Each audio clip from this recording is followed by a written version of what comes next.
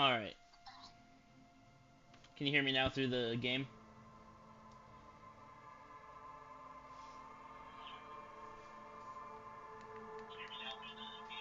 Yep. Cool. So Disco Elysium. One of my favorite games. It's a RPG.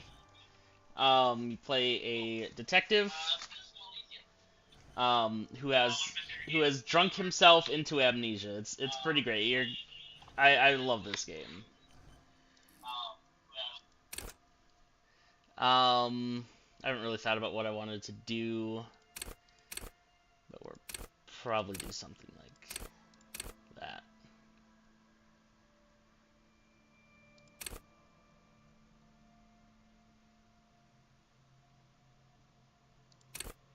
Oh, you just pick your stats just like in Outer Worlds. Okay. Yep. So these will be our stats: average, good, average, and weak. You can go up to like 6, I think. Yeah.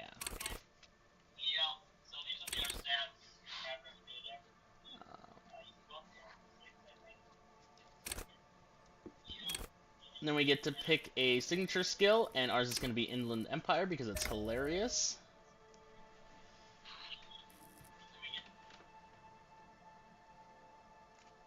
And yeah.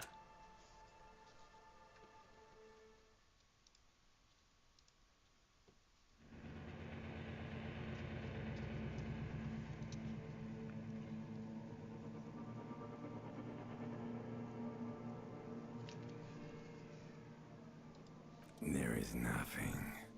Only warm primordial blackness. Your conscious ferments in it. No larger than a single grain of malt. You don't have to do anything anymore. Ever. Never, ever. Never, ever, ever. Never, ever, ever, baby. Simply keep In on an infinite non-existing. amount of time passes. It is utterly void of struggle. No ex-wives are contained within it. What was that about the X something? An awareness creeps up on you. A mass lies hidden in your dead angle, soaking in some lurid acidic sauce. It's bloated and shameful, a ball of meat surrounding you. This is a terrible line of questioning, and it will only lead to more awareness of the meat thing. No, I wanted to know about the X something. Ex-love. Ex-tenderness. It is foolish of you to resurface to the loss. Not after all the damage you've suffered to get here. Some of it irreversible. Stay. Sail with me through the abyss of pelagic zone. No, I want to get off now. I like pain and burning light and wanting things from people who don't want to give them to me. Do you really? Don't be naive. Of course not. I want to sail the inky blackness until forever ends. Alright. Nothing down to fuck all, Borough. Look, there's I am tired of being this type of animal, and who gives a shit? Not you. Your days of giving a shit and being that type of animal are over. Don't stop. Keep singing. Sing me the song of death. The song of death is sweet and endless. But what is this? Somewhere in the sore, bloated man-meat around you. A sensation. Like a fly to the ointment, your conscience sticks to it. The limbed and headed machine of pain and undignified suffering is firing up again. It wants to walk the desert, hurting, longing, dancing to disco music. You can take it. You're a champion. Mother, help me. There's a head attached to my neck, and I'm in it. The stench of liquor rises from your mouth, and with it, an ungodly headache. Who am I? What sort of creature does this to their own mouth? A fiery streak penetrates your skull, trying to force your eyes open. It's a sound. A clarion call from hell. Skipper, calm down. Open your eyes.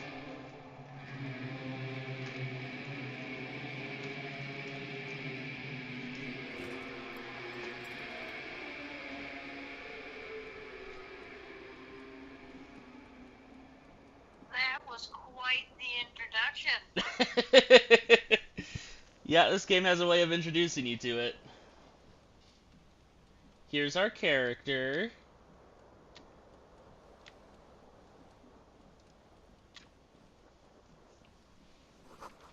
Magnum-sized bottle of Commodore Red is empty.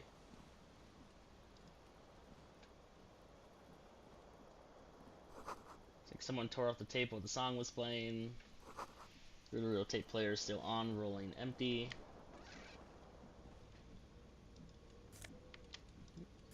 Take some pants. You hear a jingle. Keys are clinking in the pocket of your flare-cut pants. It says, whirling in rags, on the aluminium keyring. There is a single key on the ring. The number 1 is etched on it. It should open the door.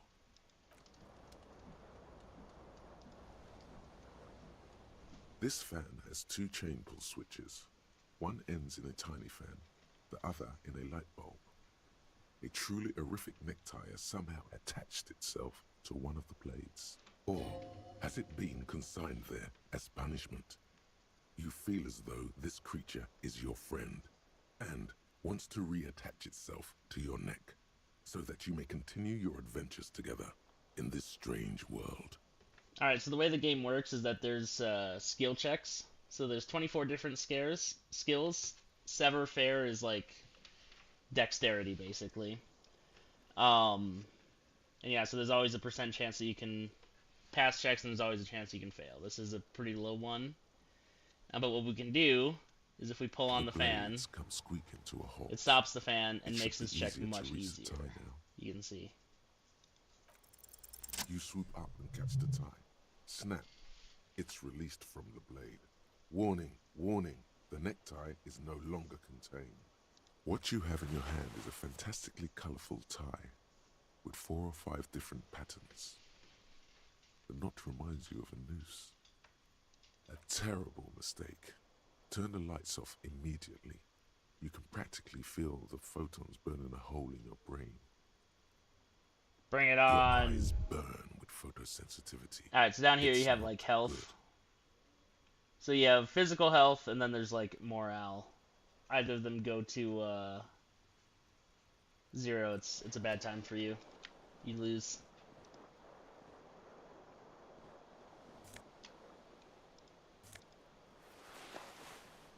My disco blazer. Alright, so obviously you drank an ass load. You're trying to exist. Yo. Shirt. A mirror hangs above a bent and broken sink. In a fierce discharge of masculine energy, someone has ripped half the faucet off. Hot water sprays from the base and steam covers the mirror. You cannot see yourself, just the outline of a man. Suddenly, you realize you have no memory of the face that awaits you there, underneath the soft vapor. Really? Nothing? Really, all recollection of the person you are, the people in your life, and even the world you're in has drowned in a sea of blood alcohol. This was no mere night of drinking.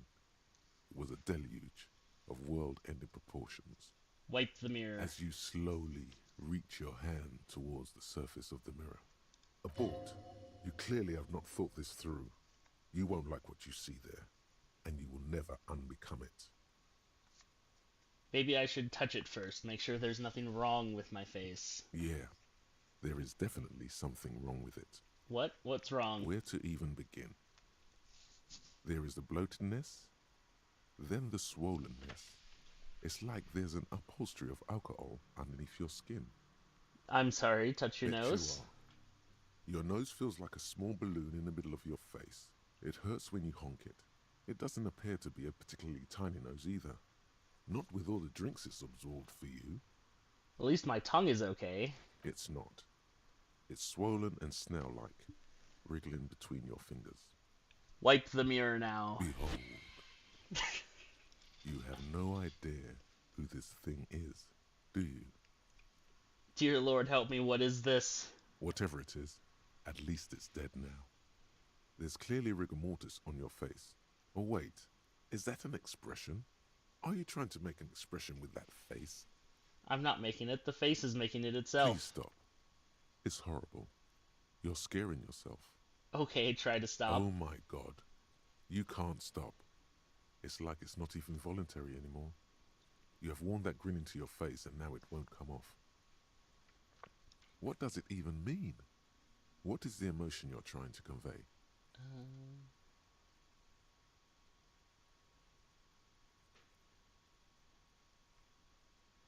You Superstardom. should check yourself for a pulse, superstar.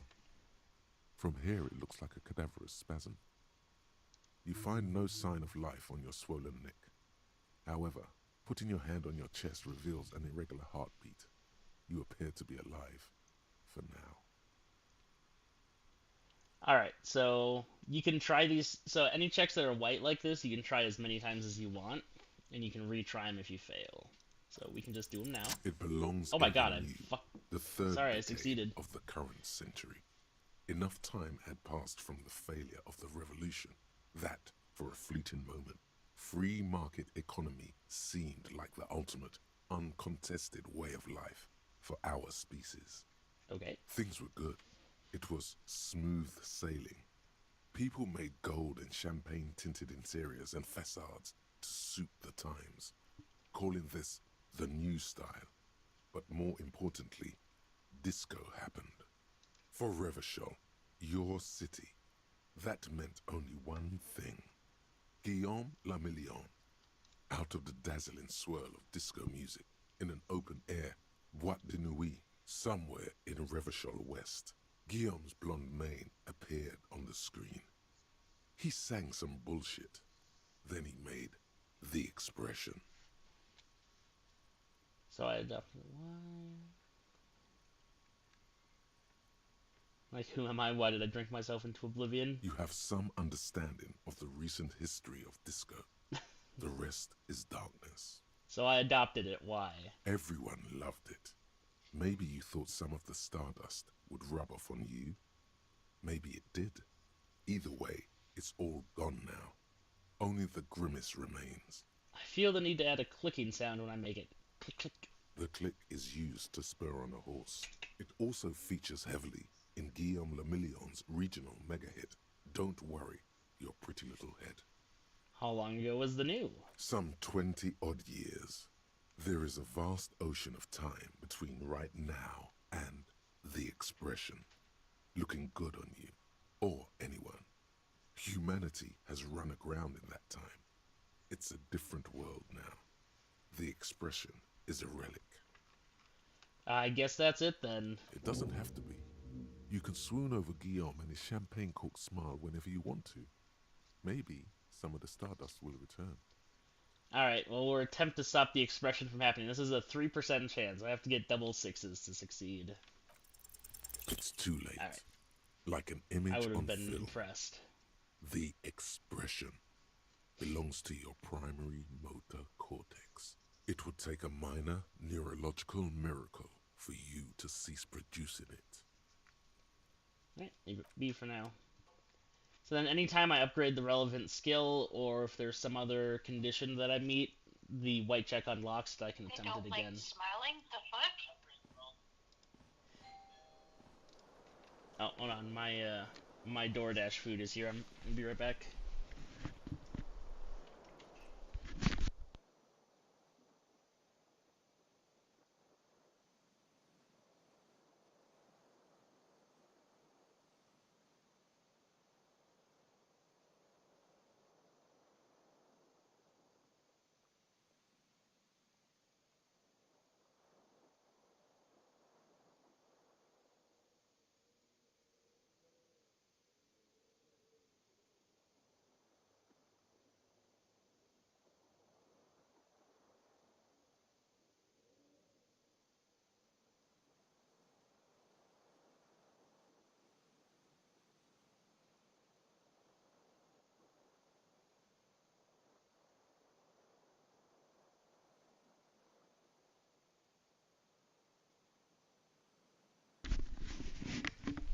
Okay, I'm here. I'm back.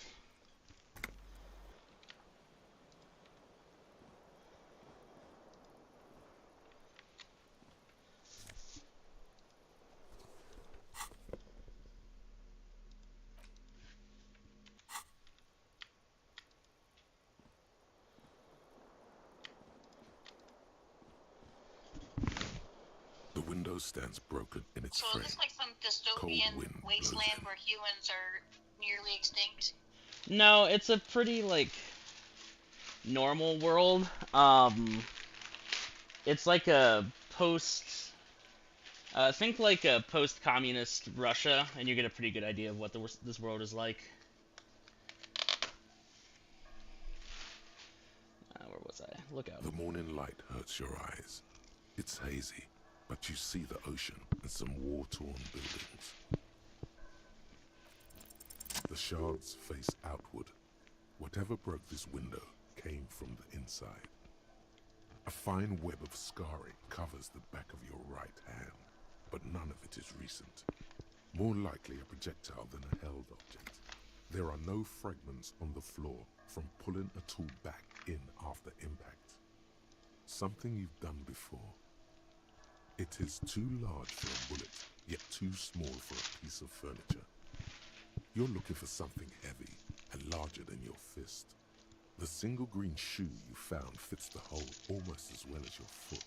It would have also been heavy enough if thrown with force.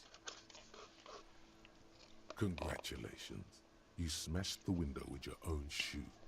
Now you only have one. If you're lucky, you could still find the other one on the balcony outside. The door to it should be outside your room. Maybe it wasn't me? You mean someone else took your shoe off and smashed the window with it? I should go and get that shoe. A cool wind gushes in. Your toes curl up from the cold.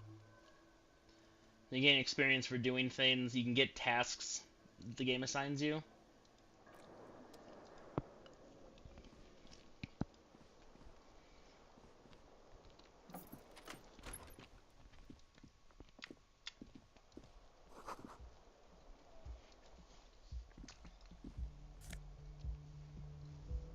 Money.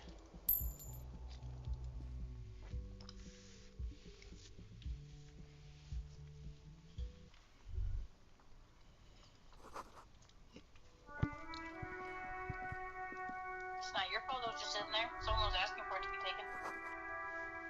Exactly. Someone wouldn't want to. If someone didn't want to give me that money, they wouldn't have just left it there. There they both are. Two identical shoes. Both copiously green and indiscriminately snakeskin. Reunited on your feet. Like two baby crocodiles. Good. They're balanced. Comfy. Feels like the only good thing about you right now, truth be told. Okay, so the other like big system in the game is thoughts. So you have this thing called the thought cabinet, which are like things that you can internalize and spend some time thinking about, and then they give you like permanent bonuses. So I have one right here that I got for understanding the expression, where I can spend 4 hours just thinking about this star guy. But we're not going to do that, because I don't think it's very good. I forget which... It doesn't tell you what you get for the thoughts. But I remember kind of the ones that you want to get. I don't think that's one of them, so...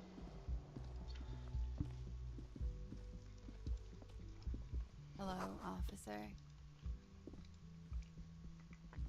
The young woman raises a cigarette to her lips.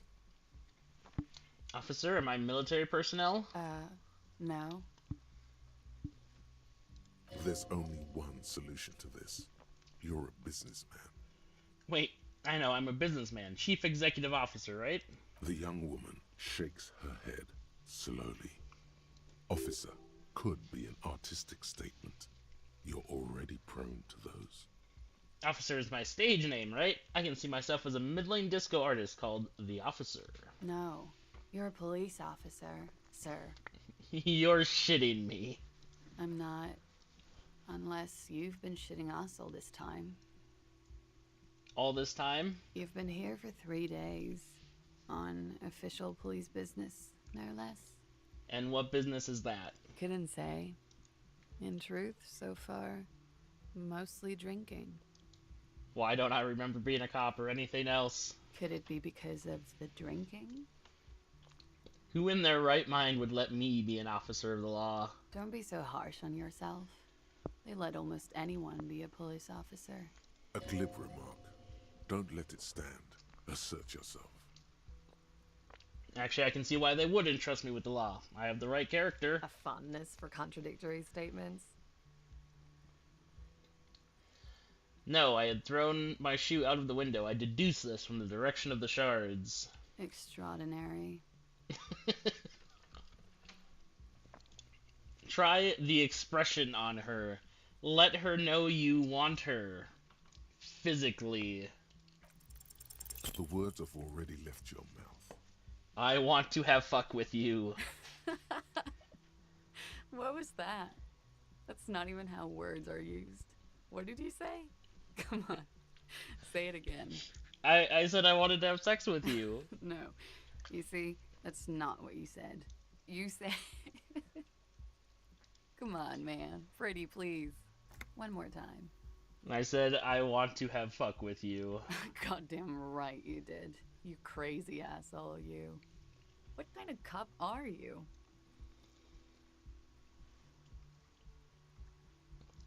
I'm sorry. I don't know why I said that. You're pretty. I'm sorry. I'm the sorry cop. Or...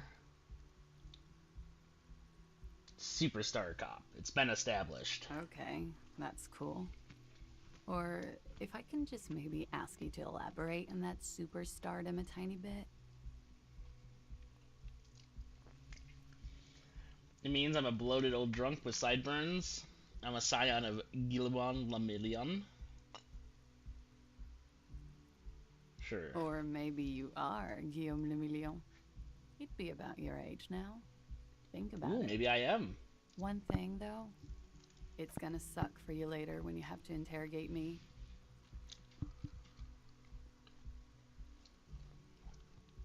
And for the record, no, I didn't do it.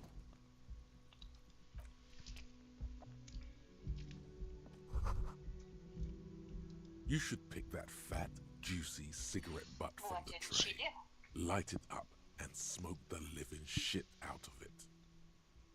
Who knows what you are? A monster, a murderer, the gnome of Jeroma?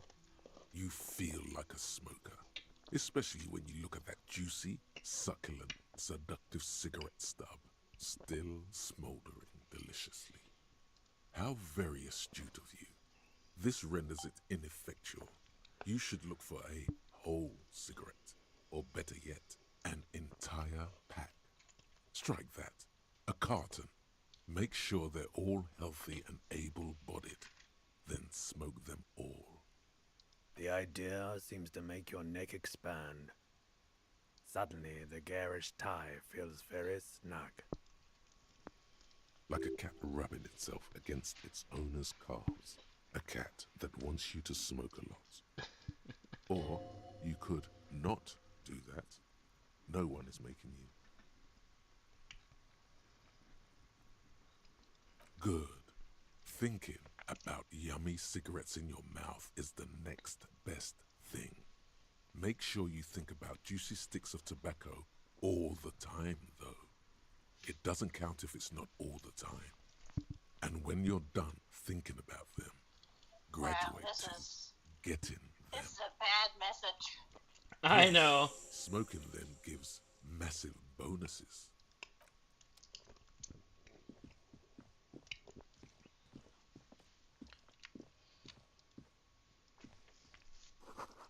Your body hates you in this game.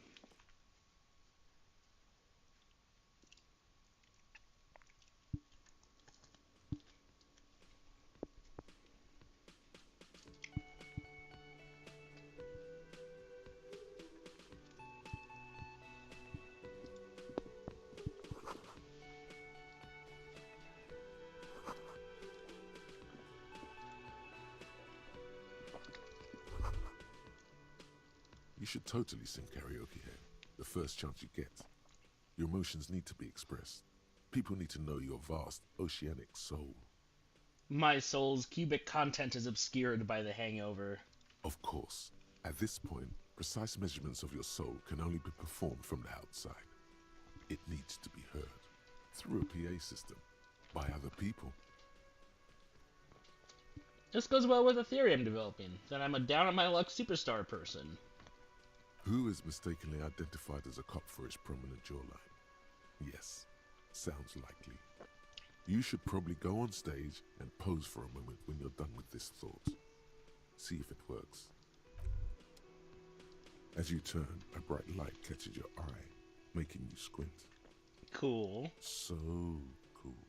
Where's it coming from? From a distant sunset, a stage light, flash photography, nowhere in particular.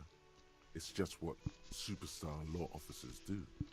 They squint at lights, and they solve shit. Actually, now that I hear superstar and law and fish on a sense, they sound weird together. What are you, deaf? They're perfect, like rock star politician and drug addict teacher. Embrace the superstardom you've worked so hard to establish. Yeah, that's me. I've been establishing my superstardom hard lately. Yeah, you have. You're a big dick cop. Dick Money. Salam Rocky Baye. Badass on the edge. Yeah, I was just about to say, like, Time what? to recede into a ludicrous fantasy world. Here we go. Camera. Lights. Action! With a sudden flash, the world freezes around you, and you along with it. In an iconic monochrome solution, a black silhouette against a rasterized orange world. It's on. This one we will internalize. Some kind of superstar. So it takes 1 hour. While I'm researching, I'm going to get -2 logic because this is pretty unlikely. Internalize.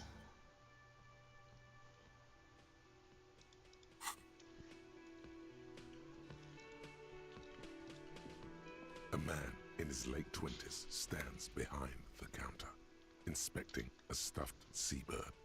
As you approach, he gives you a sideways glance, then looks down again. That was disdain in his eyes. Even now he is purposely ignoring you. Looks like he's not a fan. Oh no, you're a hero. A real hero cop. Yes, you are. A real decorated hero. What did you not do? First you took the body down, then you solved the murder, then you didn't trash my hostel room. Maybe you even negotiated the strike. Oh my god, I did all those things? No, you see, actually, you didn't. You haven't done anything even remotely useful since you got here. What have I been doing then? Have you seen me around? No, I haven't seen you around. I'm not always here. A competent work of taxidermy. The white and brown seabird lies among piles of coasters and drying mugs. One of its wings broken. The man is trying to mend it. Looks like the bird was ripped off the shield that was used to mount it, most likely on a wall. Something about it makes you feel bitter. Look, your buddy is over there. Why don't you go and talk to him, okay? He pretends not to hear you, concentrating on the bird instead.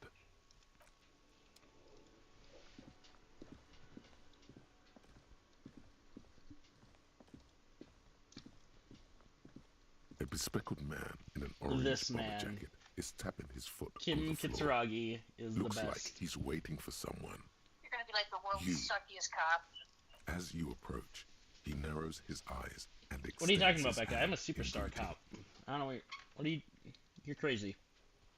If an assault were launched on this building right now, if the windows came crashing down and the whole world descended upon you, this man would Yeah, hurl sure. himself in Okay. death's way to save you.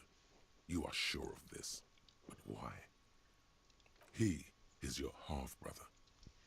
Hello, I'm Kim Kitsuragi, Lieutenant, Precinct 57. You must be from the 41st. You realize he is waiting for your name. This is your chance to come up with a really good name for yourself. Get creative. Conceptualize. Invent a name for yourself. Concentration makes you squint your eyes. Your name should be deep gold and orange, like a forest fire looming on the horizon, but mixed with the stench of liquor rising from your breath. You're 2 steps closer to it, but there are still many to go. It's not yet time. Okay then. It looks like we had a little scheduling error on Sunday. Saturday too, actually. Have you had time to talk to the manager here? Yeah, just talk to him. If you don't mind, we should talk to him again. Ask him for a rundown of the area. Now that I'm here as well. I understand the scene is out back, right? It also wouldn't hurt to assure him the police are finally here. In full force, I mean. Have you mapped out the initial interviews? Yes, the police. I'm aware, I'm a policeman. Right. And the interviews? What interviews? At the 57th, we like to prepare an initial list of persons of interest, and then just skim the surface. Prepare the field, get to know the players. You don't do that? Maybe it's not an inter-district practice. I haven't. Okay, we'll have time for that after we take a look at the coroner's case. Have you removed the dead body from the tree? Dead body? Mm-hmm. Look, man, yeah. Does that mean the body is no longer in the tree? No. So, the body is still in the tree. This is the first time you detect a weariness in the lieutenant's voice. It is obvious he would have preferred for the body to no longer be in the tree. Where it has been hanging for 7 days straight. We should go there as soon as we are done talking to the owner. How can you be so sure I'm from the police? I was sent here to meet a detective from Precinct 41. You have the insignia of the Citizens Militia on your sleeve and on your back. I suppose you could be impersonating him. You could have gotten the insignia from the black market or forged it. But for now, I'm going to set those possibilities aside. I'm not from the Inspectorate General. Okay then. He nods. But I can't remember anything. I can see you drank last night and the night before, and that you are still drunk now. But I have seen officers go through worse. Much worse. If you need something for your headache, there is a general store nearby. But as I said, the dead body should be our #1 concern. What were we supposed to do again? Talk to the manager. Then we go out back and take the body down. Let's After get you, going then. officer. If you're about to embark on an investigation, shouldn't you have a badge? Wait, shouldn't I have a badge or something? You mean you don't have a badge? Pretend you found it. It wasn't on me when I woke up. Losing your identification card is a serious matter. My vehicle has a shortwave. You can use it to report your badge missing. I advise you to try to locate it as quickly as possible, but getting the body down should still take precedence. Alrighty.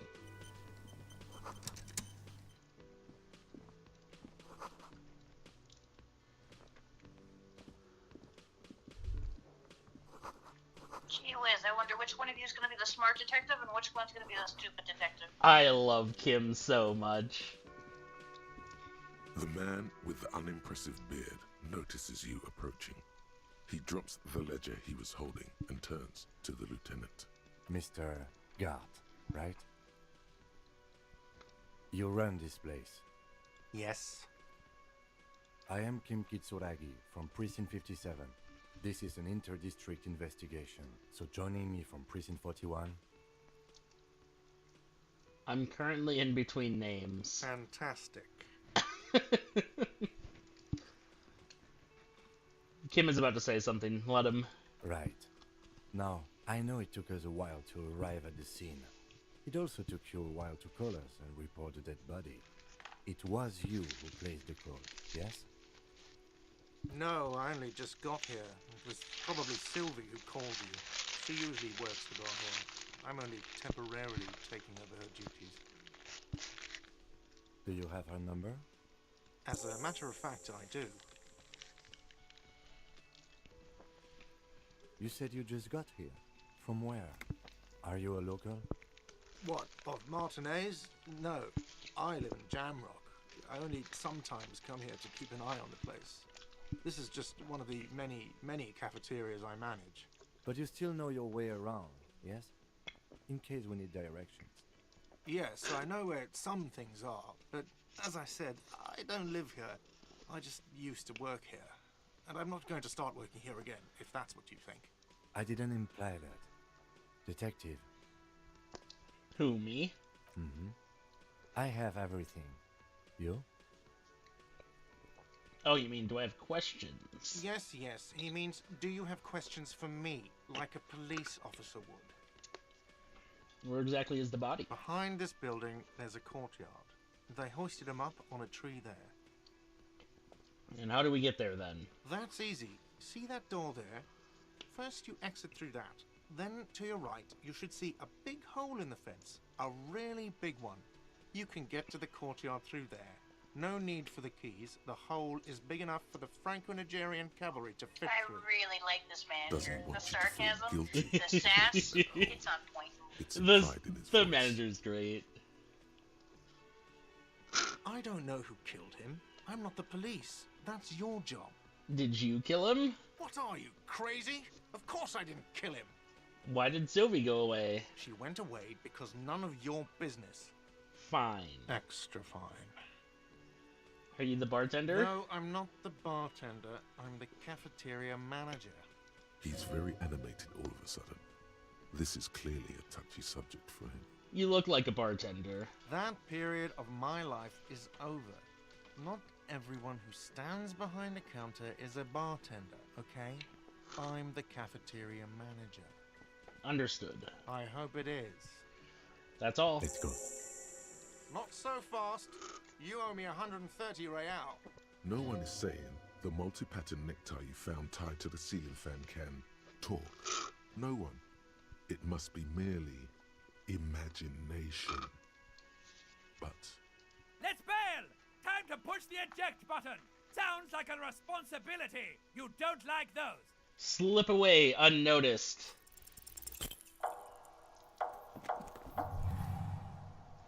one moment you're running like the wind, then you've suddenly turned around and are giving him the finger, furiously, with both hands. Why?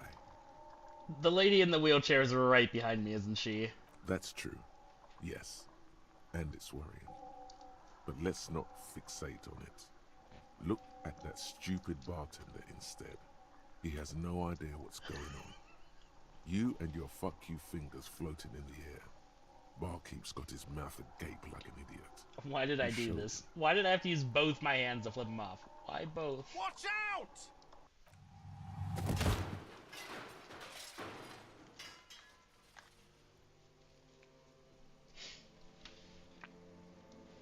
Everything goes dark. Back so soon. This did not need to happen. I gave no such commands to my body. Those are mysteries of the spinal cord. The spinal cord has yet to reveal itself to you. Its mysteries are unholy mysteries. I don't know, that just comes off as a lazy effort to reconceptualizing the antics of a shambling drunk. If it comes off like that, it's because it is. And you are. I was wrong to let you go. I should have kept you here. Is it bright where you are? Is it terrifying? Have you felt the love? I sure as hell haven't felt no love. That is too bad. We all need a little love. Are you okay? No, you have sustained a trauma to your lower neck. In addition, you have strained your left trapezius muscle. Pain surges down your back when you move. No, are you okay? The chair took the brunt of it. Don't worry. Are you sure, ma'am? You deserved it. Yes, yes. Check on him. Sir, I didn't mean for this to happen. I'm sorry. This has always been a cop-friendly place. The drinks are on the house, okay? There were a lot of drinks on the tab. I still have to charge you for 3 nights and the broken window, though. That's 100 square. Thank you for your cooperation. Don't thank me yet. You still owe me 100 real. If you don't have it by tonight, I just can't let you up there. And for God's sake, watch out for yourself.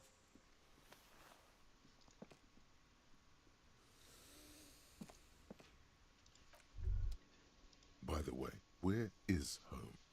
The address is coming up The blank, pity. and this place The sure pity. isn't it. He has so much pity. But you've been at this hostel cafeteria for only 3 nights. Where were you before? You had to be somewhere. Why did you say that?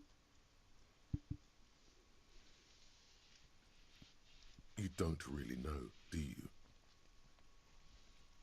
Does this mean I'm homeless? Something produced by the random firing of synapses doesn't sound like a place you can stay if you run out of money. I'll live in a dumpster. I don't care. Fuck everything. Hobo cop! Entertain the thought when you get the time. Maybe being a hobo and a cop has its advantages. So, sorry about Hello, that. sweetie. Wait, who's Sweetie? Who's Sweetie? Why, you are, officer. I'm no Sweetie. Look at me. You're a handsome man, officer, with your mustache and your chiseled jaw and that silly dimple on your chin. Dimple or not, I'm a bitter man. The years have taken their toll. Take heart, officer. You're still a man in your prime. You must forgive me. I'm getting so scatterbrained. I completely forgot to introduce myself. I'm Lena. My husband Morel and I are staying with our friend Gary just down the street, but I come here for tea when they're away.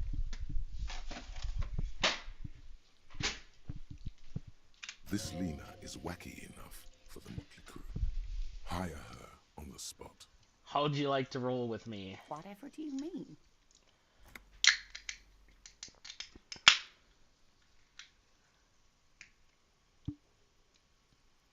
Sequence killers? Oh my. But I think you already have a partner, sweetie. A partner who needs you to help him get a corpse down from a tree. Kim, of course! I forgot I had you! Yes, and it seems to me that you do well to stick close to him. He has the look of an upstanding officer of the law, someone you can lean on, and, sweetie, you are looking unsteady. And even if he weren't there, I don't think you'd have much use for me. Why? 3 heads are better than 2. Thank you, but Martinez isn't the most wheelchair-accessible place, you see. I'd slow you down. Perhaps another time. Are you okay? I'm very sorry I crashed into you early. I don't know what got into me. Oh, I'm perfectly all right. I'm more worried about you. What was that? It was like my body had a will of its own. I was running, my torso turned, my hands made this lewd gesture. I'm sorry you had to witness it. Don't beat yourself up over it too much, dear. People do strange things when the old fight or flight kicks in. I'm just glad you weren't injured. Beg her for money. Gotta get going now. Of course, dear. Good luck with your case.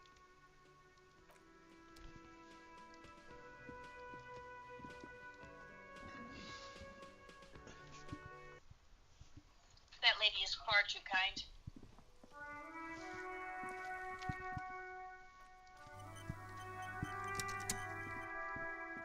We're gonna quick save because I'm living on the edge right now.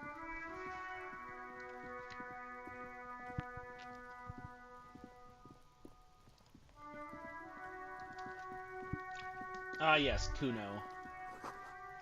Smells like spoiled meat and curled dairy a human being decomposes. Kuno's got this.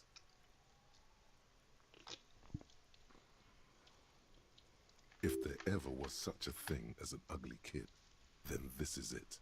He's almost exquisite in his ugliness, like a gremlin. Oh yeah, Nappa Gumpy, Kuno.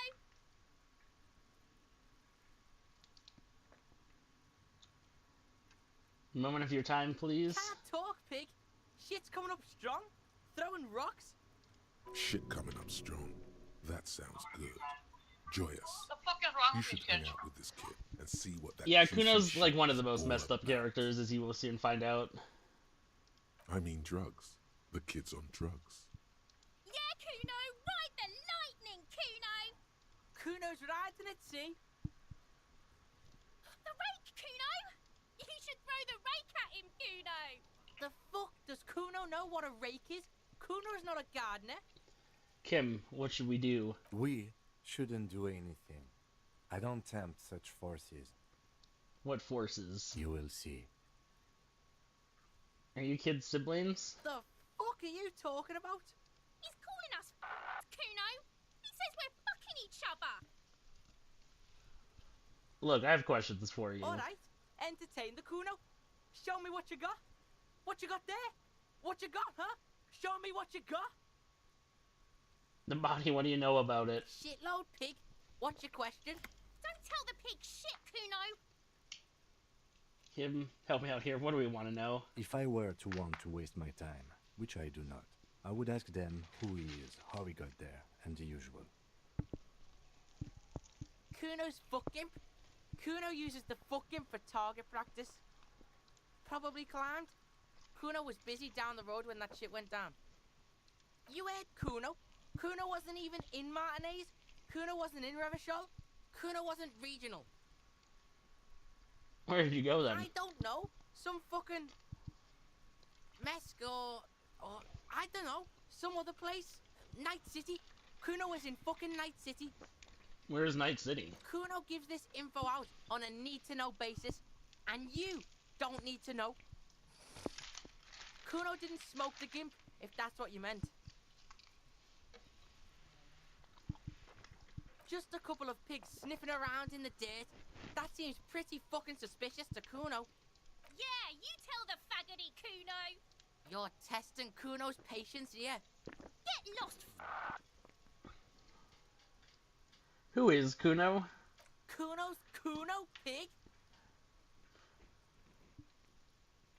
So you refer to yourself in the third person. The fuck are you calling a third person? Kuno's the fucking first person? He looks slightly confused, but proud he came up with that retort. But right as he's getting distracted, you hear a malevolent hiss from behind the fence. Watch out, Kuno! He's trying to fiddle you! He's gonna put his hands on you! Help! Pig's got Kuno! Help! Rape! Help! He's got the Kuno, help! Everybody, please! He's digging his dick out! Escalate, Kuno! His dick is out! You're afraid! Pigs in here, Kuno! The Somebody, actual fuck? please! Right? Don't punch him. It's a bad idea. Look, I know you wanted to hit me. You got that, I'm gonna fuck that Kuno up look. The Kuno's dad gets. The murder look. The rage look. Can you read my mind, Kuno? I can. Kuno can smell that violent shit. I know what you were thinking. I'm gonna fuck that Kuno up. I'm gonna shut his shit down. You know what? You should have hit the Kuno, because now you're nothing. You're a joke to Kuno. Kuno laughs at you. King Kuno! The whole charade was about establishing dominance over you. You backing up means he's succeeded. Kuno turned you into his prison, bitch! You're gonna be in this shit with Kuno! No, you're not. We can just leave. Bitch, you're gonna be in this shit with Kuno forever! So that was Kuno. The corpse looks at you with bulging white eyes. The face around them does not look human. It's swollen and ready to burst. Can't say His I like lips that are guy. fish-like, and his tongue like a ball gag in his mouth. Yeah, no, Kuno's pretty You seem pretty to be obnoxious. holding your breath. A cargo belt twists his neck at an unnatural angle. The body below appears stiff. It's letting out an ungodly rot. The smell seeps in, even through your clenched nostrils. What is that? Why is it so Like bad? TTK. It's okay to throw up, officer. No one is judging. He's about to blow. Cock's gonna blow, Kuno. The smell is repulsive. It pushes in from your mouth, more instant and more familiar than anything you'd expected. More fever than odor. It fills your mind, flushing you from within.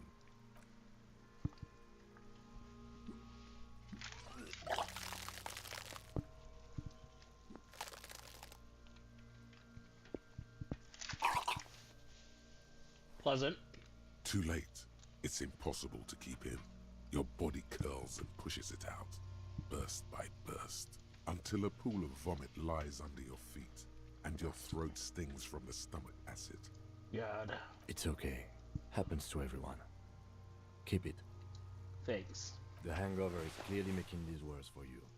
You could use some ammonia to clear your head. You think ammonia would help? If you can handle the headache. Some officers use it to deal with cadaverine odor. But not you. I can't handle the headache. Okay, where do we get this ammonia from? There is Frit nearby, east of the hostel. They usually have a small apothecary. If they don't, there's a greenhouse here, and a gardener with a wheelbarrow on the corner of the whirling rags. If she works here, she might have something for the smell.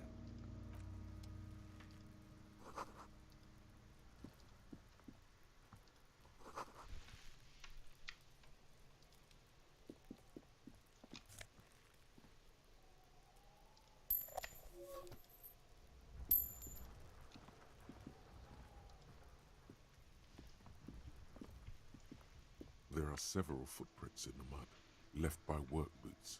Anywhere from 6 to 12 pairs have walked here.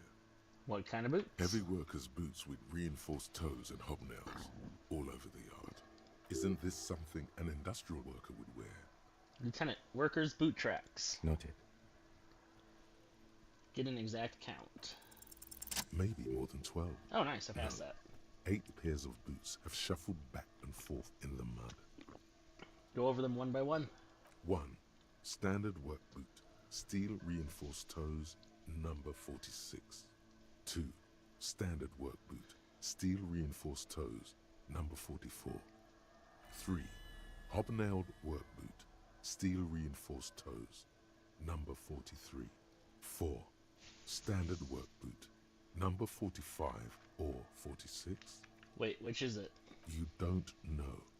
It's a miracle you can tell the prints apart as it is. The cold must have preserved them. Count more. 5. Another standard work boot. Steel reinforced toes. Number 44. 6. An aberration. Light as air. Even pace. Same make of boot, but number 41. Male or female? Impossible to tell. Could also have been an adolescent. The gait is undeveloped. I'm pretty good at this, ain't I? You're not bad. It's as if the whole world darkens. Everything else has a thin film of unimportance on it, and the tracks burn in the middle of it, in a strange, beautiful way. Count the rest. 7. The glowing outline of a standard work boot, number 46. But the imprints are twice as deep as the others. The weight exceeds 200 kilograms. 8. And yet another standard work boot, number 44. There's an aberration in the pattern of the sole, however. The right sole is smoother, more worn. How many? 8. I was pretty off then. I counted 20. The same guys are going back and forth. I never got the hang of it. Hyperopia. Do you see anything out of the ordinary? Heavy one, 200 kilogram imprint. 200? Could it be the combined weight of 2 people, one carrying the other who's tied up? Let's say a heavily built worker carrying a similarly built, soon-to-be-dead man. He might be right. 200 kilograms of living weight is unlikely. One of them was carrying him over. Possibly, yes. Light step, number A woman 41 shoe. or a kid? Could be a woman. Okay. How do you know? He knows it's hard to discern sex from a person's gait. I'm just saying random things while looking at holes in the mud. I have no idea where any of this is coming from. It's okay. Go on. An aberration, one sole is smoother than the other. Interesting. Let's name it the Old Soul. Do you have any ideas, Lieutenant? Someone operating a workbench with a pedal? Like a joiner at the harbor. Or maybe a drummer? He regrets it the moment he says it. Don't say anything, just nod. I don't know why I said that. We are not looking for a drummer. We are looking for a group of dock workers. Perhaps it could be a driver. A driver would wear out their right shoe before the left. The accelerator is on the right. Nod thoughtfully. We should keep our eyes open around the traffic jam. See whether anyone strikes out as a potential suspect. Seems prudent, no? Yes, prudent. Mm-hmm. How old do you think these tracks are? A week, maybe? 7 days would fit the time frame provided to us by the caller, who reported the hanging. It is not impossible. How do you know? I pulled last week's forecast for coastal Havashot. 7 days below freezing. The day before, the day of his hanging, was the last warm day. Correct again. Sub-zero temperatures would preserve the tracks in a good state. The commotion here could have taken place a week ago. What do you think happened here? What do I think? A mob of people brought something heavy to the tree. One of them was carrying the victim. They shuffled around, especially under the tree. Then, after hoisting him up, they stood in a semicircle facing his direction. At first glance, this appears to be a lynching. Indeed. They all stood in a row here and looked at the tree. Been through all of it. Some kind of superstar. They say the world isn't ready for a rock and roll cop. No one wants their state monopoly on violence to be mixed with celebrity worship. They claim to know it would be dangerous for detectives to rise to the ranks of demigods and have sexual encounters with barely legal cover girls. It would be insane, they say. To all this, you say, fuck off and die, in a cool voice. You people have no idea how good these cops are gonna get. They're gonna crack 20 cases a day. In the future, cops will be like astrophysicists, or prime ministers, or prophets. And you're the first one. Hell yeah, superstar cop. Alright. This raises a bunch of caps for learning. Gives me -1 logic. Cool. I can also become a hobo cop.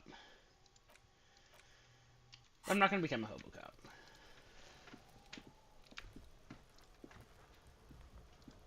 I'm not a hobo cop, I'm a superstar cop. Superstar cops stay in mansions.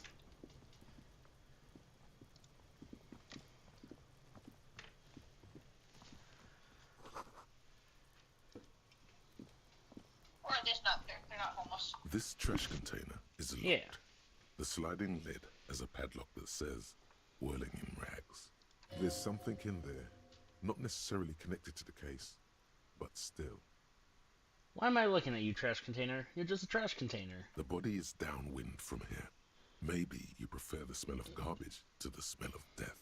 Lieutenant, what do you think could be in there? Trash? Food waste from the cafeteria? They lock these containers to keep the derelicts from flocking in. Could be evidence, too. Yes, I feel like there's something in there. What do you mean, feel? It's extrasensory perception. Whatever is in there holds a special significance. I agree. We should get someone from the remote viewers division here.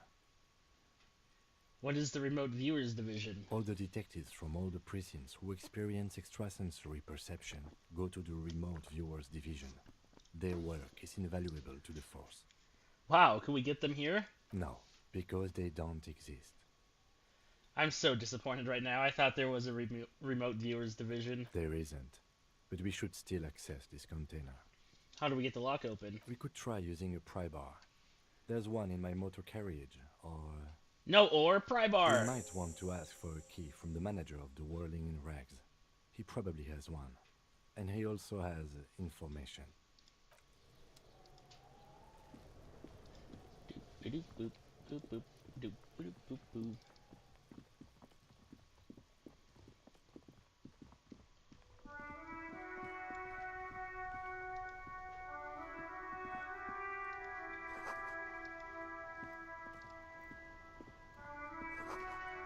street sign reads "Fuck the police." Detective Renault, your character did it better than I would. I wouldn't have been able to go near that body. Right? Oh my god. After it's been hanging there for a week? Like, at least it was The freezing RCM cold in and not Martinez. hot, but still. What can I help you with? You sound surprised. We don't see a lot of police around here. That's all. I have some questions for you. Of course.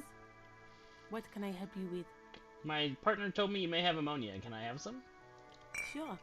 I'm done with it. Go easy on that stuff. It gave me a terrible headache. What is this "fuck the police" business? Excuse me? She's uncomfortable. Maybe you should drop this line of questioning. Never mind. She shifts in her seat awkwardly. We need directions. Of course. Where to? Where am I? What do you mean?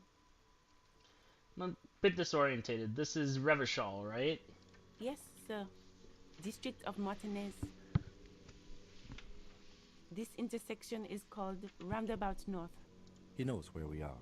He just wants directions. The lieutenant seems uncomfortable with the level of disorientation you are displaying. That's all for No now. problem. Of course. I won't hold you back. Her gloves. You get the feeling that you need them. You have a dead body to deal with after all. One more thing. Can I borrow your gloves? Sure. Keep them. I have another pair. Thank you. Alright.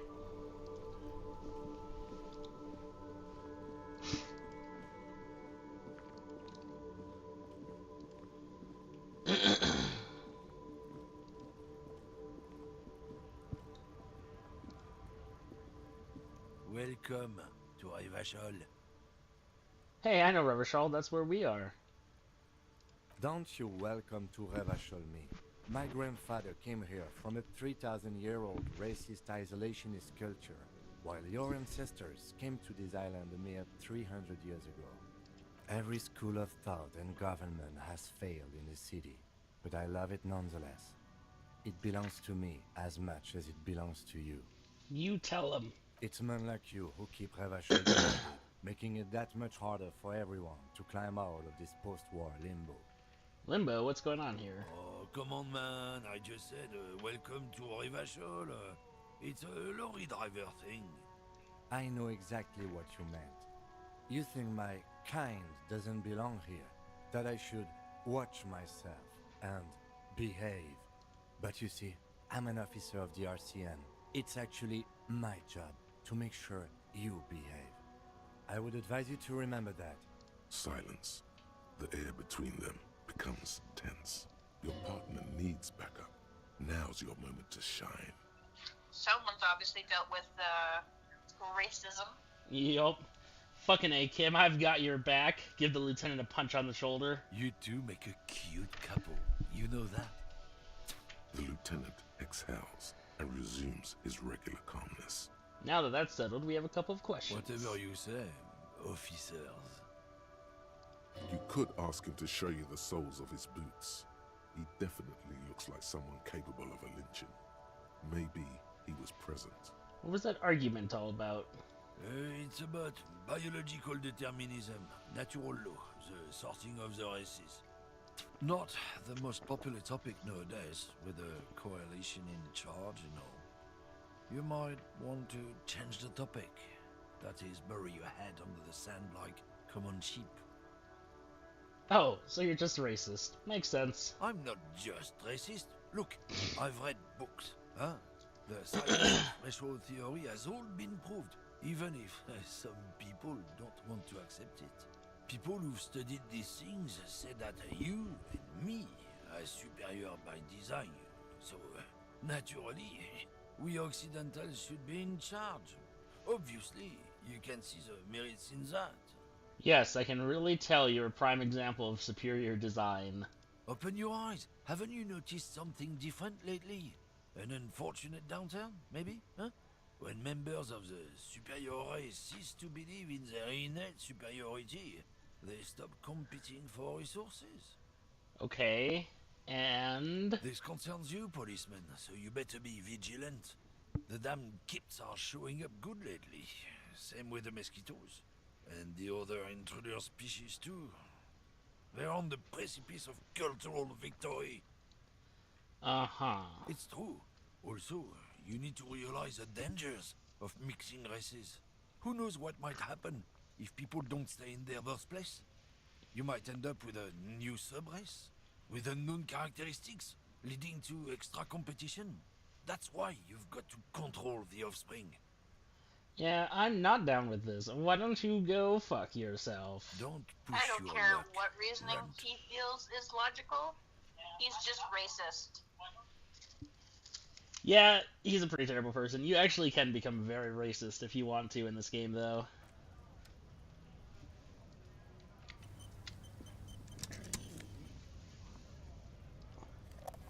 I will one day do a racist playthrough just so I can get the completionist. But it's gonna be hard because you have to be very mean to Kim. Welcome to Frit. Feel free to look around or something. Everything is out on the shelves. What's that magazine she's reading? What magazine are you reading? You mean this? Boasting a colorful photo of two girls kissing. This is Pop Stars. It's got, like, famous people in it. It's not for sale. I approve of this. Very futuristic. Tap on the girls kissing. She pops her raspberry-flavored bubblegum and nods. The lieutenant frowns at you before turning to the clerk with an apologetic half-smile. Okay. I'm not really supposed to be chatting to anyone, but... Can you tell me anything about the dead body? I don't really know anything.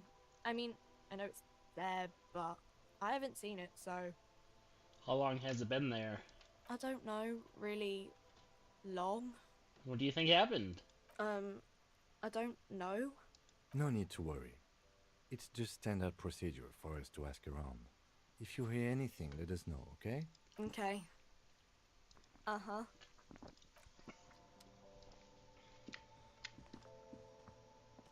You see several packaged raincoats fill a low shelf beneath a display of croissants and juice bottles. The raincoats are transparent, except for the big Fritta slogan on the back.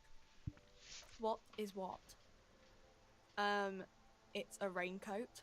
If you want to buy one, then it's only 4 real. Well, I currently have 0.6 real.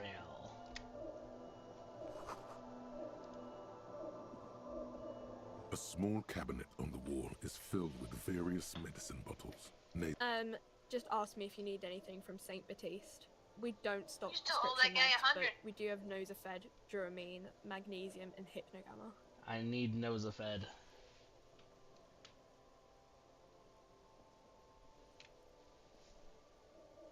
Yeah, there's like an ampule somewhere.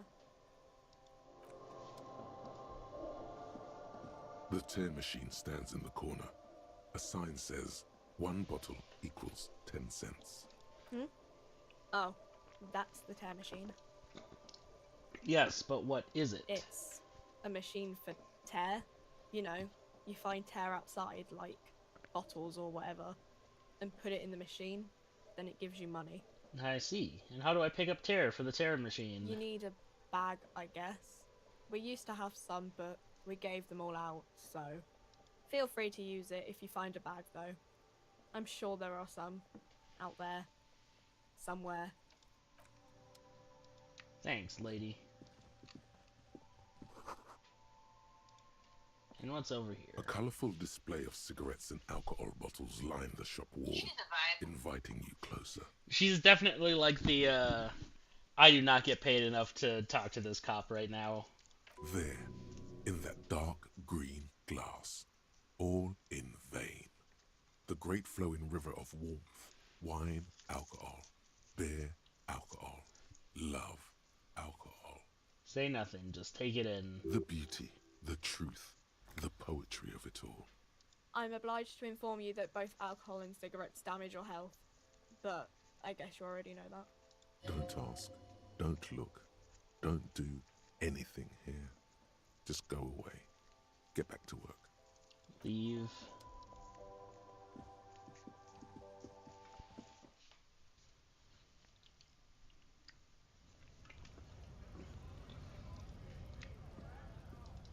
Alright, let's go and get that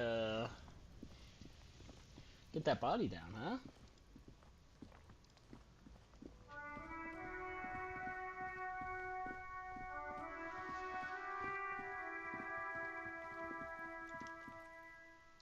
Quick save so I don't accidentally die.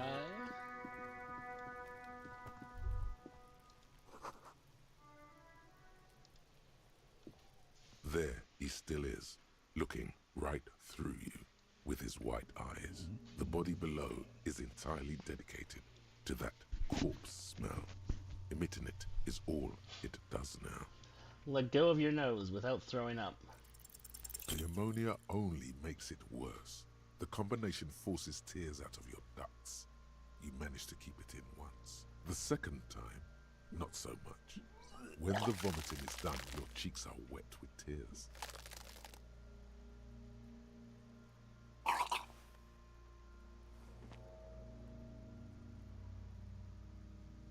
I think I don't want to be a cop anymore. I have to admit, Get ahead of yourself. I kind of like the fact that it's really random.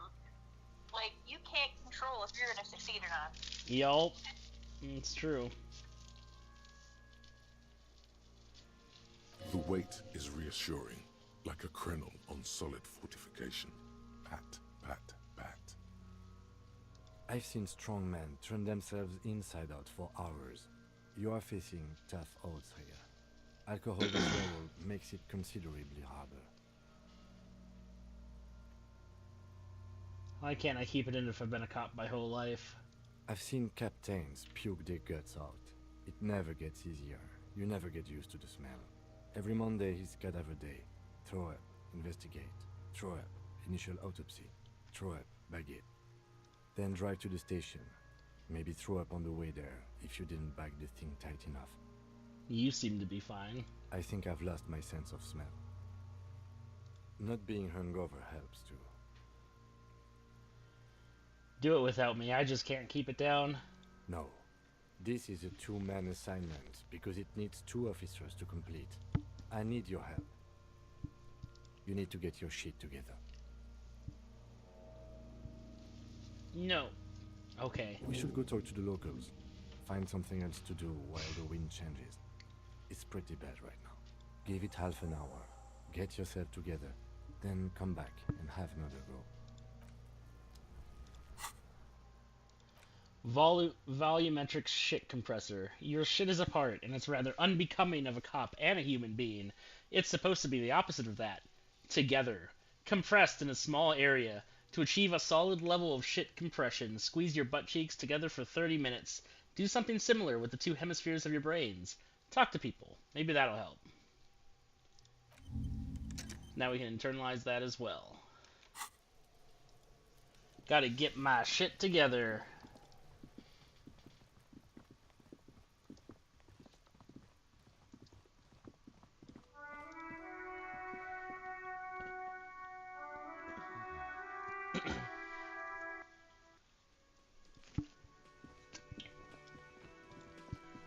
Hello again, sweetie.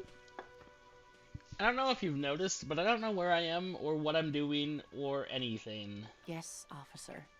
You look rather dazed. Like a stunned fox. But surely things can't be that bad. Hope you're right. I hope it's not too bad. You know where we are, right? The Whirling in Reg's cafeteria? It was on my keys. That's right. And where is the Whirling in Rags cafeteria itself located? In Revachol? Yes, indeed. We are in the fine city of Revachol.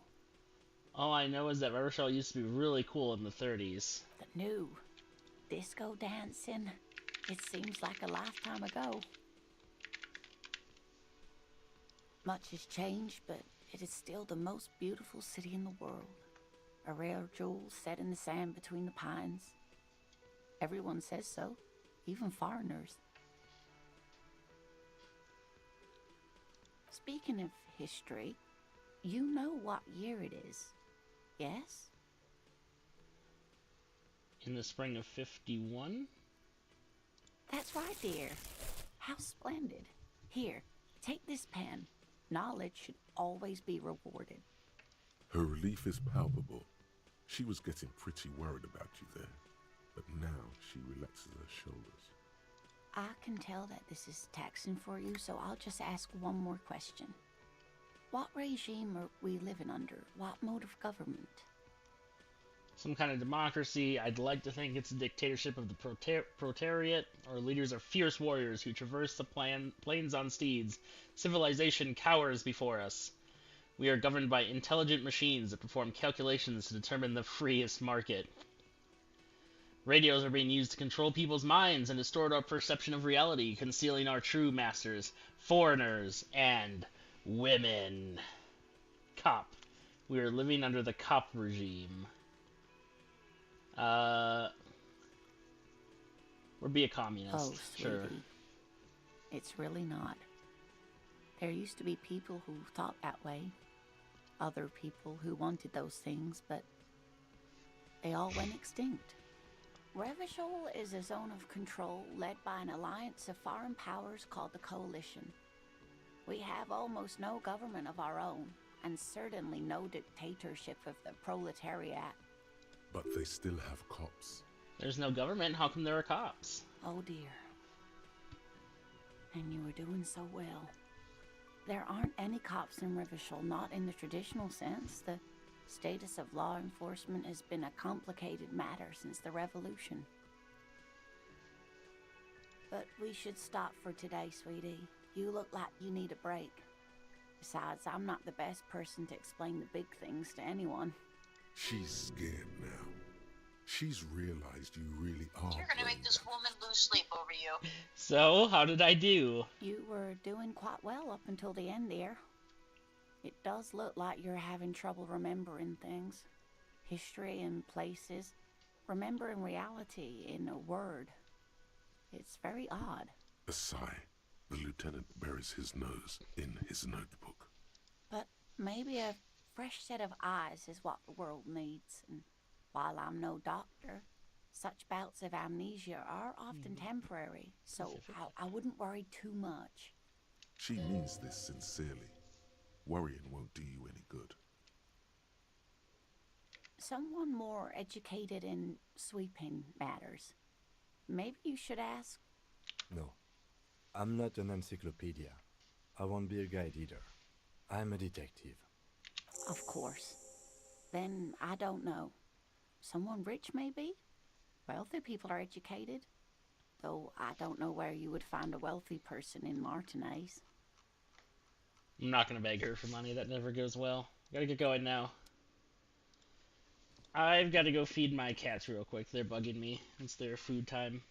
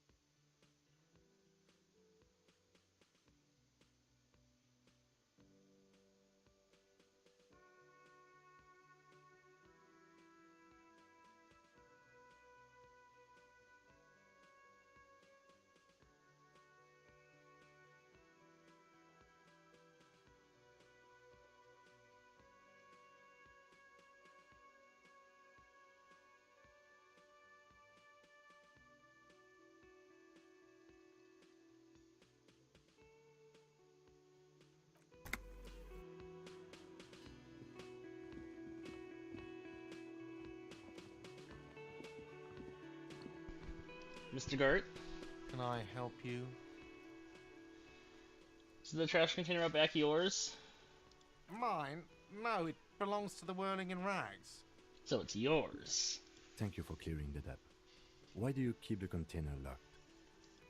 Why? To keep the hobos and drunks out. That's why. And the neighbors too. They put their trash there and they don't pay for the garbage company. I thought as much. And are you the only party with access to the trash container? Well, yes. Us and the garbage disposal company. It seems a little callous, doesn't it? Something stirs in you. Wonder what this feeling is. Prod at him and find out. What if I told you I am a hobo, or soon to be one, rummaging through that trash? Will you keep me out too? Yes. I need those leftovers to survive. Sir, I'm sorry the RCM is having financial trouble, but it's not this establishment's problem. Straight to the point. Like I said, the sass, the sarcasm, all of it. Guard's amazing. We need those keys. What do you need them for? It concerns the case. Please cooperate. Just bring them back once you're done, please. Goodbye. Bum, bum, ba, dum, bum. Da, da, da.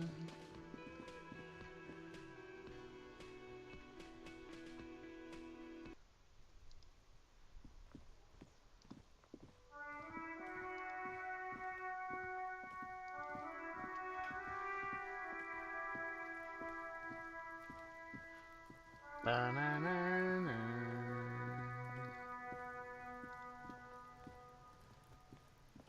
This trash container is locked.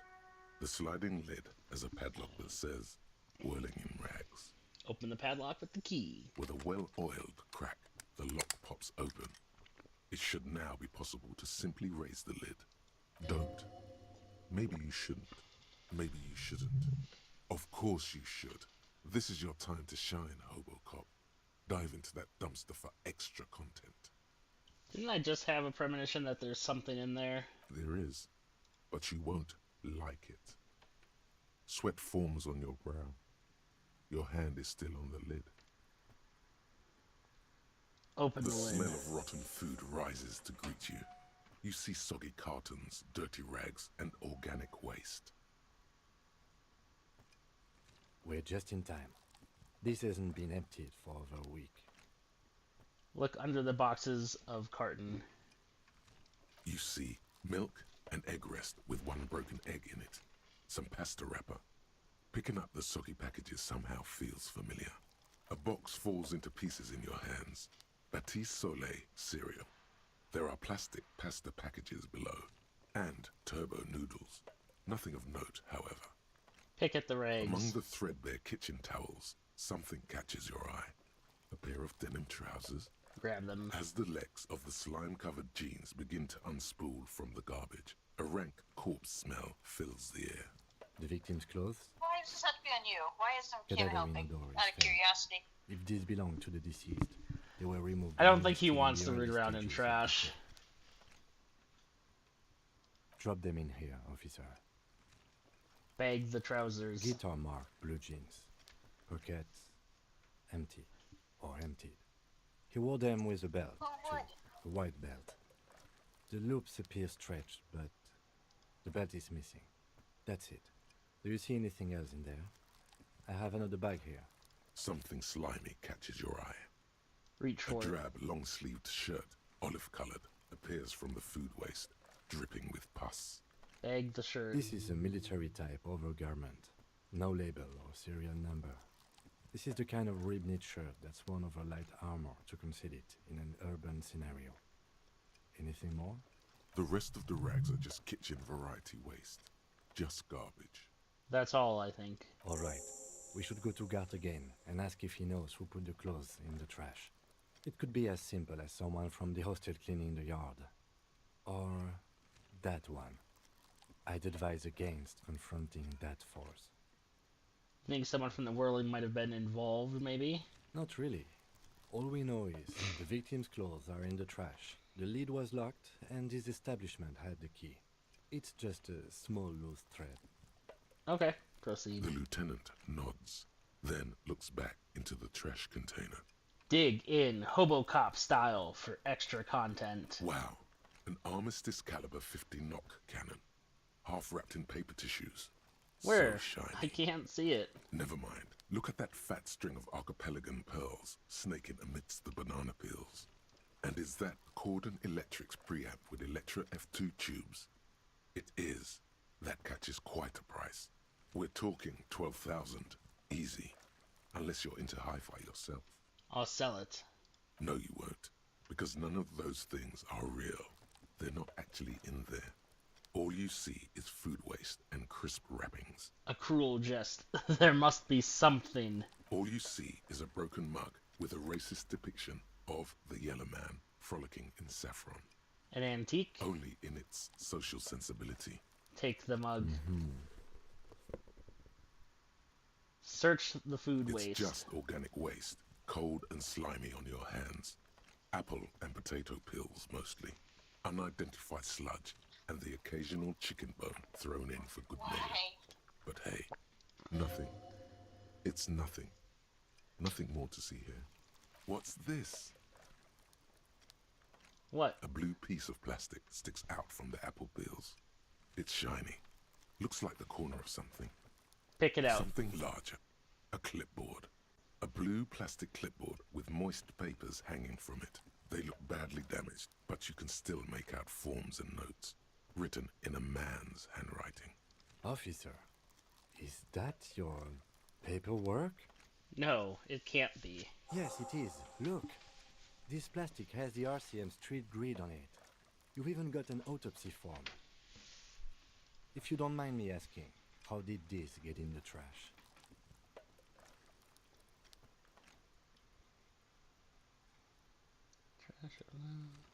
It must have been cramping my style. Officer, this is an official piece of paperwork. It probably contains notes on numerous ongoing investigations, and could even list undercover operatives, informants. I suggest integrating it into your style, for all our sakes. Say It nothing. will also not hurt to start taking notes on the case. Anyway, where were we? Close the The lid. container sounds a muffled gong. That's one thing off the list. I think we got it all. Leave.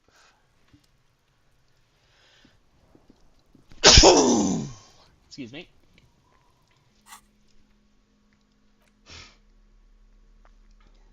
Green ape pen. Bless ya. Handkerchief. Yellow gardening gloves. Just put those on.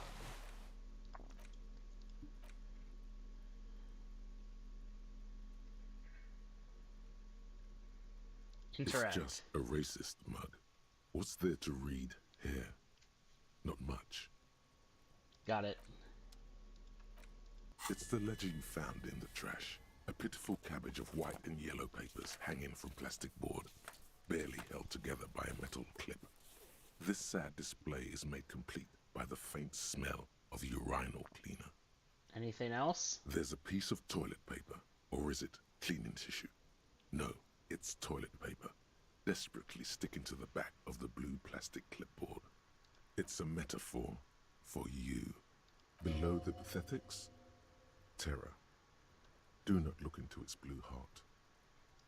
It's just toilet paper sticking to the back of the plastic clipboard.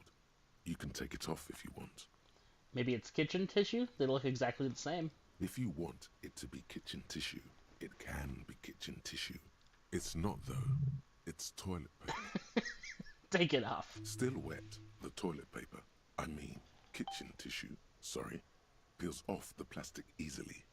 All you have to do is shake it off your finger and voila, the ledger now looks marginally better. Inspect the An clip. aluminium block runs the width of the board, biting down on the paperwork. Its crocodile teeth are the only thing keeping the papers together.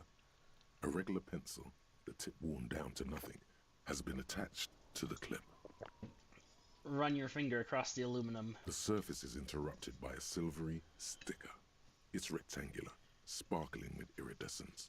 You don't know how you didn't notice it before. Hey, Lieutenant, what is this? What? That thing. It's an halogen watermark. I We like use it this for adding magical little information voice to in your RCM head. property. It's perfect. Yo, what kind of information? It depends. Aside from an anti-counterfeiting stamp, mine has my station number and address. The information varies by date of issue. How many years you've been on the force, he's thinking. It'll have that. How can I read it? Any capable light with the right wavelength will do. Like, for example... All RCM vehicles have headlights designed to reveal halogen watermarks. Mine too. This means you can read the watermarks if you just turn the lights on. That's all, thank you. Okay. While a bunch of sodden papers sag from the clipboard in your hand, it's a sorry sight. Browse the white papers. They're not exactly white. They're yellowed in patches by sunlight and alcohol, and covered in dense blue handwriting. Ink escapes into watercolor patterns, reaching its tendrils across entire pages. The paper itself is checkered, with faint red lines, forming short paragraphs. Once in a while, there's a red stamp that exclaims, "Case files commit to paper." The case files themselves are plenty. You count more than 100 sodden, crumpled up, earmarked pages falling apart in your hands. They appear to be sufficiently organized and extremely dense, if mostly illegible. What is in there? What are they about? Work, strife, poverty, the Jamrock Quarter. These are handwritten logs of investigations dating back to January 51, this year. The exact number is hard to estimate due to missing pages and an odd naming convention. But there are at least 20, maybe 30 cases undertaken, not completed, mind you. It's the middle of March. You have attempted 2 cases a week on average. Is 2 cases a week a good caseload, Lieutenant? Huh? 2 complex cases to undertake is a lot, yes. You really have to push yourself. I would not suggest it, lest you start making mistakes. 2 cases a week appears to have been my load, Lieutenant. I'm not sure I completed them, though. 2? That's a lot. I didn't mean to say you are making mistakes, by the way. That was presumptuous of me. I burned out all right. That's okay. We all do, sooner or later. Like a fan of gills, the checkered papers dry in your hand. The handwriting is extremely dense, if mostly illegible. There was mention of a naming convention here? Yes, it appears you employ a, shall we say, robust yet literary system. Each investigation has its case number written on the margins.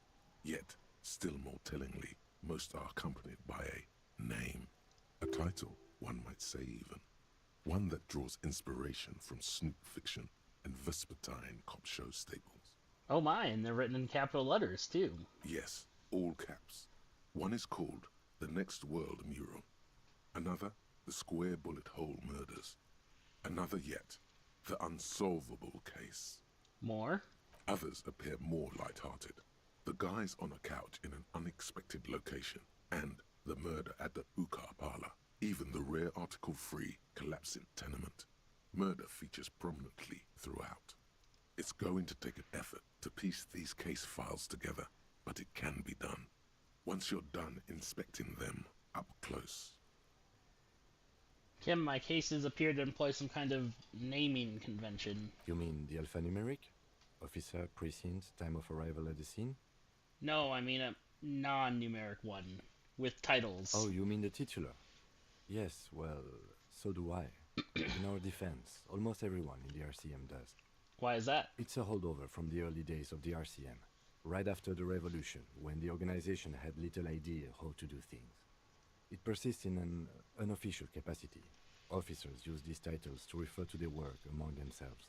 I seem to have named a case The Square Bullet Hole Murders. Again, in your defense, I seem to have named one The Man with the Hole in His Head.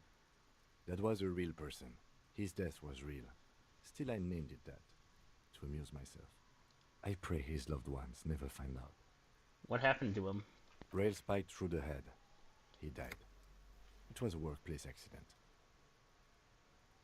I have to open an official case. Is there room? There is, for precisely one more. 15 pages near the end remain untouched by the damage. The checkered grid forms a structure of passages, breaking the case into subtasks to accomplish. Commit to paper using the pen Lena gave you. The tasks you've completed flow out of the kind green ape pen in a brash freehand similar to the rest of the letters. The wording comes easily. It's almost robotically simple, a language developed for mental rigor and simplicity. Inspect the victim's body. Interview the cafeteria manager. It's not exactly poetry, but poetry would be out of place. Cross out the ones you've already finished. A satisfying slash sounds across the paper. You're done, it seems to say. And you, and you. Things to be done and things already done. The composition of reality. This is an extremely useful tool for a detective of the Citizens Militia. Now all that remains is to name the case. Lieutenant, have you by any chance named our case? No, actually. Any ideas? The Hanged Man, the Furies are at home in the mirror, the setting sun, shit on a stick. Actually, I don't have one. Shit on a stick. Ah, yes. I have to tell you, officer, I don't appreciate ironic titles. Other officers will have to use this as reference. If it's idiot or cockfinger, they're not going to get it. They're going to think an idiot and a cockfinger were on this case. So, do you have something less funny? Fun is outlawed with this guy. What a knock! Thanks, horrific necktie. The Hanged Man. Great. That's great. That's actually what I was thinking too. The Hanged Man. Good, strong name. We have a very good name for the case now. God, I love Kim. I'm going to start calling it the Hanged Man. It's good we sorted this out. I'm done inspecting these. You don't exactly close them, so much as distance yourself from the smelly papers. They're a little further from your nose now. Can I read the case files now? It's proving to be harder than expected. You just don't have the intellectual rigor to patch the quilt back together. Try again later. Yellow papers. In the back, you see thin, translucent copy of paper. Some neon yellow, some bright red, all covered in boxes, like marching armies. These look like official forms, waiting to be filled out. Then rip them from the binder and hand them out, according to type of form. Type 3. forms. The topmost are misconduct fines. Misconduct, The station middle calls, ones, field you autopsy. don't have to be an intellectual giant to do. The rest of the stinking cellulose is much worse for wear. Being sandwiched between the board and the rest of the paperwork must have spared the fragile copy of paper. Smell the The ledger. acidic stench of rotting food is rubbed off on the cellulose. It now forms the base of the experience. This base surrounded by a faint air of spoiled meat, the stuff of death itself, and then sprinkled liberally with the citrus zest of toilet cleaner. Look at the clipboard. It's made of dark blue plastic, hard enough to beat someone to submission with. The edges are rounded, however.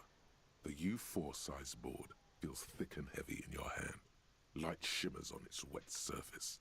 On the back you see the embossed letters, RCM. Shake it.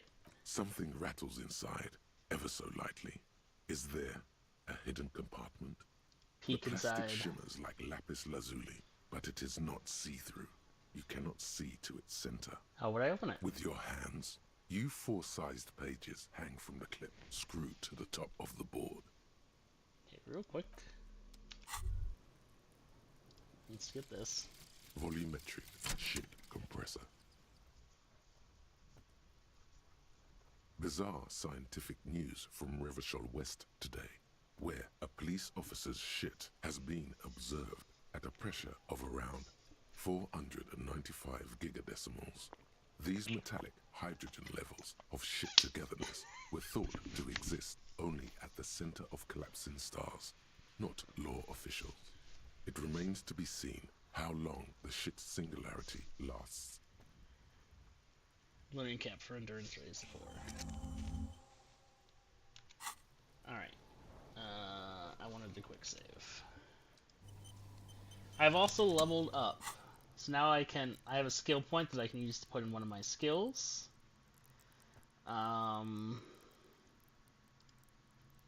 We'll put it in conceptualization, I think, or encyclopedia. Could be composure, electrochemistry. Forever. Yeah, we'll put it here. And then... It's the ledger you found did I in the quick save? trash. Hold on.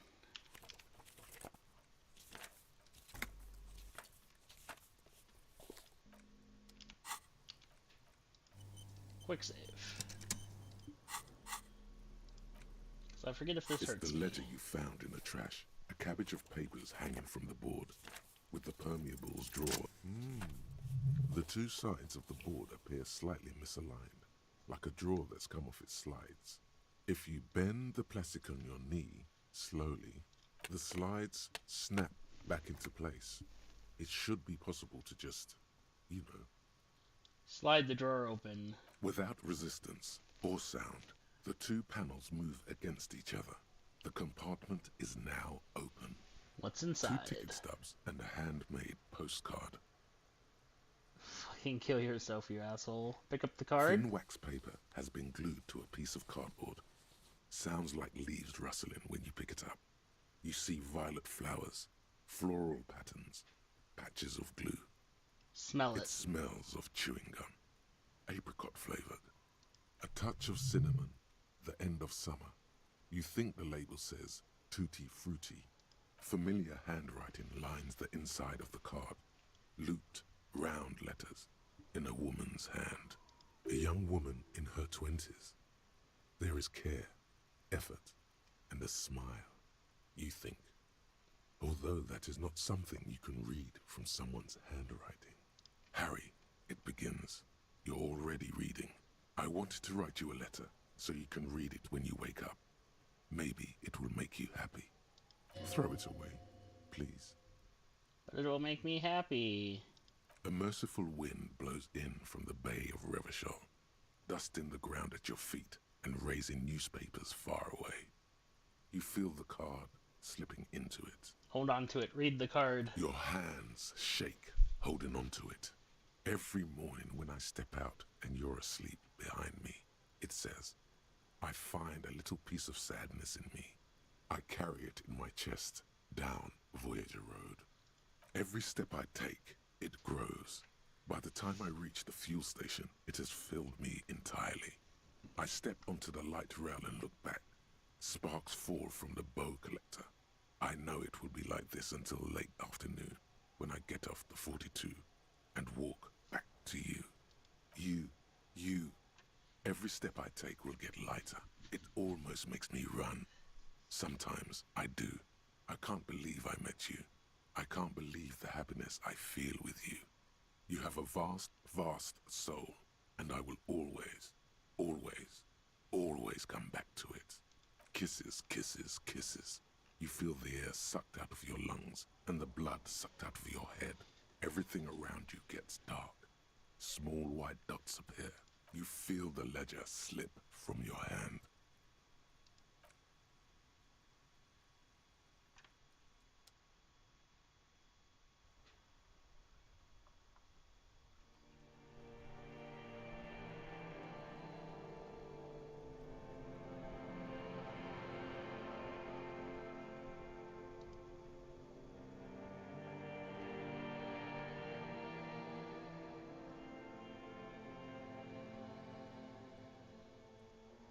There is nothing. Again. Nothing sad, brother. No treachery, just blackout. Well, almost nothing. There is the ground below you, that's still there. And the small light that's on, fluttering, somewhere in the basal ganglia. That's me. Blue eyes, that's me. Is it? The world is gone. You are no longer reacting to outward stimuli, yet still. A bitter, caustic sense of loss remains. Even in the darkness, great sorrows slip in the water.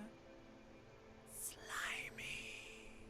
No, I was cool. I'm cool. The cool when you're dead, brother. Here in the paleo-mammalian cortex, we call it the shadow. Because it's always there. Was that the X something? The... Bloated corpse of the past resurfacing. Yes, that. Don't prod at it. It will start moving again. Where is Voyager Road? There is no Voyager Road. There are no roads, no houses, no lights in the windows. It's all on pause. You think they would let you? Until you disintegrate into biomolecules? No. Someone is breathing on your face now, inspecting your pupils, stupid idiot.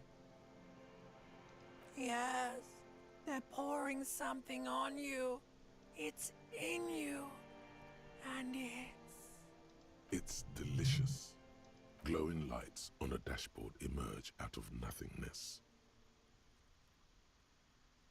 In the upholstered cabin of Lieutenant Kitsuragi's motor carriage, seated in the driver's basket, the air is thick with leatherworks and heavy fuel oil. Cold water runs down your chin. Drink. Water. The water is cold, silvery, Huh, he of my house. the stuff of life itself, as it pours down your parched throat. The pounding in your head recedes. The darkness parts. Drink. You haven't drunk water in 2 days. Did you know the human body is not made to survive on alcohol alone? You need a secondary form of hydration. With greedy gulps, you down half a liter of cold water. Oh, my health is back. Some of it spills on the driver's Oh my god, seat. amazing. The lieutenant pays no heed to it. What happened?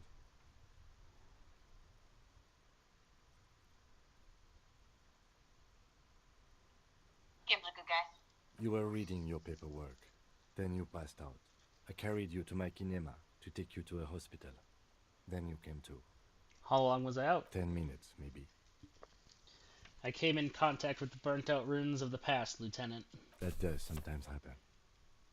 You dropped these. Are you okay to proceed? Let's solve this case. Good.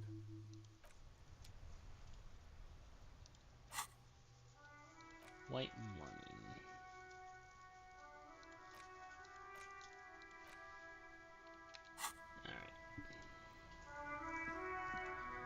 Alright. Let's report my missing Before badge. you stands a motor carriage. The bodywork is covered in Then we'll go back purple to the emanates from the lava. corpse. This must be the infernal machine that tore you from oblivion. In the cabin, you are welcomed by a set of steering levers, a radio microphone on a hook, a pull-out toolbox under the seat, and the soft glow of the fuel preheater gauge.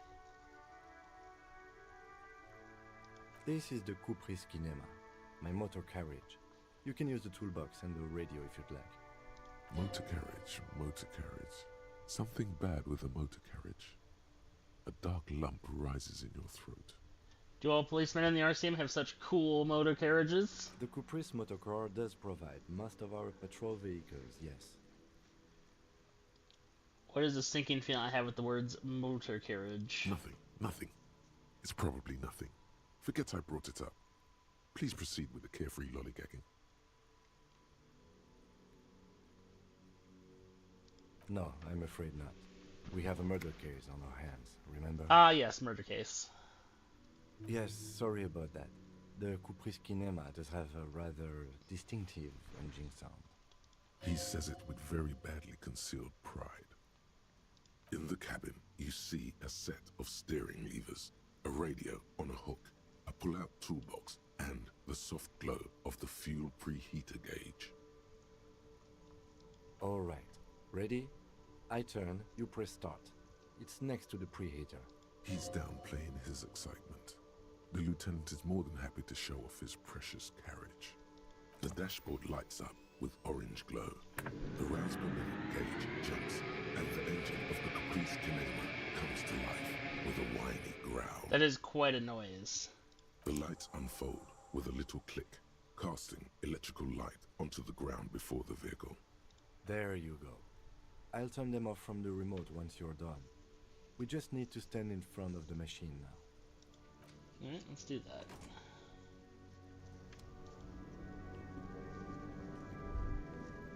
As you hold your ledger's clip under the headlamp, an iridescent hologram appears. A street grid and the veins of a great river. A familiar sensation washes over you. I would say something's wrong with that vehicle. There she is. Revachol West. Around the borders of the watermark are dozens, no, hundreds of micro-perforations. The rectangular watermark is overlaid with the logo of the RCM, and yet the major arteries of Revachol are all recognizable. They shimmer in the Kanema's headlights. Let me see. Right here. Seems like a shithole. It has its problems. There are many of them, and they are divided into 3 separate rows. Tally up the different rows. The first row has 18 dots. Not bad. Not bad for what? You don't even know what it means yet. The next is the longest.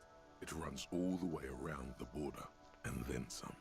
There are so many, it's hard to count. More than 150, at least. Maybe even 200. What about the last row? The last row has 3 perforations. 3? That's it? That's it. Hey Kim, what do all these holes mean? Those are perforations. They represent your record as an officer of the RCM. They are your statistics, as it were. I should have guessed you'd keep a record. Officers often do. Let's take a look. The first row represents your years of service. 18 years. Okay, not bad at all. What did you do before you volunteered?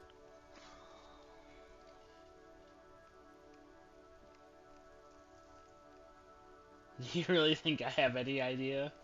Got drunk like a megastar. Yes, that does seem quite likely.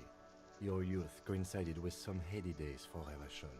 But let's move on, shall we? This next row, the one that wraps all the way around, is your number of closed cases. Closed is good. It means finished. You've got, let's see, wow, more than 200. Is that a lot? It's quite a lot, even for someone who's been on the force for nearly 2 decades. Usually, clearing more than 10 cases a year puts you in the 90th percentile of all RCM officers. See, Kim, I told you I was a superstar cop. Call it what you want. You were a valuable member of your precinct. Now, let's look at the last row. Right. Those are your confirmed kills. You've got precisely 3 perforations there. So I'm a killer. For an RCM officer, especially Precinct 41, which is in the Jamrock quarter, it's rather tame. I mean that in a good way. There are certain officers who treat their kills like some kind of ghoulish game. If they do happen to solve a case, it's usually by accident. But it seems as though you are, or at least were, one of the good ones. So we have that to be thankful for. Have you ever killed anyone, Kim? Yes. It's not a problem for him to state it, however. How do you handle the strain? Everyone has their own method of coping. Some more effective or self-destructive than others. Personally, I find it helps to keep up a few hobbies. Maybe I should find a hobby. Why not gardening? You've already got the gloves. It's meant in earnest. Please don't mistake it for a jab. Thanks for this. The lieutenant nods. Right. I'll go turn off the lights.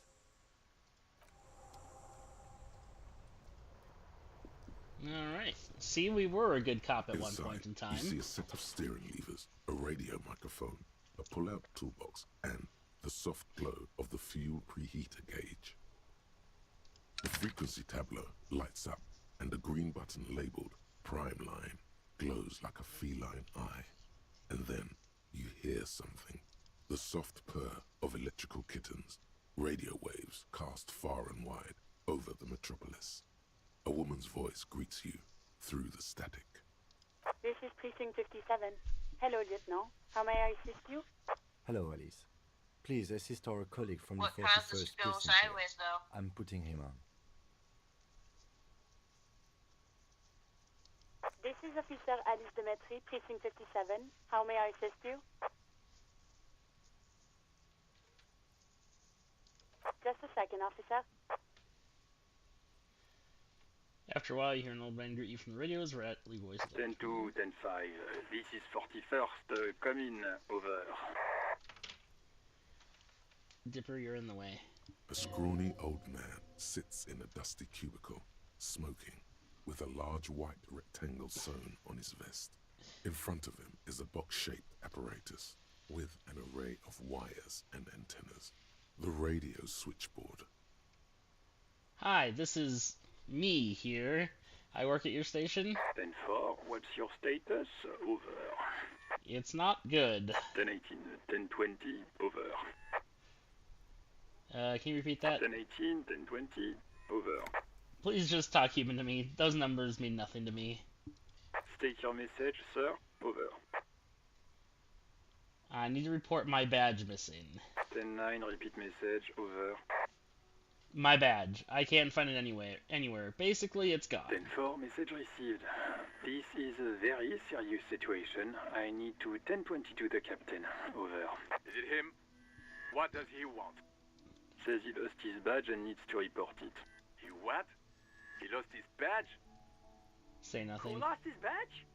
Dick fucking Mullen. Who do you think? It's Officer Dick Mullen from the bestseller Dick Mullen and the Lost Identity. Dick Mullen is not your name. It's the name of a fictional detective who would not lose his badge. Defend yourself. Immediately. They're laughing at you. Tell them to stop. This is serious. He's asking you to stop. Says this is serious. Of course it's serious. He lost his fucking badge. Satellite Officer Vicmar concurs. Losing your badge is serious. Over. Ha ha, officer's lost his badge. Ha ha. Like I'm the first cop to ever misplace his badge. He says this has probably happened to other policemen before him and laughs sarcastically. Oh god damn it. Is he fucking kidding? The whole station's gonna be dicked for this. Satellite Officer Vicmar is wondering if you might be joking and adds that this tarnishes the reputation of the entire station. Over. Mullen dicked us.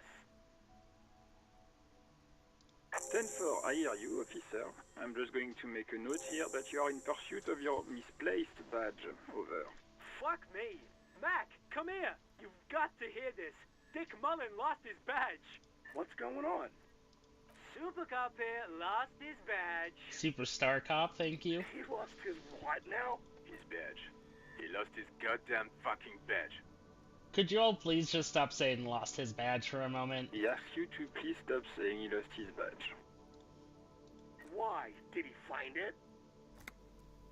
Sergeant Person was wondering if you found your badge yet. Over. You don't have a comeback. Sorry. It's hard to think like this. He's not replying. Looks like he's still looking for it. 10-9, come again. I didn't get that. Over. New heights even for Captain Sober. Ask him. Ask him if he's lost his gun, too. Sergeant Orson wants to know if you lost your gun, too. Over. Check your pockets. Check your... Holy fuck. You don't know where it is, do you? I don't have my gun? It's gone. It's not fucking on you. Don't sweat it, Bratan. You don't need a gun to have fun. We can still have fun. It's not all over. Thanks, Necktie. 10-9, come in, officer. Did you get my question? We were wondering about your gun. Over. 10-1, you're breaking up. 10-9, repeat, please. Over. Alright, convince them that you didn't lose your gun. Lying? Oh my over the god. phone? It's easy. Just say it like it's the truth. And then it becomes it. Why did it take you this long to notice that you're without your badge, you're without a gun? Like, what? It's not like I needed to use Thank the gun. God for that. That would have been a nightmare. I don't even want to imagine the poor prick who has to relay that kind of news to the captain. Who's my good boy? Losing his badge is bad enough. Tell him to find it, and fast. We can't have some gangbanger running around with it. We're all glad to hear you've not lost your gun, officer. You need further assistance. Over. I am in dire need of financial assistance. 10-4, I hear you. I don't have the authority to grant your request, but... What does he want now? He's asking for money. Is he fucking kidding? I don't think he is. Don't give that asshole anything. He's just gonna drink it all. Alright, that's a negative on the additional funds, sir. Over. It is paramount to the investigation that you grant me more money. He says it's important to the case. He isn't getting a red cent. You can tell him that. Request denied, sir.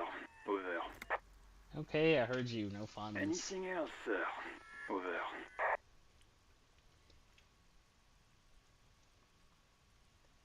Roger that. 10-10. Over and out. 18 kilometers to the south, in the 41st Precinct's relay booth, a small crowd has gathered around Communication Officer Jules Oldboy Pidier. Around a dozen cops. The small room is filled with cigarette smoke, a buzz with laughter, when Officer Judith Minot enters. Her left arm is in bandages, and her hair trimmed short. What is going on here? Did something happen? What happened is my partner made contact, and it's not good. He's lost his badge. He seemed confused, delirious even. Matthew's Torsen is finger-fucking his fist, laughing hoarsely and apparently telling some dirty story to his partner, Chester McLean, near the entrance. Yeah, Mullen was fucked, alright. Sounded fucking drunk to me. Yeah, Mac's right. This was some gnarly shit there. I mean, before he started begging for money, it was... Enough! None of this is funny. It's fucking sad. That's what it is. He's a cop. He's one of us, goddamn this. We must help him. Yeah? How do you fucking plan to do that, huh? Get him off the drink? Go jogging with him in the morning and get him on carrot juice? He's a lost man. I just know we can't give up on him when he's at his weakest. You wouldn't. Mac, man the door. You know what he told me? I don't want to get better. I want to get worse. Those were his words. This shit does not leave this room. Not a word of this to the captain, or anyone else. We'll give him a couple of days to pull his shit together. I guess I can hold off the report for a few days. Good. Okay, everybody. Nothing but a prank call here. We all got our laughs. Now get back to work. Far north, on the other side of the motorway, the officer quietly hunches with his hand in the motor garage.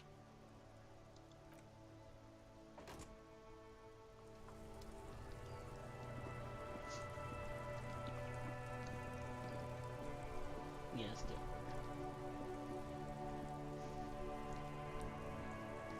Alright. Let's get that body, huh?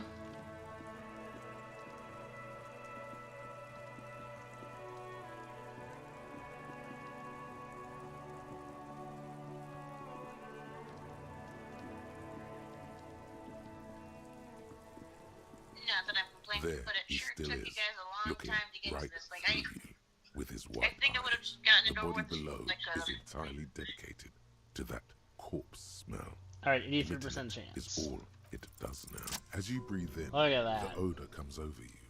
It's the smell of the mind telling you to run, and your stomach to wring itself empty.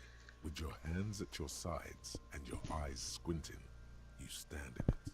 Step closer. The man before you is naked, but for a pair of underpants and enamel boots. His skin is greenish, marbled with decaying veins, and blotched by lividity. A fading web of tattoos covers his chest and shoulders.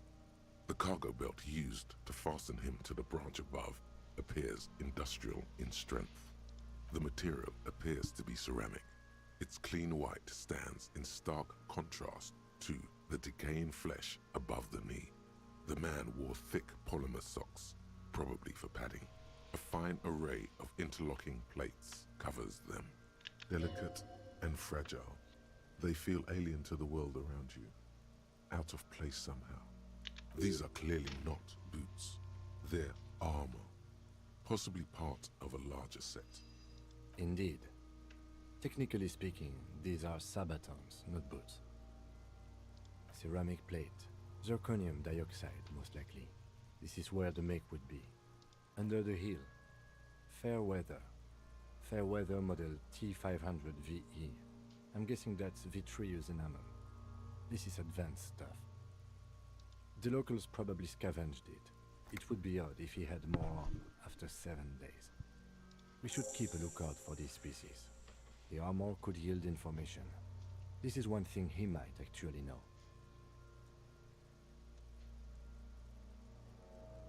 The Sabatons dangle off the man's decaying form, ageless and synthetic. A small bell-like sound fills the air, like tapping on the side of a porcelain cup. It's anything but. This material is a kinetic redistributor. It spreads kinetic energy horizontally, from plate to plate, dissipating it entirely. See? Faint organic lines cover the plates where they separate into smaller ones. These plates then divide into smaller plates until there are hundreds of them altogether. Like whirls of floorboards, the design looks organic, influenced by highly resistant wood materials, like lignum vitae and ebony perhaps. If trees were made of porcelain, this is what their cross-sections would look like. The smooth, glossy surface fractures into ever more intricate interconnections, peaking on the right Sabaton, where you notice. The whirls are in the shape of a letter and number combination, E50, 100, 1000. Good. Can you read it to me? We have a make and a number. That's something.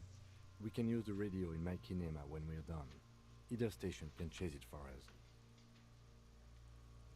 That's for us to find out. My initial report on the area suggests he was a security guard for the harbor company. But that's just hearsay. Pretty advanced for a security guard. I agree. This equipment is way beyond what a guard can afford. This feels dangerous. Are you sure? They're not even The Sabatons dangle off the man's decaying form, ageless and synthetic. The cadaver slowly twists on the cargo belt, his torso covered in tattoos, and extremities blotched pink and blue. The hangman's knot is pulled tight by the weight of the corpse below. Yellow, hard-edged polyester cuts into his neck. Above, a sliding buckle ties the belt to the branch. What kind of rope is this? Industrial strength. The kind used for tying cargo to lorries. Like in a circus. When the circus leaves town and they tie a black-spotted giraffe to the wall of a carry pen. Yeah, like in a circus. No. More like in harbor. Like the one just east of here. I get the sense they used whatever was on hand, without paying much attention to not incriminating themselves. The brief suggested as much, politically motivated by the ongoing strike. Did you not get a briefing?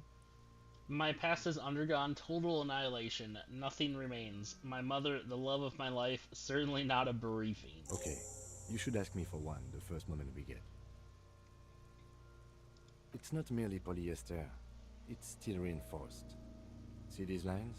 This is where the wires run. I see rabbits for more than 20 strands.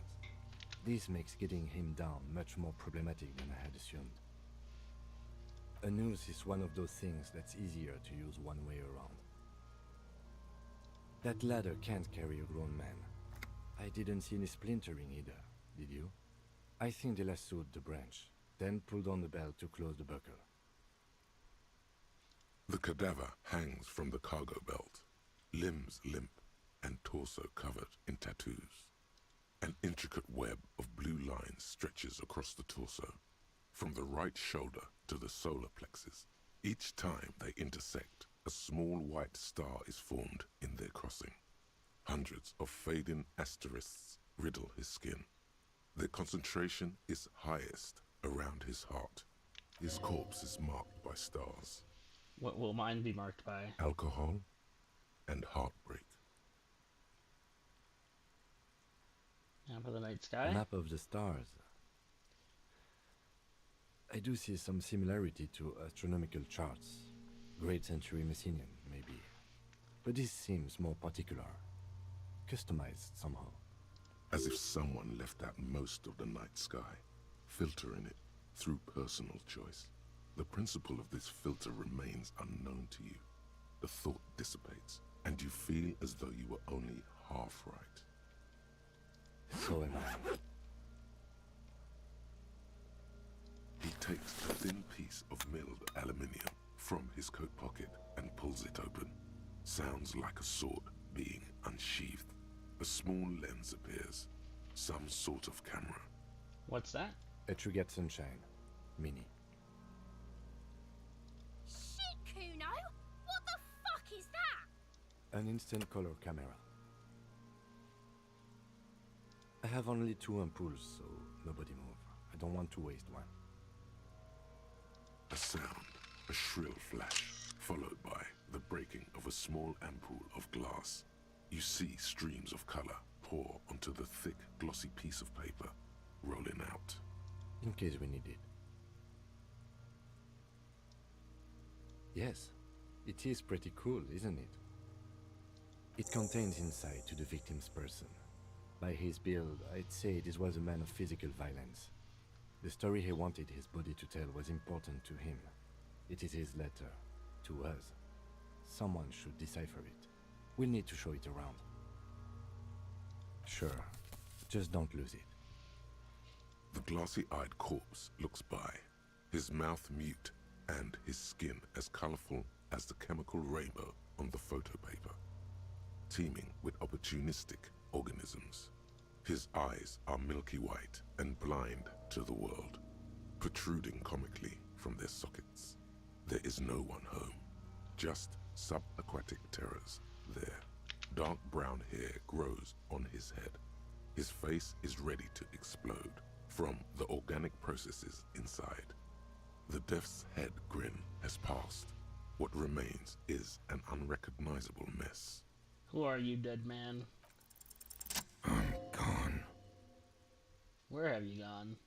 Into the wild pale yonder. In the past, way out in the west. I'm a joke. Look at me. Nothing funny about you. There is nothing funny about jokes either. A killer, a motherfucker, and a killer. Go ahead, Coppo. What do you mean? It's the power of your imagination. Yeah, man! Don't be crazy! Inanimate objects and dead people can't really talk to you. Your wild imagination is doing this. Ask some more of those questions you love so much. He loves those. Why do I love questions so much? Because you're a copperoonie. Look at all of them go. Do you want more questions? I'm good. Your lost Coppo-Dopo would have been so primo. I hate you. You stink and you're boring. Do I remind you of someone? Sure I do. You just don't want to admit it. Because I actually do want questions. here you go, you loony. Because you have. Because coming right up, Copperoonie Rooney. This is getting upbeat now. Is my name Rooney? Fuck no. You're no Rooney. Between you and me, your name is probably Harry. Good for you. Love did me in, Brother Copo. It was love all along. Sure, Lobo. I can ask you a question. Why are you doing this? Looking at my face, motionless. Looking into my eyes. Standing here. Why are you investigating my murder? Maybe this will lead to something? Something indescribable, unforeseen, and miraculous? Something is on its way. Something hidden. It's coming. A miracle from the northwest, and it's almost here. You can feel it in the air, on your hands. The cold spring air smoothing them over. Come back later, Corpo. Amuse yourself with my frank manners and my memento mori features. If possible, also See me in your dreams. As you narrow your eyes, the monster before you blurs into a violent mess of green and pink. Only the lower extremities are pink with a dash of blue. His fatted hands, thighs, and his neck, just above the noose. The rest of the corpse appears dark green in the cold spring air. Who's my good boy? How should I know why you are squinting, officer? Squint harder. Oh. You are trying to assess lividity. The monster comes back into focus, an explosion of color coursing with dark marbled veins. His stomach appears pregnant with something. Black liquid streams down his thigh and onto his boot. So, what do you think? I think he's dead. I agree. His personality is no longer a part of the world. Totally dead.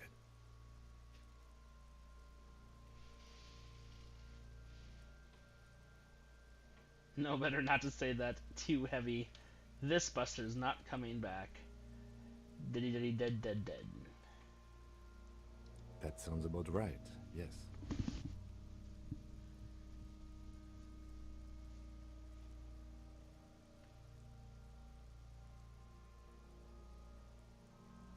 I think he was upright immediately after death. Blood has gathered in his hands and feet, and his neck. The noose acted like a tourniquet, keeping the blood in his head. The hypostasis here is in tune with the hanging. That's what I think. Yep, seems like a lynching to me. Everything here seems to corroborate that assumption, but we should still get him down before assigning a probable cause of death. But there is no breath to catch. Only the cadaver filling the air and... Are you sure we finished the preliminary examination of the cadaver? We might miss some of these things once he's down. The steel-reinforced belt presents a unique challenge. I brought chain cutters, but I don't see a good angle of approach to the belt. The cadaver is a good 1.2 meters up. Neither one of us can reach the belt without assistance. And even if we do, there's the question of cutting it.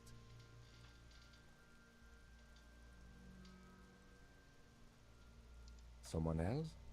You mean like the police? Someone already did. You know who came? We did. Because we have made bad life decisions. I love you, Kim. I know it's hard, but I assure you, the others won't come to help us. And we have a growing sanitary concern here. We need to get him down, fast. Climb up there and saw the branch?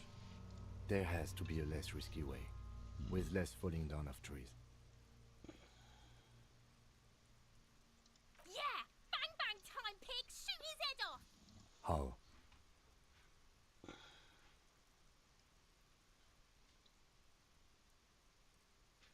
It absolutely will not, officer. That's not how physics work. It will maybe cut one thread loose. Yeah, now we're talking. Entertain the Kuno with some shit. They'll miss! The pigs will miss Kuno!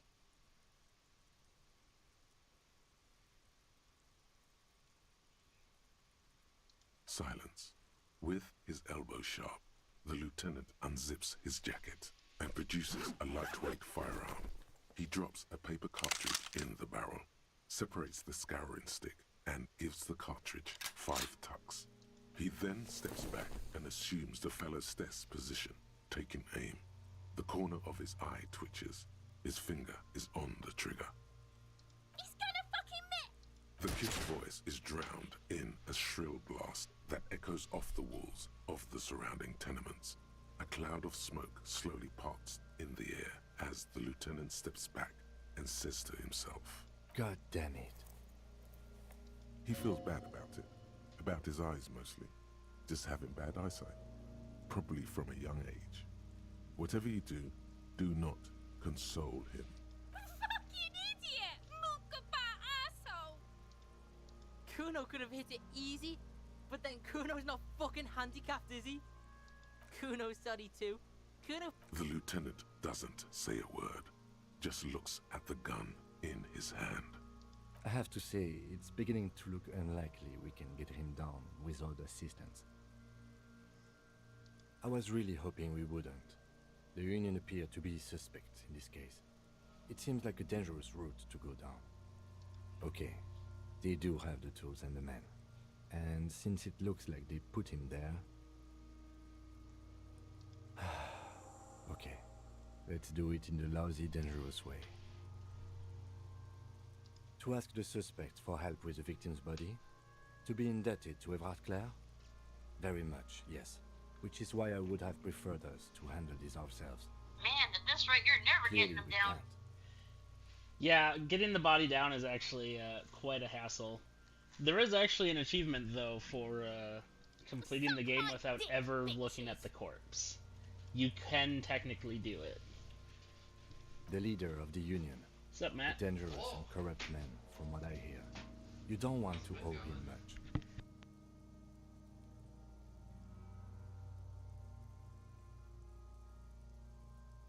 Yeah? Don't go being someone else's bitches. You're Kuno's bitches. Thank you, Kuno. From the gates, by negotiating or fighting. I'm unenthusiastic about fighting. Or we can try to find some secret third path. It's unlikely though. Let's get to it then.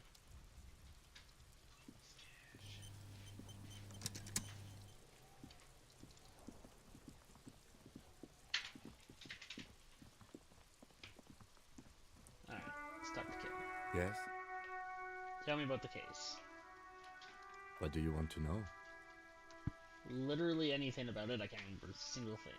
Ah, yes. The case brief you missed. Now I remember. 3 days ago, the RCM Emergencies Desk received a report about a security guard who was found hanged in Martinez. An anonymous caller said there was a dead body behind the Whirling in Rags hostel cafeteria. The cadaver had been there for 4 days. No one had come to investigate. During that time, the victim had been stripped of his belongings. The caller did not identify him, but used the word lynching. There is an ongoing labor dispute between the local dock workers and the logistics company Wild Pines. I was told we should approach the death as part of this dispute. A security guard or worker of some sort hired by Wild Pines. This was just hearsay from Martinez, of course. We need to find out the truth. They didn't identify themselves in any way. The tone was muffled using a device of some sort. The desk could identify neither the caller's age nor sex. There's a strong prejudice against involving the RCM in what's seen as union matters. The dock workers' union is the de facto police in Martinez. Now it appears they've started executing too. We cannot allow that. That's us, the Revachol Citizens Militia. We're the police in this city. That's right. What did you say? This is a mysterious case? No, it's not a particularly mysterious case. The deceased is a security guard for a corporation involved in a labor dispute. It doesn't take a DeLorean polymath to put the pieces together. I just don't see the case getting more mysterious than that.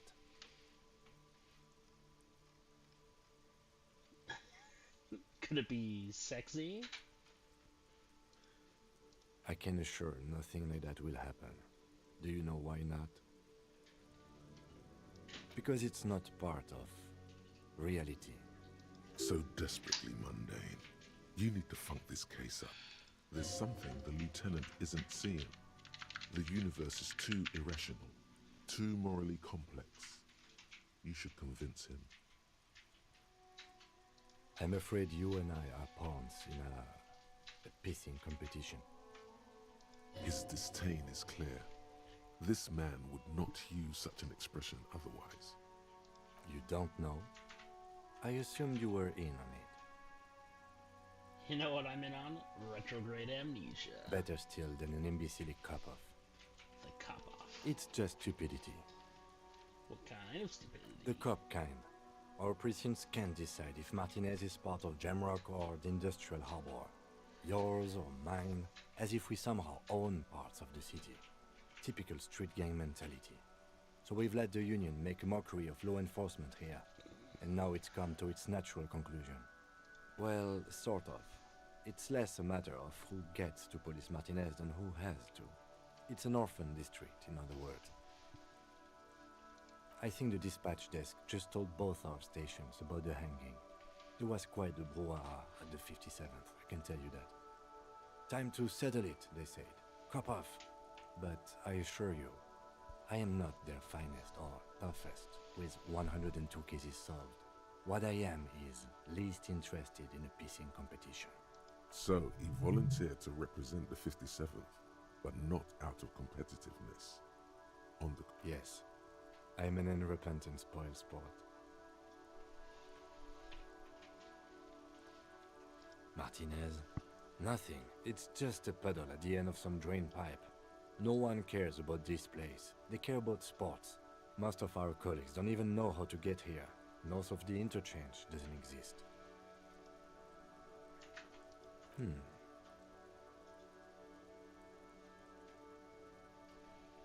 I was sent to teach you a lesson in style.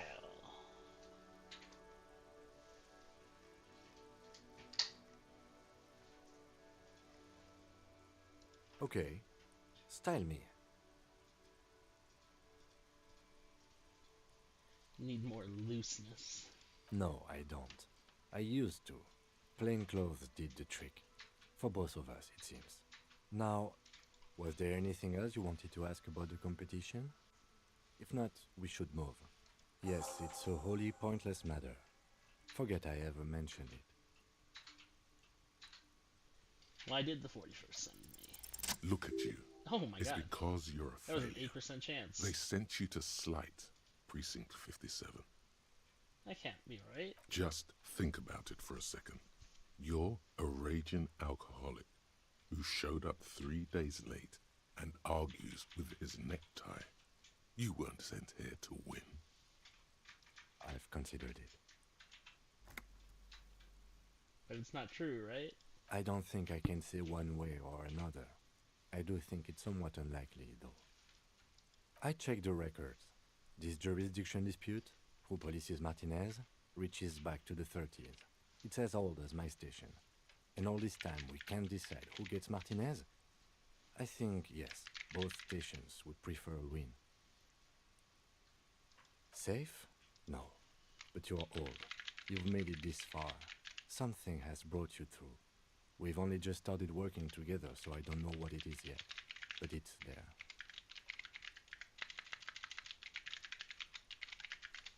Kim believes in me. What a guy. So no, I don't think they sent you as a joke. And even if they did, they are in for a surprise. Aw. God, Kim, you're so fucking wholesome. What if you did it? I passed that check too. God damn. Yes, you killed him. And then, as part of the plan, you drowned out the memory. Maybe this is why your chest feels so hollow. You did an awful thing. And you can't even bring yourself to acknowledge it. Are you sure you would have the strength to take down a hardened mercenary? You're not in the best shape. Killed the man and then tricked myself into forgetting about it. And what has led you to this conclusion? My chest feels hollow, like I did something terrible. That is a common side effect of overindulgence. It will pass. Hopefully you didn't actually kill this guy. I find that highly unlikely. It's not unusual for detectives to feel complicit in a crime until the perpetrator is apprehended, especially when the investigation is dragging. So let's get back to it, shall we?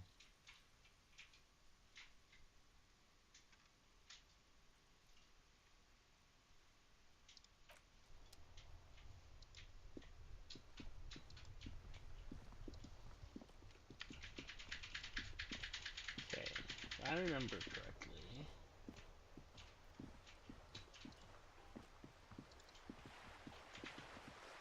Yes, there it is. Fine. Seabirds. Nice. Give me a sec.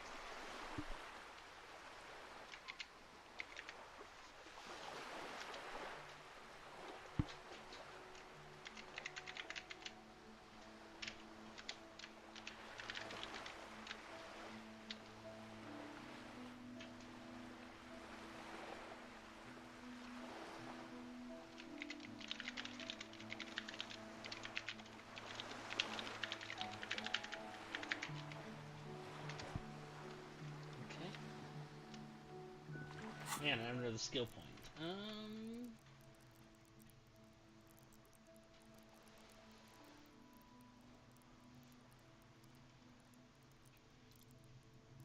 Composure, or let's do encyclopedia.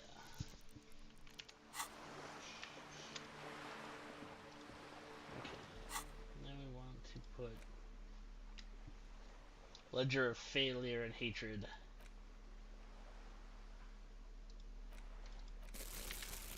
There. Now with this bag in my hand, we can slowly collect bottles.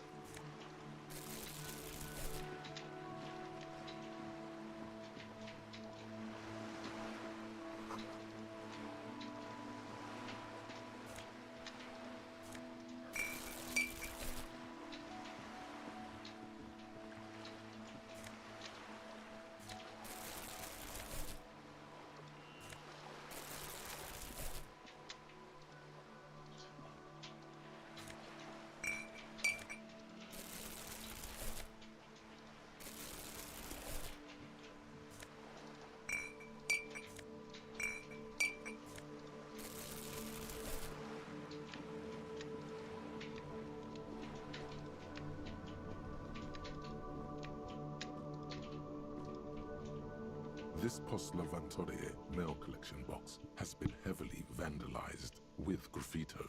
A closer inspection reveals 2 bullet holes in the front. Good mailbox. The box seems happy. Eat shit, pig, fucked by the coon, and St. G with a crown have been scribbled on it. Jenny is a whore, and best set mailbox also.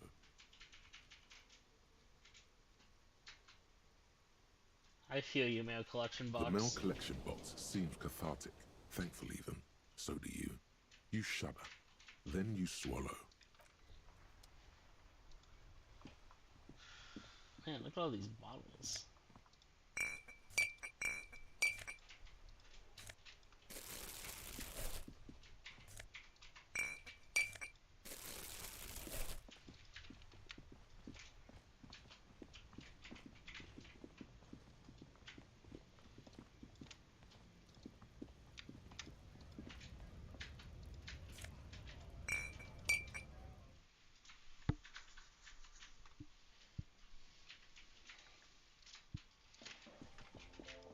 Alright, you ready? I'm about to be rich. The tear machine stands. Your bottles clunk into Look the at that. machine, and the money appears $2. with a satisfying jingle. You're a richer man now.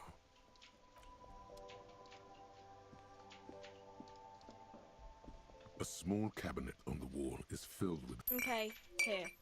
I hope Saint Baptiste makes you feel better or something. Thanks, lady. Man, I sure look like a cop with my bright yellow gloves and empty bag. Ooh, what's this?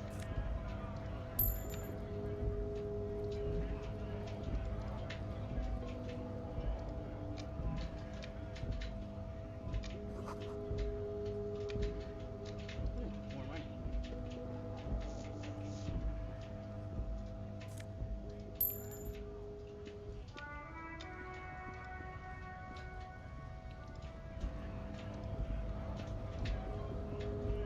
Bastards! We have a right to work! Hold up and stay frosty, everyone. Cops are here.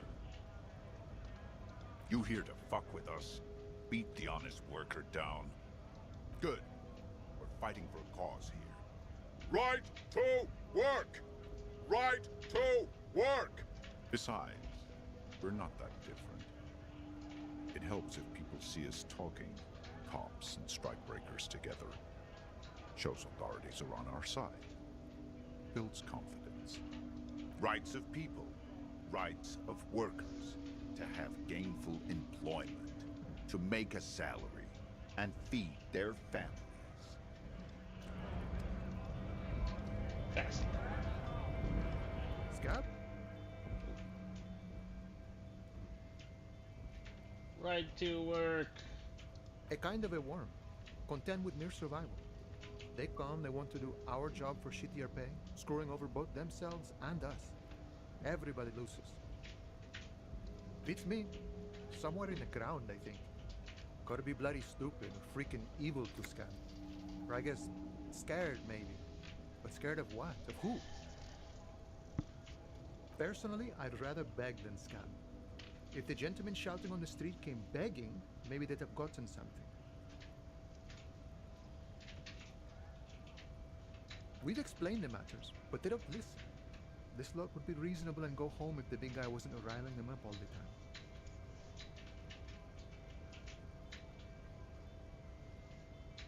time. I was just messing with you. No one's ever seen a cop scab. Imagine, you cops going on a strike, but then another cop comes in and says, let us cop for less money. Speaking of, what brings the RCM here? To the wild north? Come to see the strife?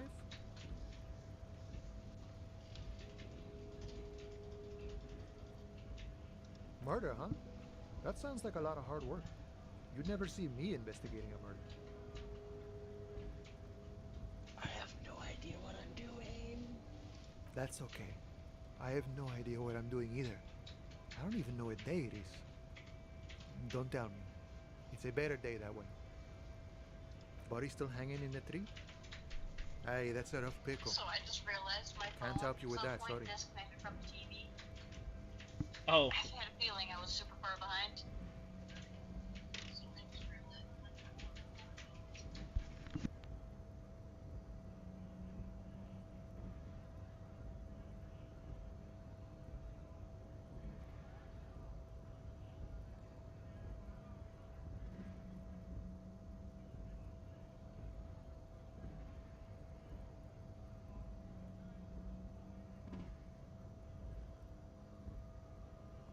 I'm not really an admirer of dead bodies.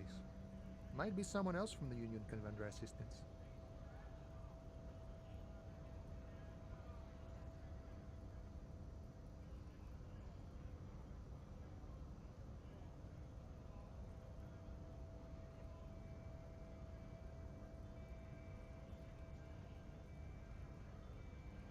I don't operate in that capacity.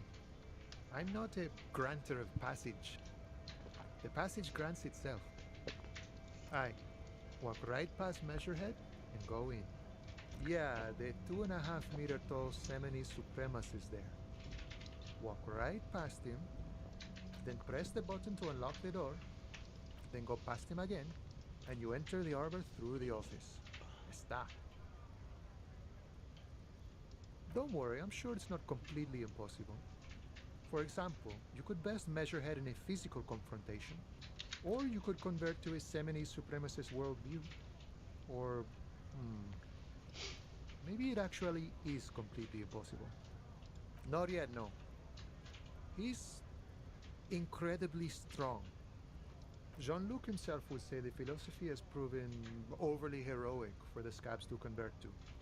Not enough intuition. Sure. Give me money. Sure thing, my friend. I can help you out. The coin narrowly slips by your outstretched fingers and falls to the ground. Oh, I'm sorry. Didn't mean to throw it like that. It's a thing we harbor folk do, passing around cargo and such. Was not meant as provocation or ridicule. The boyadero stares at you with respect, then gestures towards the trickles of blood adorning your clothes. What? Sad face. Right, always glad to help out the RCM. Gave We're me on the a same branch you and I. dollar. Humans, I mean, not slithering scabs. You know, serious business. I'm sure the big boss will be glad to tell you. You'll have to ask him first. He's a chatty guy. Wants to talk about the strike. Return once you've met the union boss and are on a better footing with the organization.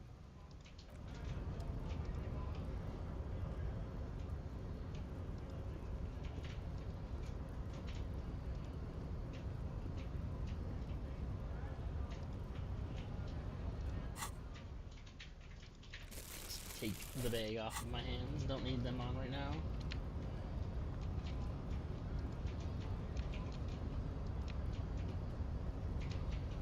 Sup, Measurehead? Your body betrays your degeneracy. Yeah, Measurehead. His body totally betrays his degeneracy. Don't say anything. Size him up first. Are you admiring my morphophysiology?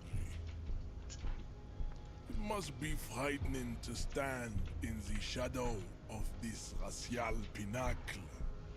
Be calm, Sandwich. You are not in danger because you are not a threat to me. Puff out your chest. Still say nothing. What is this androgynous display of sexual maturity? Merely standing up makes you sweat profusely. Your breathing is erratic. Your own heartbeat in your ears grows frantic, and you feel your blood pressure rise. Stop it! You are embarrassing yourself in front of this woman and your pedomorphic friend. This display of weakness may appeal to older women with a stronger maternal instinct, but it is a liability here on Battlefield Martinez. Jean-Luc, his body is betraying his degeneracy pretty hard. Maybe you can ask him to leave. That is precisely the negligence that has led you to succumb to Al Ghul. You reek of it. An invisible sword of Al Ghul emerges from your throat. You cannot see it, but others can. It is making the woman in my company sick. It's not good. It's like a rat crawled into your stomach, got drunk and drowned. Yes, Al Ghul. Al Ghul is an ancient Ilmaran poison, a parasitic fungus that has colonized your race. It is a trick the desert pygmies played on you for humiliating them and stripping them of their land. Intentionally fermented drinks have existed for 10,000 years. This is a fabrication the alchemists of Yizot and Bashir and the Rolam Al Ghul have fed your people. Go on believing in it, race loser. Why don't you have another drink? Your features are not yet congenitally deformed enough. Oh yeah, Measurehead.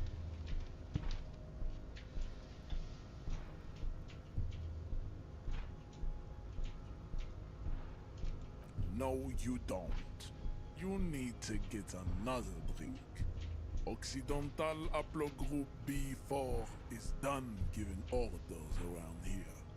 The influence of the ham sandwich race is waning. Show him the ham still got it.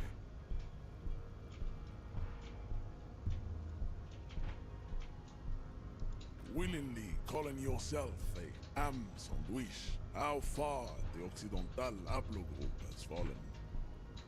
You were once a noble and powerful race. You gave the world eugenics, electricity, and powerful weapons of war like missiles and aerostatic aircraft. You made great gains in metallurgy, race theory, and statecraft. You dominated lesser cultures, like the deformed Hemians and the inexplicably potato-obsessed Kroikos.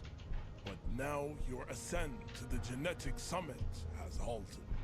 You are obsessed with sadness and with frivolous pop culture. You will be superseded. Isn't that right, babe? It is, baby, yeah. You know it. Thanks, lady. You add a lot to this. There is a button right behind him, just out of reach. It must be the one that opens the door to the harbor. This man is not budging. Let's hope his superiors inside are more cooperative.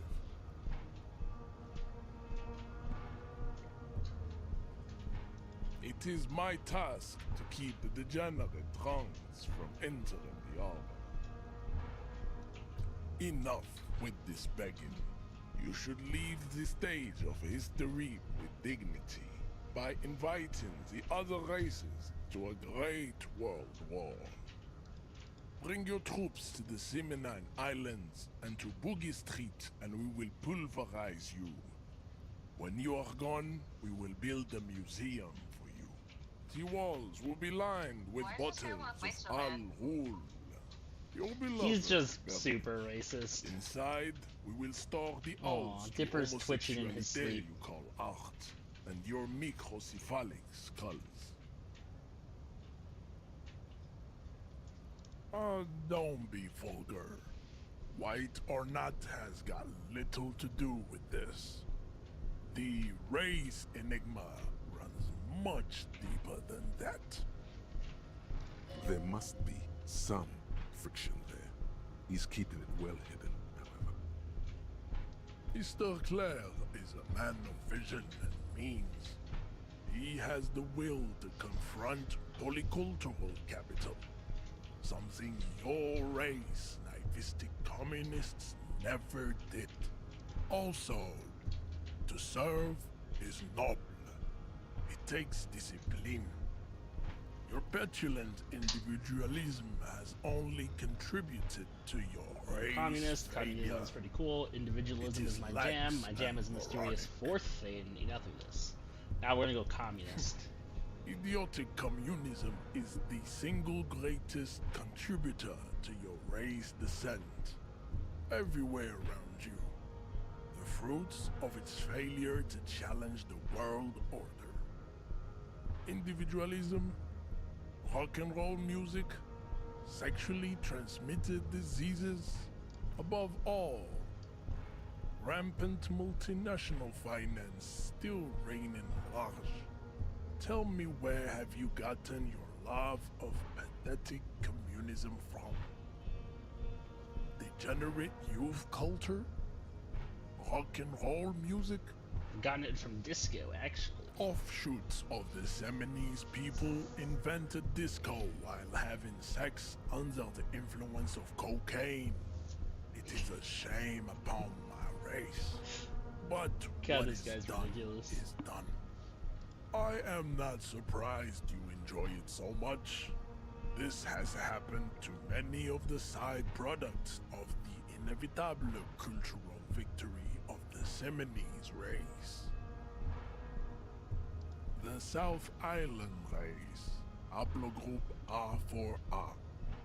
We are the rightful masters of the Insulindian archipelago. We descend from the Areopagites of ancient Pericarnassus and arrived here 4,000 years ago. Millennia before you. We are the future. That is all you need to know.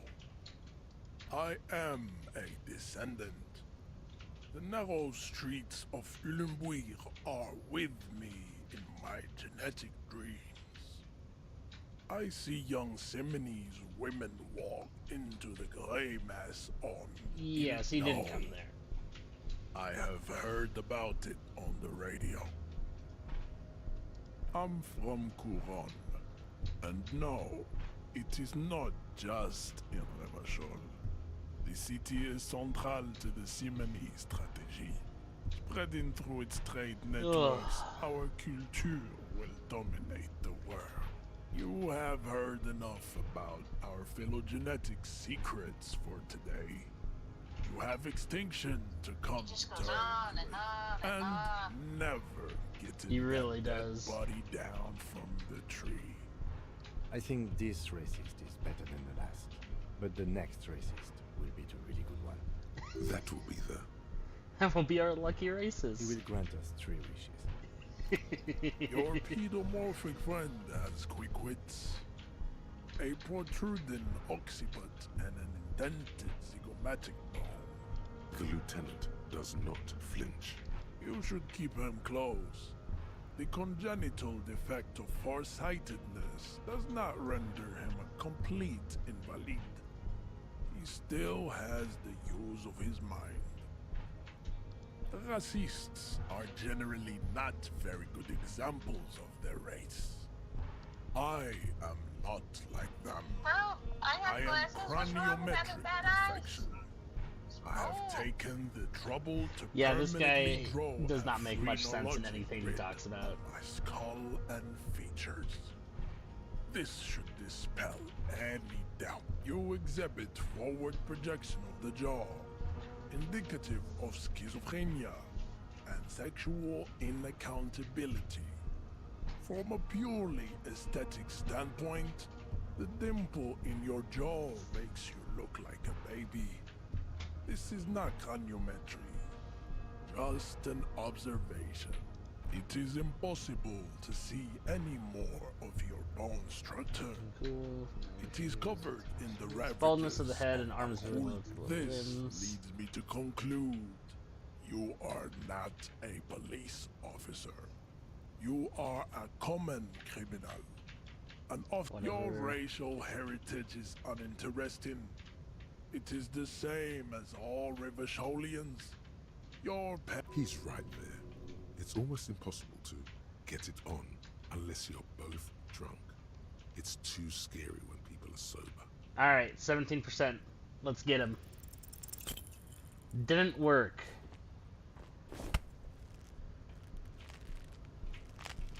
How did this happen? Your little fist is in his giant hand, and he's squeezing it. It hurts. This was a poor idea. You must be out of your mind, degenerate drunk. Say it. I am a degenerate alcoholic. I'm a your cop. Fist cracks in his hand like a ripe apple. Pain shoots up into your brain as he's twisting it more and more. The words to the song have changed. Say, I am a violent drunk. Good. Now leave before you humiliate your homoerotic organization any further. We still need to get into the harbor. We need help with the tree situation. There must be another way.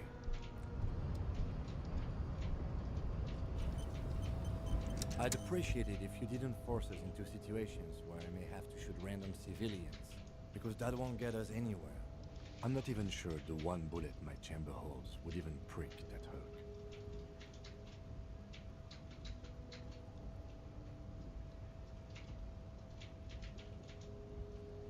I was fighting bad, unsavory ideologies. I'm a hero. We are not here on some political quest. We are here to solve a crime. Don't make the situation any more volatile than it already is. There must be some other way. Let's go see the yard again. It faces the other end of the harbor. We're done with Measurehead here. Let's think of something else.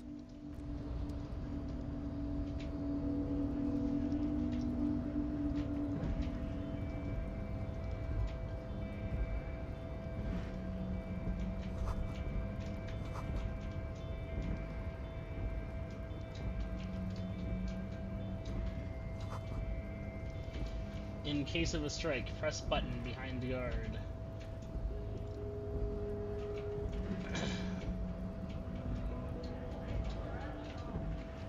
Alright, well, trying to fight Measurehead didn't go well.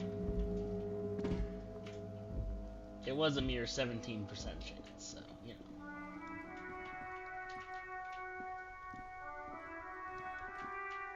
Oh shit.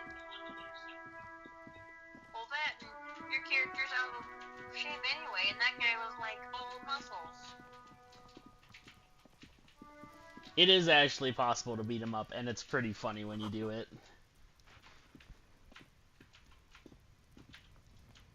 An inconspicuous pile of the roofing material, Eternite. It's nothing. Someone just left some roofing material because it's nice and orderly. Well-laid pallets, easy on the eyes. Rhythmic pattern calms your mind. Mammals like this stuff. No, there's more to this. You get this strange feeling. Hard to say. It's gone now. Feelings pass, you see.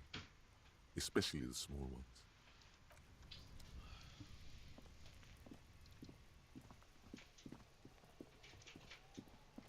Alrighty.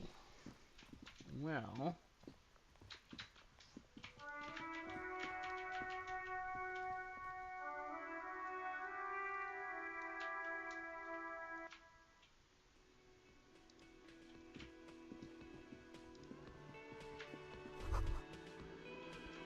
That sugary black rum stain on the counter makes you teary-eyed with joy. It's almost touching how syrupy and sticky it is. How long have you been up already? An hour would have been bad. 2 hours is mystical. You have truly wiped out all trace of yourself if you haven't thought about rum and lemonade yet. Maybe you haven't turned out well for your drinking. Have you thought about that? Get a goddamn rum and lemonade into yourself, boy. Or better yet, lick that stain off the counter. Lick it, don't lick it. Lick it, but only a little. What happened, man? You used to be cool. Go get your boring normal person drink then. What? It would go well with those cigarettes. That's a great combination.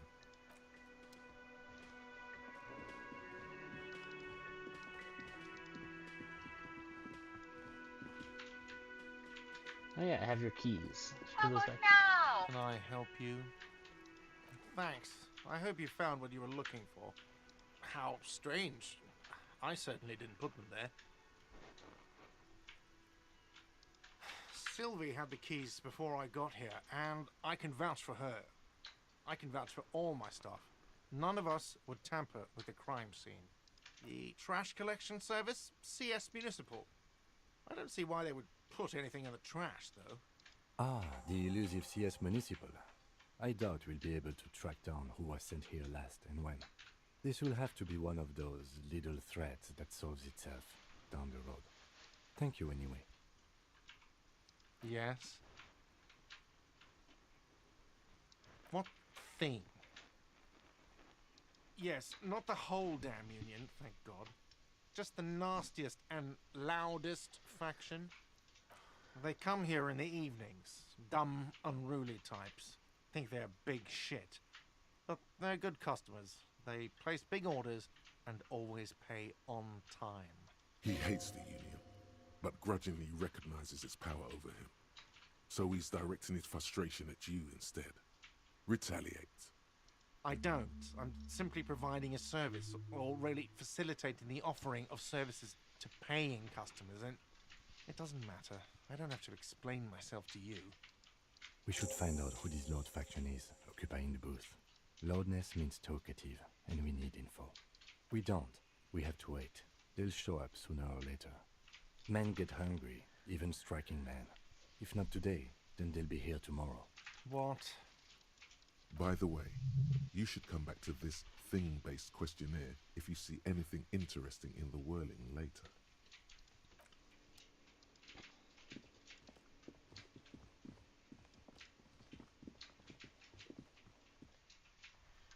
We should also call Sylvie. That's a thing on our to-do list. Inside, you see a set of steering levers, a radio microphone, a pull-out toolbox, and the soft glow of the fuel preheater gauge. This is Precinct 57. How may I assist you? Gosh, let's do this. Sure, officer. What's the number? And the make of the armor, if you know it. Got it. I'll contact the ICP database immediately. Call back tomorrow. Hopefully they'll have dug up something useful by then. The International Collaboration Police, ICP, is an inter-Isoleri law enforcement service, the crown jewel in the moral intern diadem, alongside EPIS and the coalition government. Of course. What is her number, officer? Yes, hold on. Her number is 005 1944 298. Received. Hold on, officer.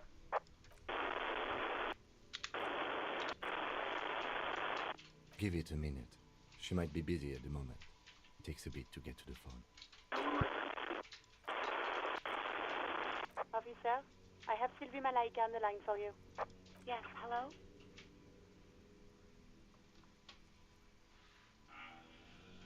This is me, a detective from the Whirling and Rigs. Oh, right. Hello, officer. What can I do for you? You can hear resentment in her tone. She's not thrilled to be talking to you again. There is no resentment in her tone. She wants you to ask her out. No Oh, she wants to ask me about out. it. Awesome. Good job, electrochemistry. No, not me. Oh my god. What? Of course it bothered me. But I thought the Union already knew about the court. No one calls the police. The Union would get angry. You know, what the Union says goes. People listen to them and they take care of their own, which is like everyone here. Garbage. Legally, no. In reality, yes. Martinez is de facto policed by the Dock Workers Union. Words are not necessary to feel the lieutenant's discontent for the situation.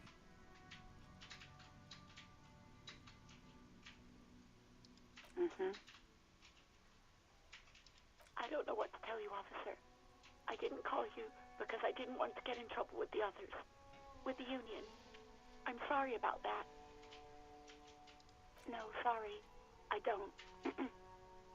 Not a lot of people have phones around here. Copper thieves take the wires. People don't have the money to have the cables put in again. They use the Union's phone, or the one on the coast. It was someone else. We'll find them sooner or later, officer. It just might take a while. Yeah, go on. See my badge? Yes, I know who you are. You're a police officer. The law. Oh, no, I haven't, sorry. Real policemen have uniforms too, by the way. Where's yours? He's in plain clothes, voluntarily. It's different from not knowing where your uniform is. There are officers who wear the signature Perseus black uniforms to the highest ranks in the RCM and end up buried in them as well. Others do it more casually. Looks like you're one of them. You mean, why did I leave the bar? Honestly, I'm not really comfortable discussing it with you, sir. Let's just say I left because I needed to get away from someone. You know who. You think you hear a sliver of accusation in her words. Don't be paranoid. She's obviously talking about someone else, not you. I really don't want to talk about this. Let's just forget about this, okay? Maybe, I don't know. I just know I have to take some time off right now. Okay, well, have you seen my gun? Please, no. Not this again. Everyone saw your cool gun, detective. You were trying to impress some people with it. Everyone was eating, and... And what? What did I do? you were waving it around in everyone's face, begging them to describe it. You said it calms you, and then you started making suicide jokes. It got pretty graphic. Some poor sod was trying to eat his pudding while you were screaming, spit flying, imitating the mercy shot right next to him. Spat some in his food. I don't think he touched it after. Me neither. No idea. All I know is next you were waving around money instead, saying things like big butts cannot lie and guns can't buy money, but money can always buy guns. It almost looked like you pawned it. But believe me, I did not ask. Uniform? I never saw you in any uniform. You had your things on. The disco things. Well, you tried to jam it down the toilet, sir. Clogging it completely. After I had unclogged the toilet and retrieved the paperwork, I threw it out in the trash, thinking you didn't need it. I am sorry about that. Anything else, detective? You want to go grab a cup of coffee with me sometime? Do I ask her out, Becca? I think she might be into it.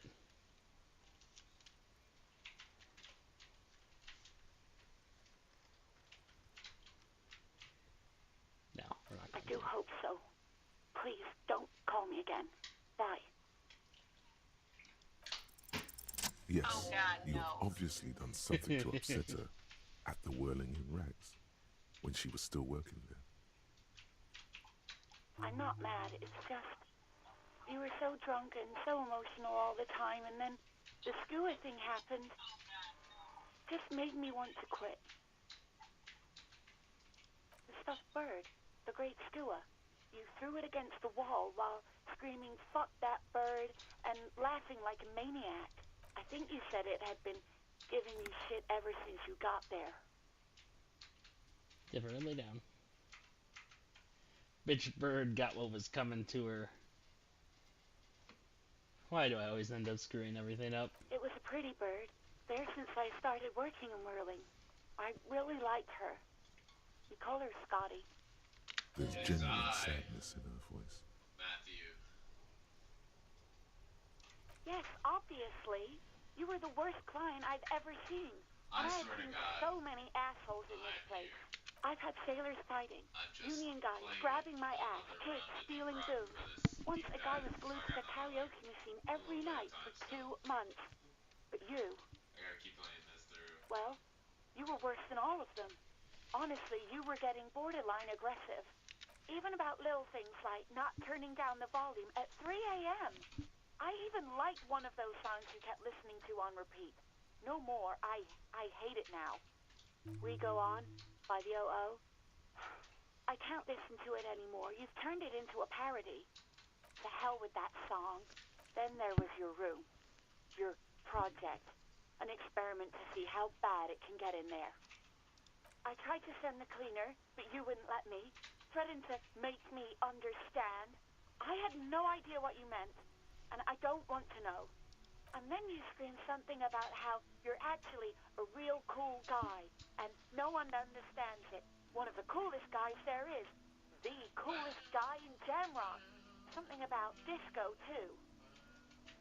And then I had to deal with your toilet. The one you clogged with police documents, causing water damage downstairs in the kitchen. I won't even mention you waving your gun around, harassing customers, threatening to sing karaoke, threatening to kill yourself.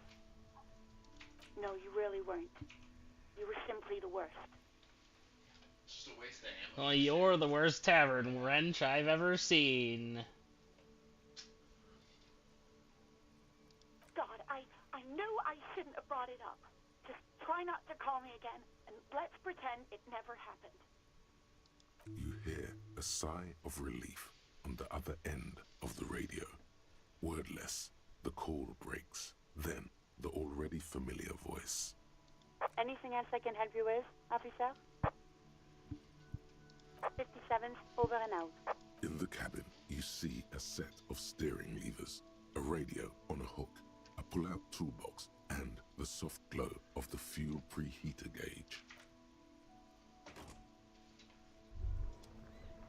Hey, so we've been monitoring you internally, and now we know your Copo type. Yes, guess what's yours? Cool cop. Superstar cop. That is only a ludicrous daydream. Guess again. You're the...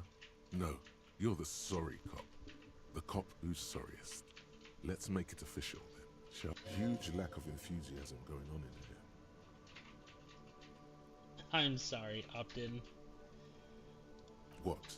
Jealous of the sorry cop? I think they'll be fine. Don't worry. They'll be super, super fine. It'll be totally okay. You can dual Copo type from sorry to anything. No, you don't. Come on. You'll be back to saying sorry in 2 minutes. Stop wasting time and begin the repentance. Wow. Okay. Fuck off. Maybe we were wrong about you then. I don't want to be the sorry cop.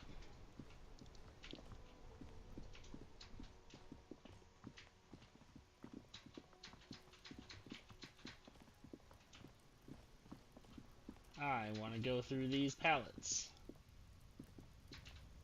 An inconspicuous... So it was perception. If I level this up, then... An inconspicuous... conspicuous pile Guardians. of the roofing material because there's a secret door hidden behind the panels of eternite. I don't know how I missed that. That's why they're too... What guy lose his legs? There it is. You see a shabby little door. The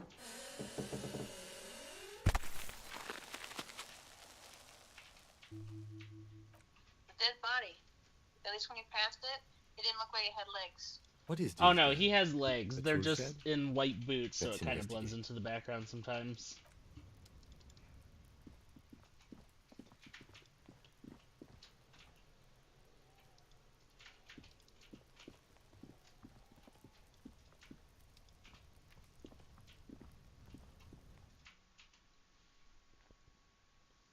Isn't that right, Dipper? My buddy boy. Ah. Aw. My kitty. Silver plate with traces of bone yellow powder. Be still, my beating heart. It's amphetamine. Sweet amphetamine. Yeah, electrochemistry is the skill for drug use, if you haven't noticed. It tends to be a pretty bad influence. The lieutenant isn't studying the powder in the mirror. He's studying you. I've heard amphetamines make you a really good detective. Are you a really good detective? Which is why you got to ignore it. Of course, detective. Swift justice. Don't worry, we don't have to investigate every trace of narcotics. Yeah, swift, lightning justice. Faster, harder, justicer. See that ladder there? It's probably another way into the industrial harbor, no? A secret path the local kids use. Oh, damn. Probably. Money.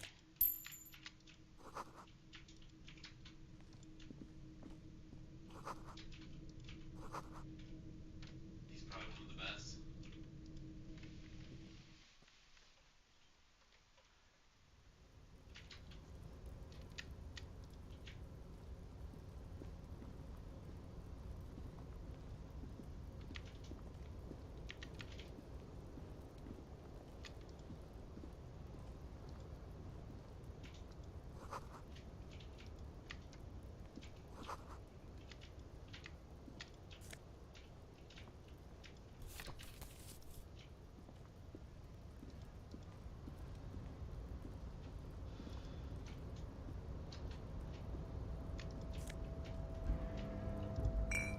Nice, more Nosafed.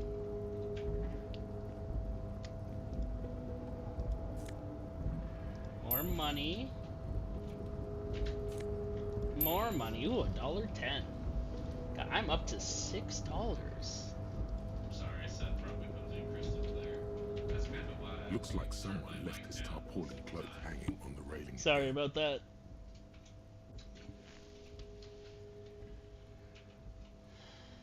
Yes, it's probably yours. It bears the RCM insignia, and you have a habit of being careless with your equipment. You could probably make the jump. You look like you've done some track and field in your day. The wind is aggressive up here. The lieutenant looks at the enormous crane towering in the distance over the container yard. The look in his eyes is a mix of the engineer-like interest and the wonder of a 6-year-old seeing a horse for the first time. Yes, that's one way of putting it. It's certainly an impressive achievement of engineering. But I digress. We were focusing on your cloak here.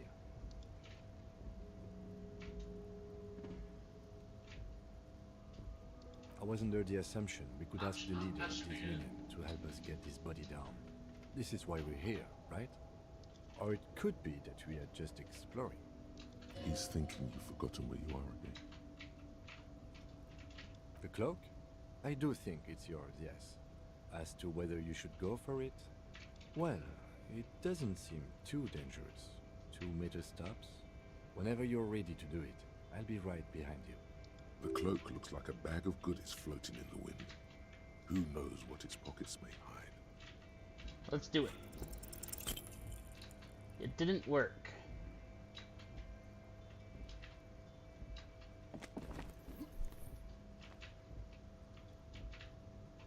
Nope, no. That's still too high. What were you thinking? You're not a gymnast. You're a boxer. And you've climbed way too high up there. Why exactly did you take him around then, out of curiosity? I get that you didn't You could have succeed. died there. Shit. I'm failing you. This wasn't part of our deal. I got you, Gratan. Let me just adjust your breathing a little bit. There, isn't that better? I'm so low on all my health. Hey, what's happening? You okay? It's okay. You're just having a little panic attack. Try to breathe as slowly as you can, alright? The necktie lets go a little. Its vicious grip easing around your neck. Colors return to the world around you. Good. We can always come back when you're feeling better. It's just a cloak after all.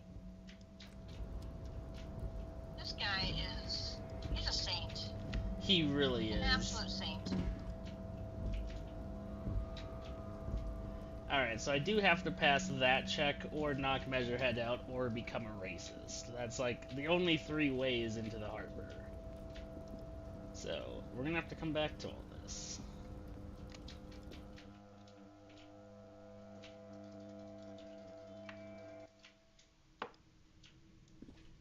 I would definitely prefer not to become a racist, so we're probably gonna try and knock Measurehead out. Please, no racism.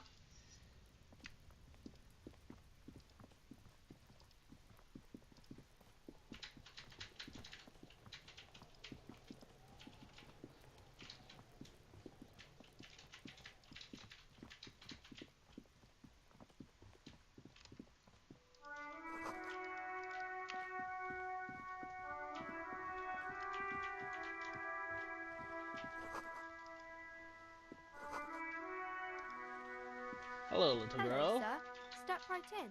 The store is open. I am the law. I know, sir. Are you interested in a new and exciting book? It's a bookstore, sir. We sell books, postcards, and some board games. It's called Crime, Romance, and Biographies of Famous People. Whoa. Hold your horses, little girl.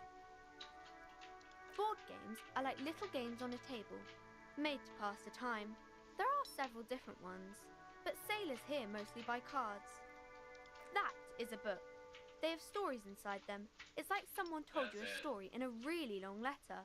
She is unfazed by your questions. She would consider it impolite to point out any perceived weirdness. My pleasure. Anything else you'd like to know? Okay, sir. I'll try to answer any questions you have. I hope they're about books. My name is Annette, sir. My mum, her name is Plaisance. She owns the store. She's inside minding the register or organising the stock. Feel free to step in and browse our wares. I'm signalling that the store is open. Otherwise people might not know. They'd miss out on the crime, romance and biographies of famous people. A sudden gush of wind turns the pages of the books on the counters. She covers her face, smiling. But she's cold. I could help by brutally dismantling the free market. Kind of you to offer, sir. What could you do to help her anyway? Oh no, sir. I'm happy to help Mum by luring in customers. Besides, I have some hot juice in my vacuum bottle to keep warm. I do my studies at home at the moment. I have to help Mum keep this place running. Mum says it's necessary to do both because it builds character. Mum says a proper worker is dutiful.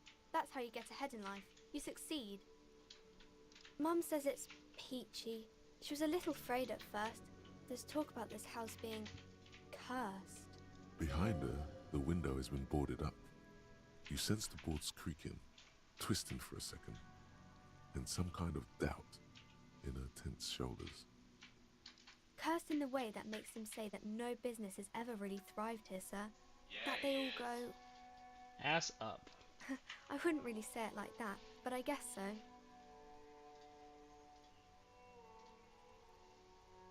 This sounds rather serious. I should probably look into this.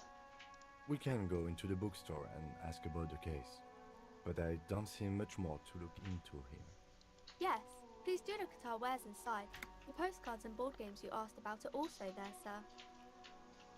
How does this curse manifest itself? It does not manifest itself in any way. It does not exist. I liked it better when we were talking about whether it's appropriate to stand out in the freezing weather. Fine, I'll show you. Anything else you wanted to talk about, sir? Maybe I can tell you about some of our books instead. I'm gonna go crime. Crime fiction is about murders or burglaries or things like that, and the work of a policeman or a private detective who's trying to solve a crime and catch the criminals. It's exciting to people, I guess. They get to imagine dangerous things, and it's kind of like a puzzle, where you can guess who the criminal is, or how the good guys are going to catch him. The law. You don't look much like a policeman. Didn't mean to offend, sir. Sorry, sir. It's just that you don't look like Dick Mullen. I used to be exactly like the Mullen guy, then I said live a little. Not your body that's important, it's your head. Head? Yeah. Yes. No, it's your soul. Your blue soul. I'm not sure I understand. Policeman's gotta have the right stuff, an ingrained sense of the law. If you say so, sir. He's just a fictional character. He's no match for your soul. Maybe you can show me some real police work, sir.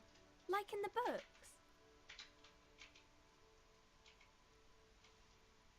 Alright. The girl keeps her Damn, hands double folded, sixes. hidden. Why is that? What do you mean, sir? She knows where this is going.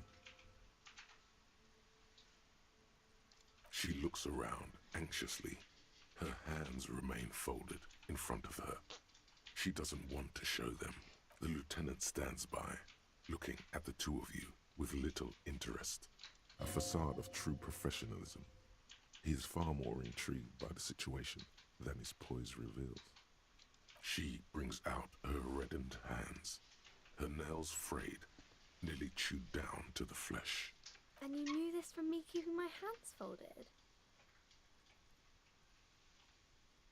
Well, that proves nothing. Anyone could do an easy deduction like that. She nods, half provocative, half enthusiastic.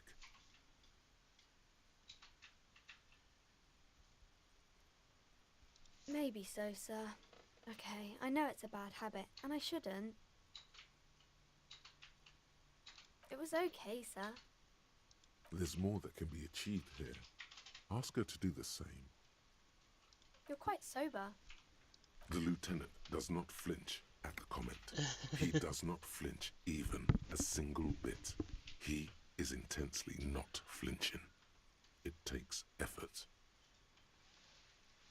And I'm having a grand time. I'm also sad and my head hurts. Because you usually aren't. I'm sorry, sir. I hope things get better soon. There she stands, swaying on her feet, assaulted by the early spring breeze. She smiles at you. The whole situation suddenly feels familiar, somehow. Because you know Past that too. She's been talking to you so openly because you've talked before. Finally took your personal Yes, I information stand in this spot all the time. You've been running around all week without your shirt on, sir. Telling people about being a star or something. Don't really understand who those stars are. Of course, you've stopped by a few times. You certainly look better than the last time I saw you.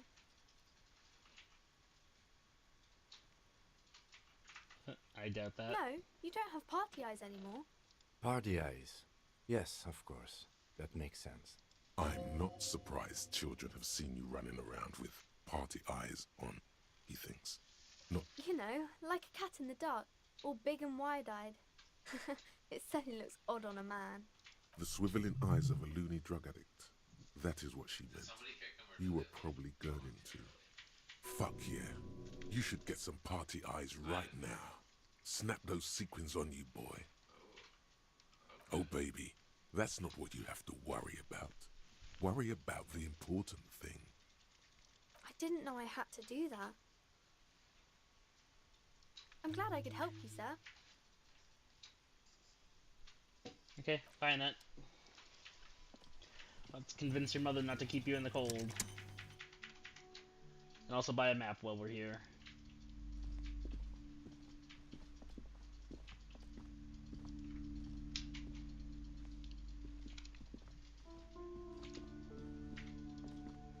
Several maps have been attached to a bulletin board hidden inside the alcove. They're held up by small pins.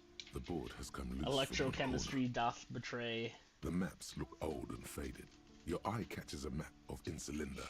It's not really a map. It's still, just give me the map.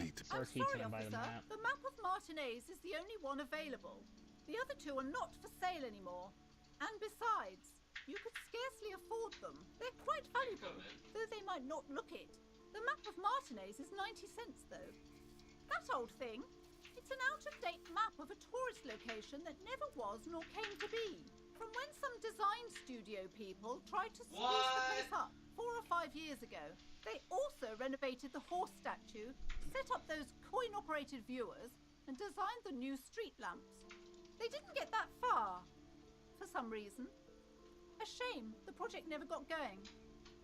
Would be nice if someone fixed Martinez up. All these ruins are bad for business. Always good to be informed of your surroundings.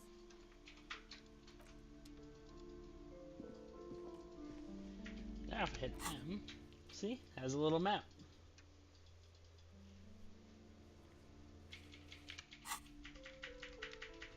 Nice spot.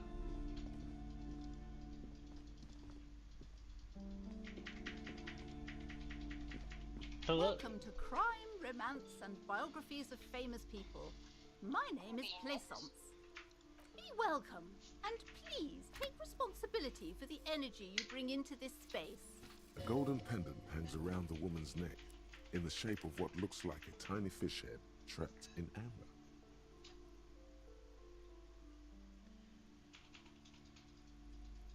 Oh yes, helps to have an anchor in these times. Narrows her eyes as well. I am the proudest owner of our little shop of culture. Annette, yes, my daughter. I hope she wasn't slacking off again with her nose in science fiction. Tell me, was she at her post doing her job like a proper girl? Wonderful! Did you talk to her? Great! On a scale of 1 to 10, how compelled were you to buy books after talking with her? Her opinion of her daughter depends on how well she lured you into the store. Good shit. You're on the board. Shavana is easy to pick on. Come now, it's not personal. It's about proper sales practices and market research. I expect an answer. My precious, her dedication brings joy to my heart. If you have children, I hope they turn out as great as my Annette. I'm here to dismantle the free market and abolish child labor. God, I've told her not to do that. It's such a disgusting habit. She'll get over it. Anxiety is a part of life. It doesn't have to be. Part of hers too, clearly. She can, if she has enough willpower. This is what's called growing pains. Life isn't easy. Life doesn't give breaks. Come on, ma'am. It's obvious she can't do anything about it. You are placing an unnecessary burden on a young child.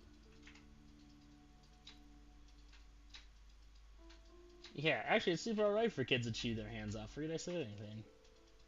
His mother kind of sucks. She stands stiff and severe, silently fuming. 10 or so seconds. Oh no. Hold on. I need to invite her inside and apologize. She must be freezing out there. There. I don't know what to say to you. My husband, he tries to teach me business lessons. Like, it took us I forever have to what kill my him. mother called a dull mind. All this stress. It sounds like both the husband and the mother treat her the way she treats Annette. I cued him out of your stun. Like, I don't know what you want me to Well, do, but when my I mother was horrible, of I'm course. gonna cue. Absolutely perverse energies around that person. But my husband, My husband is completely different. of course. Yes, I'm afraid so. A real treat she is. It would be nice if she had... No, we couldn't have afforded more children, really. Not in this economy. We're quite busy people, you know, my husband and I. Quite busy. Children are a lot of work. You don't look like a father, so I don't expect you to understand. I'm sorry. I'm sure you do understand. She's been too busy helping me here, so she studied at home this trimester. This is a temporary solution, of course. I assure you, I of all people understand the importance of education. She will be back in school the moment the store takes off. The woman looks aloof. Her feature. Thank God. A small mountain of colourful board game boxes. There are numerous types of games for all ages. A lot of shelf space seems to be taken up by Wirral-related merchandise. Wonderful board games, sir. The Viticulturist is a classic for sure, or perhaps you'd like Archipelagos of Insulinde, a very educational game for those interested in geography. Raubritter is a fun game of economic competition. It can get quite intense after a while. We have games for the whole family. You can play with your children. Who are you going to play board games with? Do you have friends or family? Into the bush. Running from our guy. Oh. It certainly feels like whatever you are will die with you.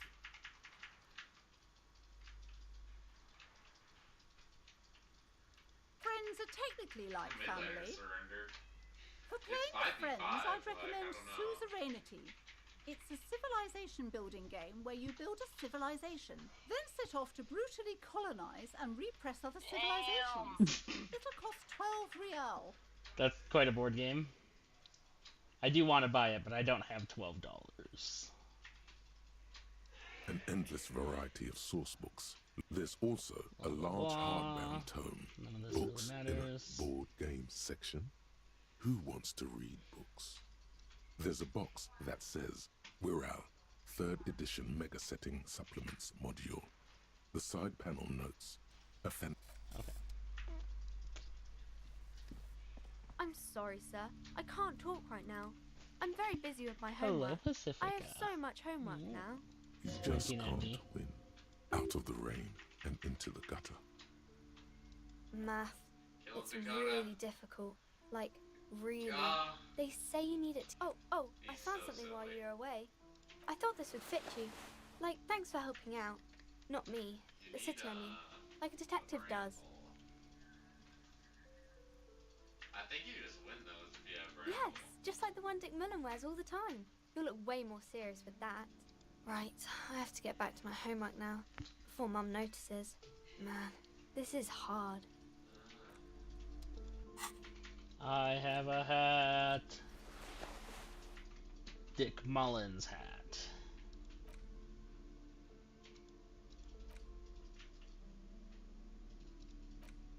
The worn map features the patchwork grid of the streets of Martinez, with directions to appropriately touristy locations. Year 48 resides on the upper right corner. Your finger moves through the various streets, across Rue de Saint-Ghislain and Rue Saint-Sipar, over Saint-Brun and Martinez North, finally coming to a halt on the spot where you are currently standing, although the map gives no such indication itself.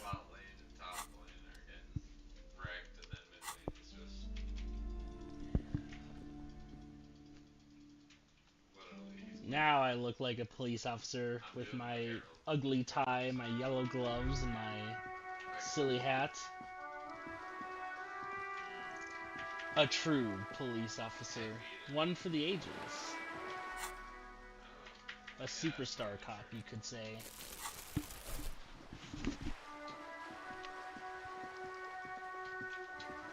He'll give you gold, that's for sure. Run, dude. You what's up with that, sure.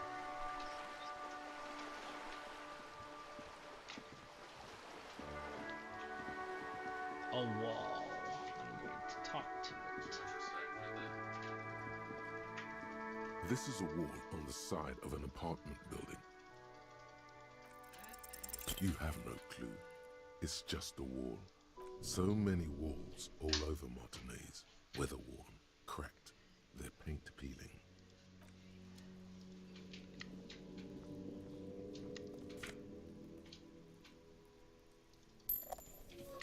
Yeah, this is cute. It's not damaging you. It's funny. It's a strat.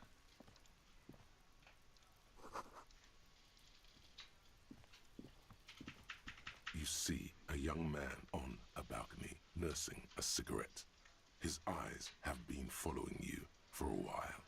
Not looking for any trouble, officer.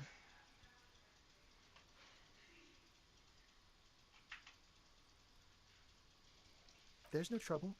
I'm just speaking in a lowered voice. I don't want to be seen talking to the gendarmerie if that's okay. I just want to finish my cigarette. Don't let him go.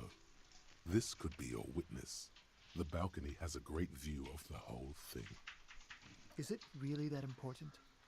Like a nervous cat, he keeps stealing looks at the neighboring windows. All right, but make it quick. Once I finish this cigarette, I have to run. I'd even go so far as to say that the view is a little too good, my dear gendarme. Do you have an estimate of when the body will be taken away? We will remove the body as soon as possible. Now tell us, where were you last Sunday? Oh. You already asked me that, didn't you? No, not you two. Some more muscular type. And when did you speak to this more muscular gentleman? Last week? I don't know. Look. You didn't answer the question. What were you doing last Sunday? I had a friend over. It was my Sunday friend. We don't have much time for 4 A Sunday friend. How intriguing. Makes sense. Friends are nice on Sunday. You don't have to work. You can just spend time with pals, watching rugby and drinking beer. He doesn't reply, gesturing no with his cigarette. In the neighboring windows, you can see faint reflections of his silhouette, all from different angles. My name? My name is Martin Martinez. Martin Martinez? Good local name. Let's go with that. No. We won't. Yeah, I don't know. Now, if you'll excuse me, I really need to get going. Time to bring out your secret charm. Tears and begging. Show him your emotional side. Yeah. Throw yourself before his very feet like a dog. Oh my god, why is this still... Stop drinking. I'll take the trash out. Just please don't leave me. Trash? Please don't go. I was still within I'll anger even stop range. smoking inside. Listen, I really have to go. We did. Ah, there We it got goes. Wasted. You would have gotten at least a few good drags out of it. Good luck with the investigation. I'm gonna get a bramble myself.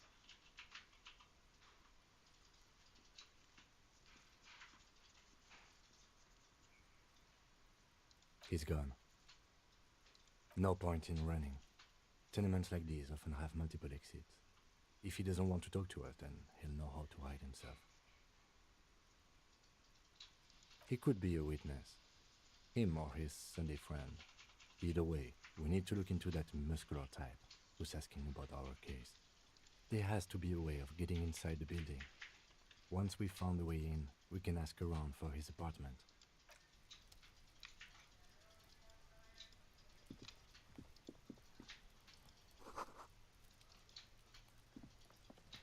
There must be another way into the building. Oh my god. Ocean Drake is perfect That for Maokai because bushes... did not sound like it was correct audio. Better for Rengar. I'll be real.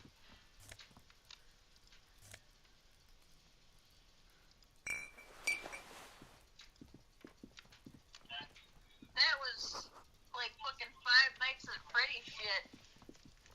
Yes, there must be another way into this building. Good dodge, Scott.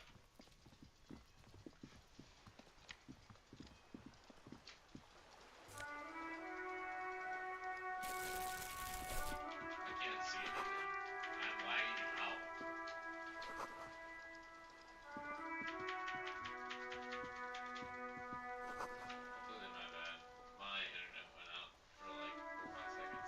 The streets will flow red once more.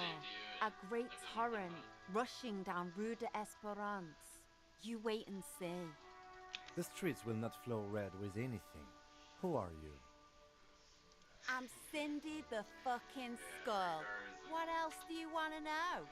Date of birth, blood type, the last time I was tested for Hep C. Do this and this and this. I'm done. Go where? Accosting a minor? Listen to your partner, pig man. Keep your grubby hooves off little old ladies. The lieutenant furrows his brow at another one of your eccentricisms. Hatred, disgust, it's difficult to tell which of the two is more present in her girlish features. The woman on the boat does not notice her staring. That Ozon whore. Someone's got to keep an eye on her. Ozon is an archipelago 2 days' travel away from Rivershaw. Its moneyed residents, used to posh restaurants and upscale boutiques, rarely have reason to visit Martinez. Probably the Wild Pines rep. We should talk to her. She's a professional negotiator, though. I have the feeling she will be very cooperative while telling us nothing. You should take the lead. Ask her unexpected questions, you know? Do your thing. Don't be afraid to get a bit wacky. Throwing her off is our best bet. Good idea, piggies. Run along now. Fuck her shit up good. Impound that boat while you're at it. I'd like to watch her swim back to Ozon. Can't you tell?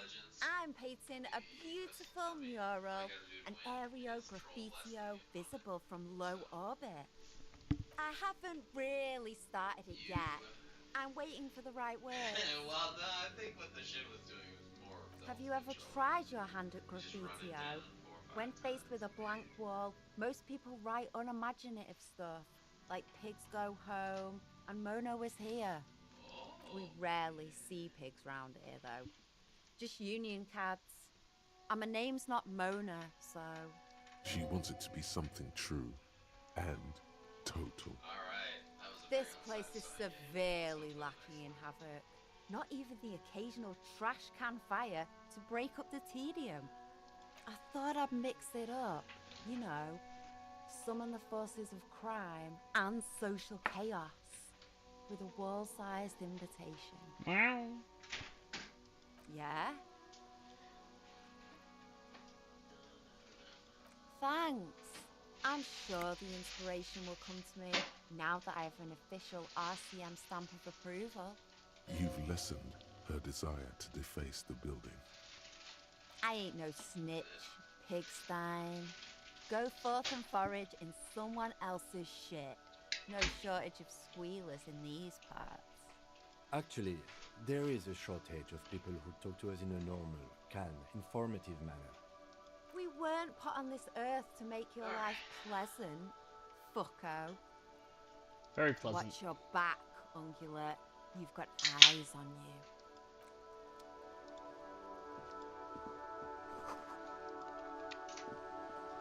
Any requests for the gentleman?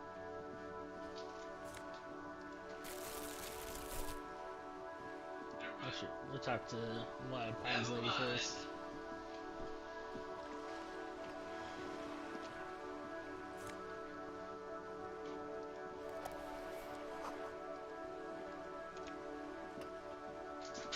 I'm into it. Oh yeah.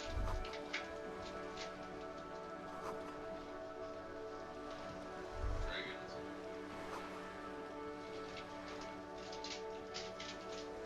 A striking woman leans against the cabin top of her sailing boat, smiling as you approach. Her green raincoat glistens with driplets. A silk scarf is tied around her throat. Good afternoon, officers. I'm Joyce. Joyce L. Messier. I represent the board of Wild Pines, the owners of the harbour. You gentlemen must be from the RCM. Dayton, my maiden name. I'm glad to see you here. I was dispatched to handle a strike, not a lynching. Anything I can do to assist the RCM in this matter, I will, gladly. That is good to hear, madame. My colleague will take the lead on this interview. I should let you know that he is recovering from an unusual medical episode. Very unusual. But I can assure you of his ultimate competency. How interesting. I wish you a swift recovery. In the meanwhile, you have my full cooperation, and the full cooperation of the Wild Pines group. Why, yes I am. Of course there are. We're on an archipelago. How else are you supposed to get around? Yes, we are. We are on Le Caillou. We are. And the city of Revachol is on the island of Le Caillou. Yeah. I haven't seen anyone else drive a souped-up Capri Kenema motor carriage either. Actually, that motor carriage has been specially issued to serve as a patrol and pursuit vehicle. It's for crossing long distances in the greater Revachol industrial harbor. It's not a toy. Neither is this. A toy, I mean. It's a machine for crossing long distances in the Bay of Revachol, between the city and the islands. She's having a good time arguing against the law. Too good, perhaps. The boat? No. It is called Cordelati 19 because that's the type of sloop it is. The word "it" feels strange. Such a beautiful boat deserves a proper name. Yeah, you gotta name your boats, lady. Okay. How about Cordelati 19? Why? Because it was manufactured in Revachol East by a company called Cordelati, and its hull is 19 paces long. How about Dolores? Why Dolores? I don't think so. Well, it means nothing to me. I think I'll stick with the factory name. But thank you for the suggestion. My sloop? I like it a lot. It's the eel's hips, baby. I'm enjoying this part of the interview. It has so little to do with the murder we're investigating. I really do, the lieutenant thinks. Is she thrown off yet? He's looking at the woman, assessing her. Good.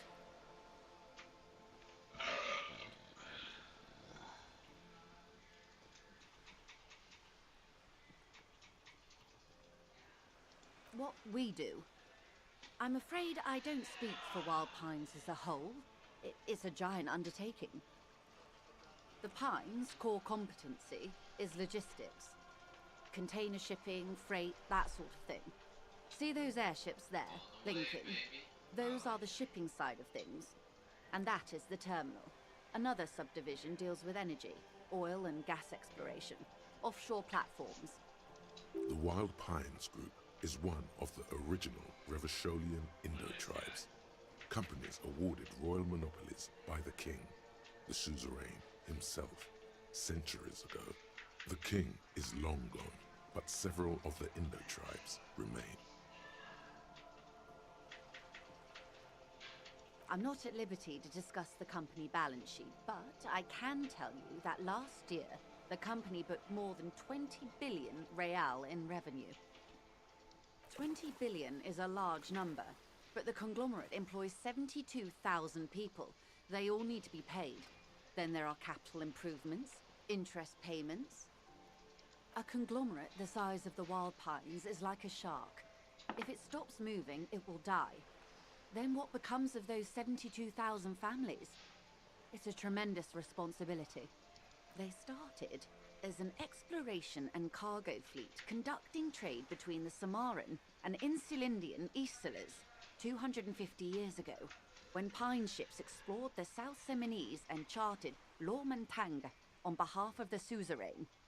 Centuries of care, deliberation, and madness have gone into this endeavor. Vessels pass through the great unrest to re-emerge with apricots in tow. The logic of the system is totalizing. It's taken everything from its employees to build it.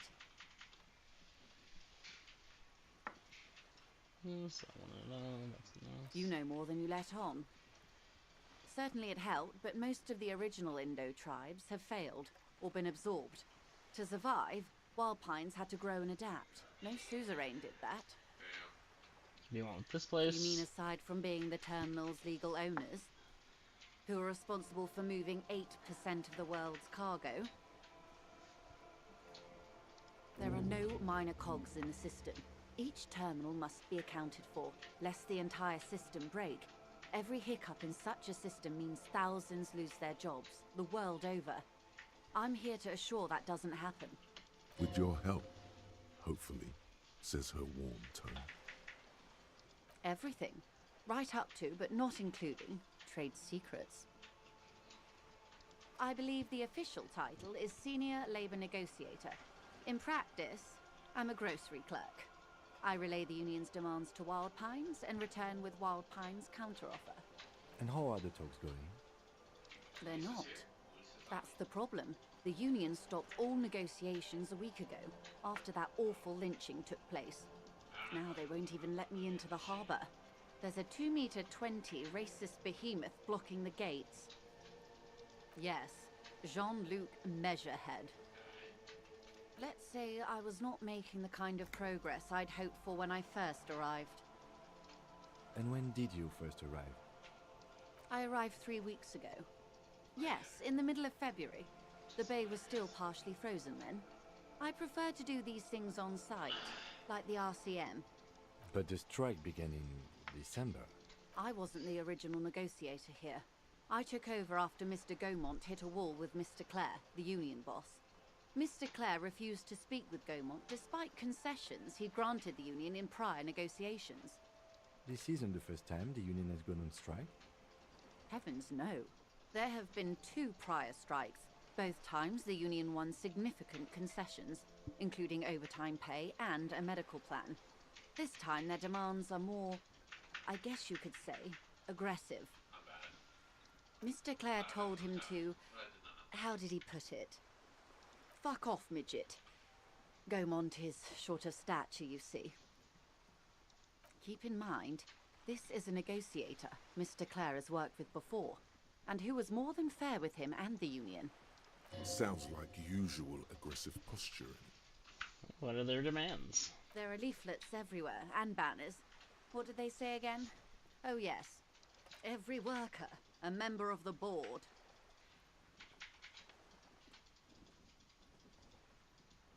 Then you might also like their other slogan. Demand democracy. Personally, I agree. It lacks the pizzazzo of every worker a member of the board. It's quite simple, you see. Every time the Wild Pines Group makes a decision about what? About anything really, it needs the signature of each of the 2,200 workers in its Martinez terminal. Just so you understand, this is but one of 22 terminals owned by Wild Pines. Essentially, not only are they kings of the company, they are also kings of the 72,000 employees of Wild Pines Group. The king is dead. Long live the workers. They're having a blast. But how can they afford it? After 4 months, my assumption was they would prefer a more practical solution. I'm not sure. Naturally, I assumed that was just their opening position, a hard-nosed tactic with a side of mockery. But there's been no follow-up, just the same nonsensical slogan repeated over and over again. And now, people are getting lynched, I hear. Behind the whirling in rags, a disastrous situation if there ever was one. Excuse me, from whom did you hear about this lynching?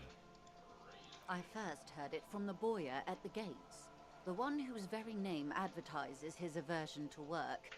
I think he said it was, "Call me mañana." This checks out. The scabs? You mean the huddled masses of Jamrock, come to plead for work where the union refuses to? If they were organized by Wild Pines or its affiliates, then it would be a company secret.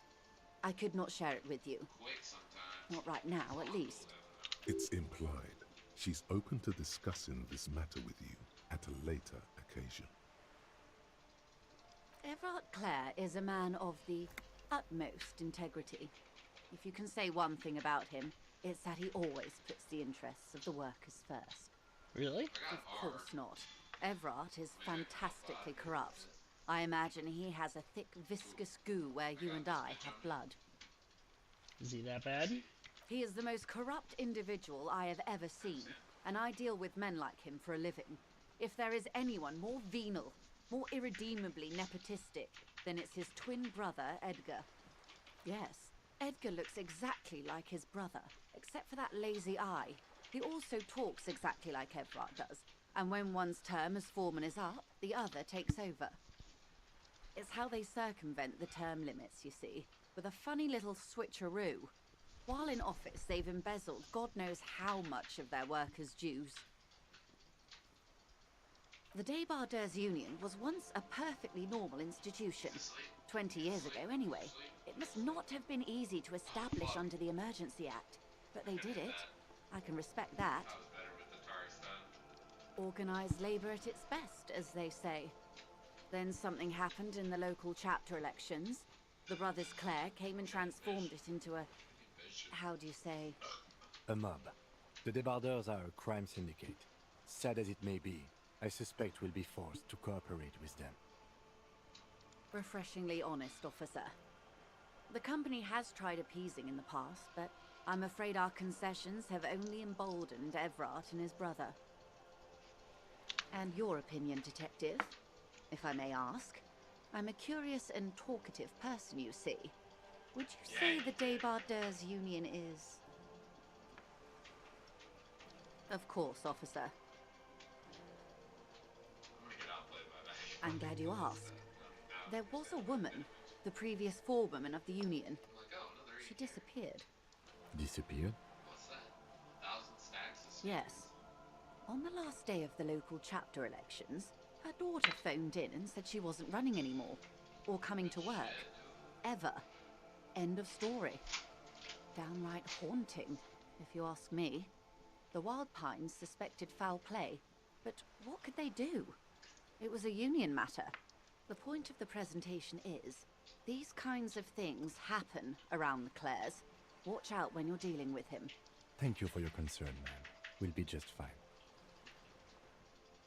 Of course. How else can I help? Quite a few things, I'm afraid. The information I'm to share with you includes sensitive trade secrets. For the sake of my employer, I have to ask for your names and badge numbers. Of course, ma'am. We should have introduced ourselves. I am Lieutenant Kitsuragi, from Precinct 57. And this is my colleague from Precinct 41. I'm afraid he doesn't have his badge at the moment. I hope mine will suffice. How curious. Why is that, Detective? Awkwardness washes over the conversation. The woman doesn't like this turn of events. I see. So, are you saying you lost your badge during the course of this episode? Oh dear. Some kind of encephalopathic amnesia. I don't even know how to respond. I do believe you, naive as that may sound. I simply can't imagine what you gain by faking such a condition. As I said, ma'am, his technique may be very unconventional, but he is an officer of the RCM. Of course, I sympathize, but I'm afraid I simply can't share anything more until I've seen that badge. Hang on. She's a professional negotiator. She should be open to some sort of mutually beneficial So arrangement. now we gotta hunt down this badge. I mean, favors for favors. Yep. A dirty alliance of some sort. Easy. Just offer her a favor. Like I said, nice and dirty. I will be frank with you. If I'm going to break protocol, I need to be able to justify it to my superiors. They're going to want to see something very tangible. You're in, but expect her to drive a hard bargain. Reports from inside Terminal B suggest it's a hub for the local drug trade. This is an open secret in Martinez. The Union controls the terminal, so it goes to reason.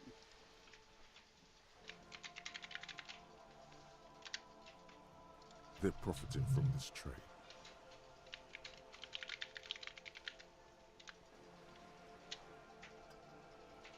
The company has tried looking into this matter before, to no avail. Perhaps someone with your authority and resources might turn over the right stones. Or You can recover your badge. Though, if I may be blunt with you, it sounds like that may be a lost cause. Detective, a word in private before we continue. This is not going quite as I hoped it would, Detective. Honestly, I was expecting you to use your unorthodox technique to keep her off balance and, not volunteer us to be her henchman. This woman is running circles around us. She might have known about your misplaced badge all along, or she's simply an adept improviser. Either way, we've played straight into her hands. He doesn't let it show, but there is a limit to how much the consequences of your unprofessional behavior can cost the investigation.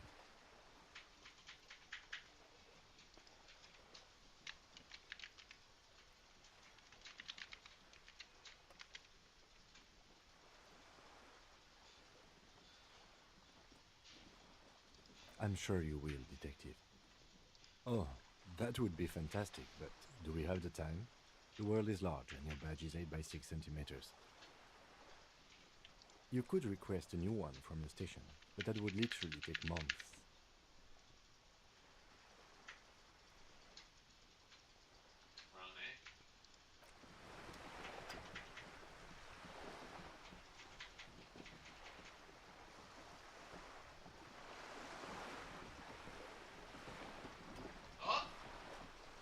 It's very snowy. You're back. Good. I find What it can I interesting help that's you with? supposed to be spring, and yet it started off with a light little flurry, and now it's just gotten more and more snowy. It's quite straightforward. Someone is using Terminal B to smuggle raw ingredients from the Samaran Isola into Revachol with the Union's blessing. Wild Pines has suspected it for years. No escape for you. Ingredients for what, ma'am? Do you come out of Shadowrun when he goes blah? I wanna know. Meth and dextroamphetamine, GBL, and various synthetic psychedelics. Honestly, it might be quicker to say what you can't make from the stuff. Yes, after they clear the terminal, we lose track. The actual production is taking place at various sites in and around Jamrock Quarter, north of here. Wild Pine seems to be well apprised of the local drug trade, ma'am. Do you mean to say the Union also produces the product? Sells drugs, I mean? We're in logistics. It's our business to know. And no. As far as the company knows, the Union does not produce it. They transport the ingredients for a cut. Yes, but you won't get anything out of Evrat and the Dockworkers Union. Still, every chain has its weak link. The lorries. Someone needs to move the ingredients from the harbour into the city. Once they reach Jamrock, they're distributed to a network of local manufacturers well beyond our grasp. But in transit, they are vulnerable. Perhaps you've noticed that a number of lorries are tangled in a traffic jam at the roundabout just now. Interview the drivers who are still hanging about. One of them might be waiting for a crucial shipment. I'll be explicit. If you find this driver, I will share company secrets with you. No. We asked East Motor Track to raise the drawbridge. The road company is a partner of one of our subsidiaries. However, this is a limited time opportunity. Once the complaint has been processed by the Trade Committee, they'll have no choice but to lower the drawbridge, and the operation will continue. Thousands of litres of raw ingredients will pour onto the streets of Revachol. Not the east across the river, but the west. The vulnerable, the weary. Well, at least this solves one mystery. What is that, Lieutenant? Why I had to call East Motor Track and beg them to open the drawbridge for me. I'd wondered since I first drove in, on my motor carriage. I am sorry for the inconvenience, Lieutenant Kisaragi, but we need them trapped here. This is a unique opportunity. I'm sure you understand. How do you think they're financing this strike? There are thousands of unpaid dock workers going strong for the 4th month straight. There was a shakedown of local businesses preceding the strike. Many were squeezed to bankruptcy to fund it. With all due respect to these desert cacti, the contents of a few cash registers cannot provide for 2,000 men. The local businesses can scarcely provide for themselves. Precisely. Smuggled out of that very gate at night, most likely, then loaded onto lorries and driven to Jamrock. You simply need to find one driver who will open up to you. Yes? Excellent. According to my reports, there are at least 3 lorry drivers lingering near the roundabout. Hopefully one of them will know something. It may come to nothing, or it may just blow the case wide open. I can keep the drawbridge up for a few more days at least. You should have the time you need. In the meantime, let me know if there's any other way I may be of assistance. Yeah, speaking of assistance... Is what you want to say, but it isn't that easy, is it? Look at that lady. Take a gander. Squint your eyes, bub. A well-kempt, yet tastefully short bob of dark hair. Despite the first hints of grey, she's elected to keep it au naturel, shaped into a permanent wave, late 40s style, while dull orange pearls hang from her earlobes, red from the cold. Her light green eyes scan you, full of knowledge and worry, wealth and all its possibilities. These are the kind eyes of the rich man that seem to say everything is possible. Now look at you, you misery-clad simian, barely able to tie your own laces. Your armpits are lakes. A scythe of booze precedes you. Your hair sticks to your forehead, and your underwear feels uncomfortable. You're poor, poor as balls.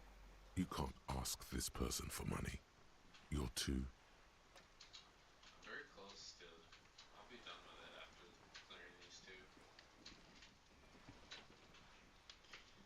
2. I'm not ashamed to shake this leash for some dough. Yeah, You sure. think your little communism protects you from this feeling? No. The more demeaning it is to grovel at her feet. Oh God, the lieutenant is here too. Do not dishonor the force. As I was saying, if there's any way I may be of assistance, please don't hesitate to ask. Can I have some money? I am sorry. It just doesn't come out of your mouth. What does? It's surprisingly eloquent, really. The last one, not the first 3. Those are ape speak. Excuse me? I didn't hear you. What you meant to say was... This reality. Ah, yes, the episode. Sounds like an acute case of encephalopathy, now that I think of it. Don't be phased, madame. He functions perfectly well. He only needs a lowdown on all of reality. We may be here a while then. Ask away, officer. I'll help however I can. All right, we're in. I know these all look good, but begin with the first, okay? I'm not gonna do Glad to this have been right of now. assistance. The little that I know. Of course, detective. Take care.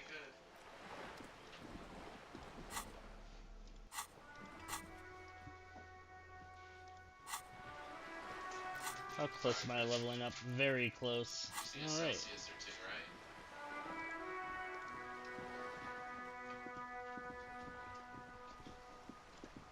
2, right? It is snowing quite a bit.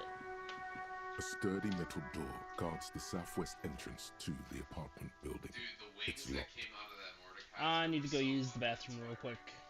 That's just amazing. I will be right back. Yes.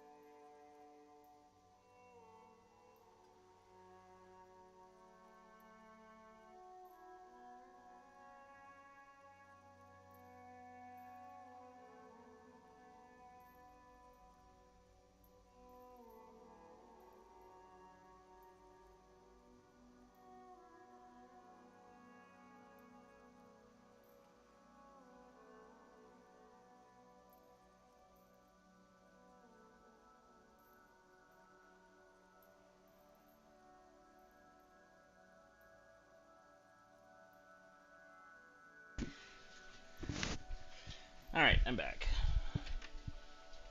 This could be a way into the apartment building the smoking man vanished into. The door rattles against your knuckles, but there's no response.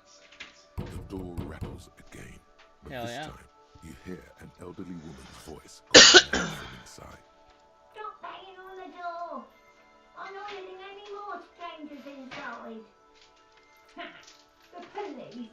Everyone knows the police don't come round here. No, I already told you. I won't be responsible for any more strangers getting into the building. Go check the backyard door. Maybe someone there will. Backyard door with the smoker. You already were there. Didn't work. Good. We had enough problems with bums and drunks and thieves loitering in the hallway. You have no business here. You're well versed in the kind of threatening legalese that implies criminal liability, but in fact has no meaning whatsoever. Obviously, look at that vague yet threatening stuff spewing forth from your mouth. I know my rights, and don't you marm me, boy. Miss, would it help if we offer to show you our badges? Hold your horses. Yep, badges. Multiple. Just come in.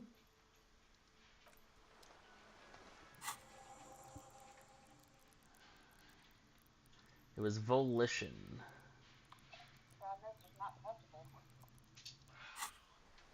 Alright, we'll go back to that later. Hello, Pacifica.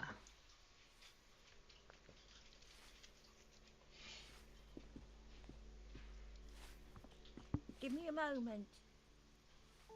The cold never does any good for my bronchitis.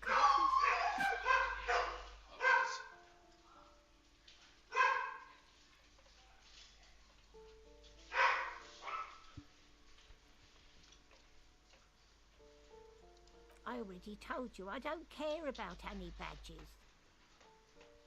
I'm fine. Fine. Don't you worry about me. Doesn't sound fine. You're still worried. It's very worrying. Now, what do you want from me, policeman? Oh, you'll find plenty of Martins here. Don't you worry.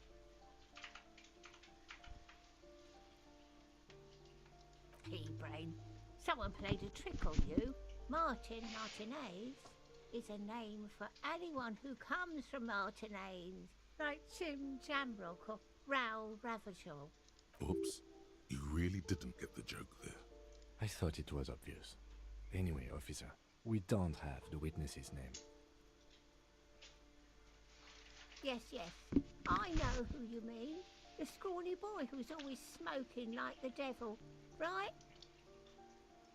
Somewhere in the building, a child starts crying. You hear a radio tuned to a talk show and someone taking a shower. What's he in trouble for? He was wanted for murder. He's going away for life. Talk?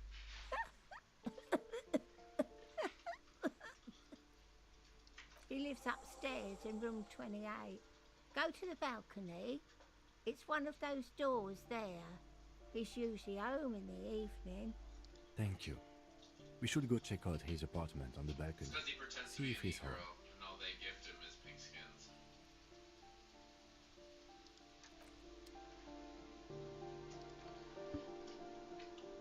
Okay. So, let's go do this Joyce check then. So I would like that money. You're back. Good. What can I help you It with? was volition, okay. Level up. Oh shit. Well, I get minuses for damage, huh? Interesting. Didn't know that. Alright, so let's heal.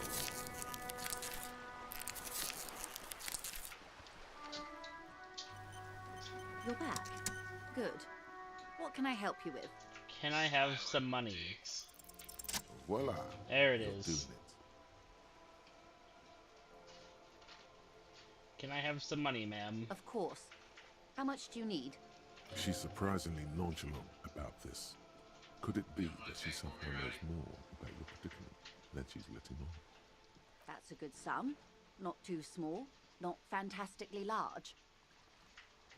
She removes a few notes and hands them to you. The paper is cold and oily to the touch. So, I hope I didn't just bribe you, officer. It may not be technically illegal under the Emergency Act, but still.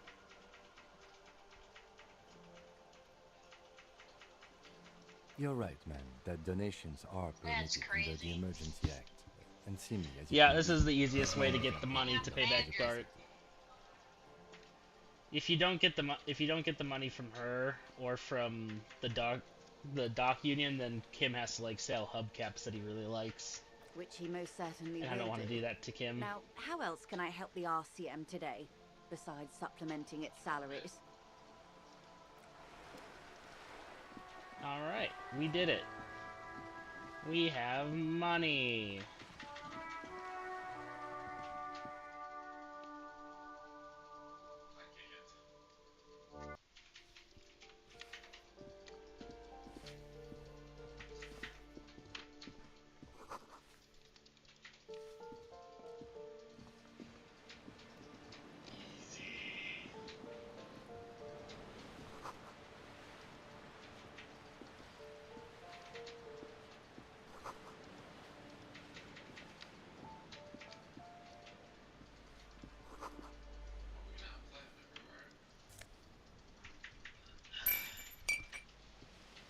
Even more money.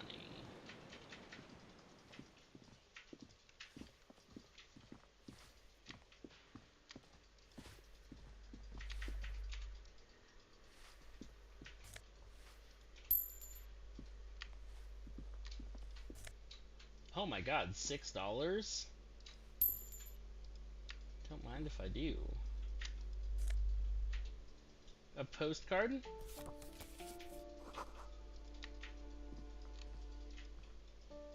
You hear someone walking around inside, rearranging the furniture. The number on the panel says... I don't care. Ooh, shoes. Just money inside the shoes. Don't worry, I'm sure these people want to part with their money.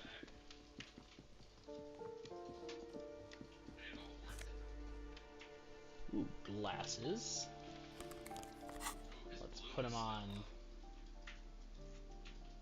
It's made plus logic and minus authority. I got Flash. I'm sorry. He's on the wolves. Oh. Clearly. Sorry, I understand. I know I can. Which way am I supposed to walk? Hey, this door's open. Alright, it's inside.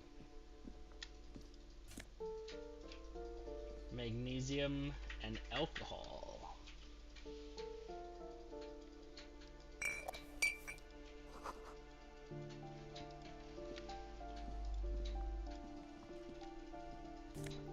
More money! I should look how much money I have.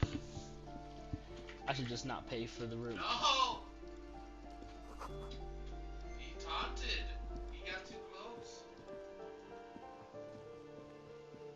Yeah, I didn't walk towards him. He hit you, he walked on.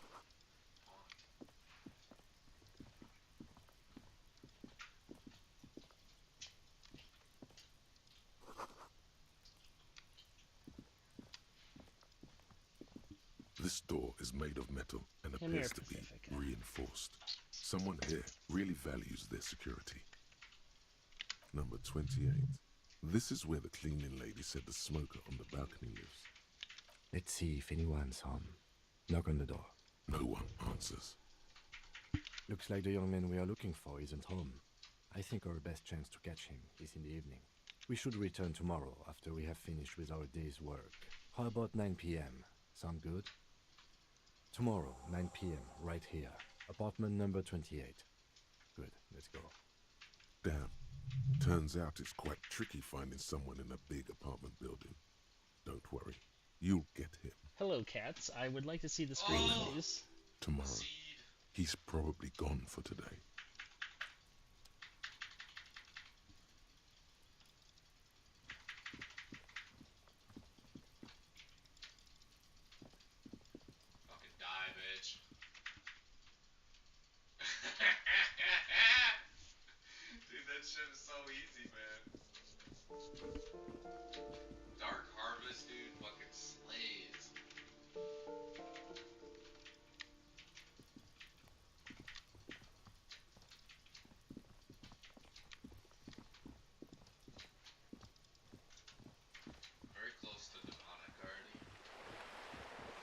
My cats are just swarming me right now. I got sleep.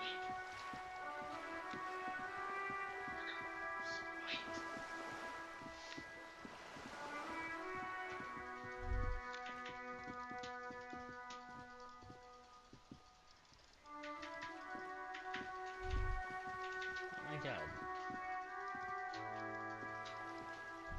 Yeah. Motherfucker, give me the thought bubble. I got really curled around my legs, passed out.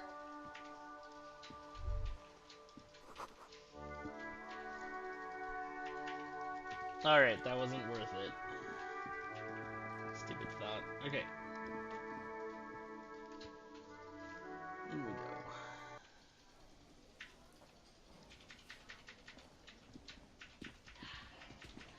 That would be nice. Very upstanding of you. Can I help you? Yes. Have you got it? One thing I like about Lily is Well? she seems to take very little damage from being involved. Great. Thank you, officer. That's all I wanted. Payment for services rendered. It's good you paid before 9 p.m., or your door would have been locked electronically. Please pay for each night in advance starting tomorrow. 20 real per night. I'll take a room here too. Of course. Always happy to have officers from the RCM as guests. Anything else I can do for you? Yeah, give me a drink. Do I have a shaker in my hand? Is this a shaker? He sounds irritated. No, there's nothing there. Am I wearing a little bow tie? Am I wearing a bow tie and doing this? Am I smiling? Do you see me smiling and shaking my little shaker? No. Do you know why? Why? Because I'm not a bartender. I'm a cafeteria manager. Is there anything else you wanted? Play it calm. This man needs to understand you need a drink to help the community deal with police stuff. What? No, I'm an alcohol-operated detective. Like what?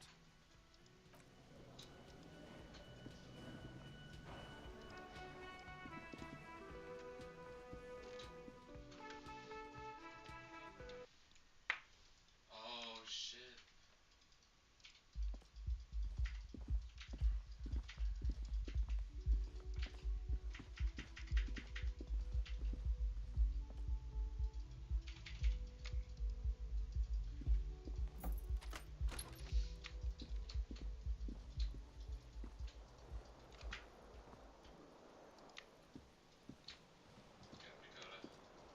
The bed is cold and not.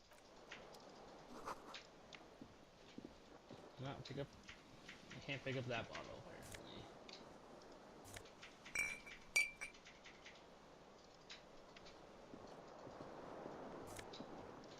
apparently. Look at me cleaning up the room a little bit. Oh my god. Such a good person.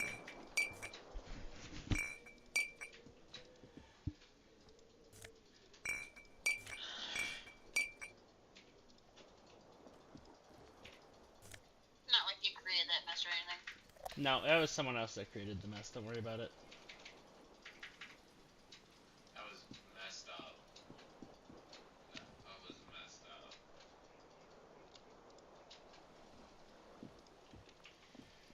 Alright, we did it. We collected some bottles.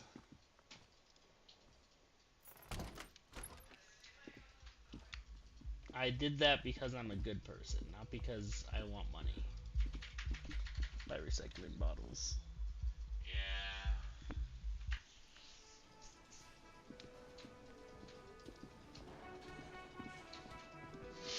Sure. Should we go top?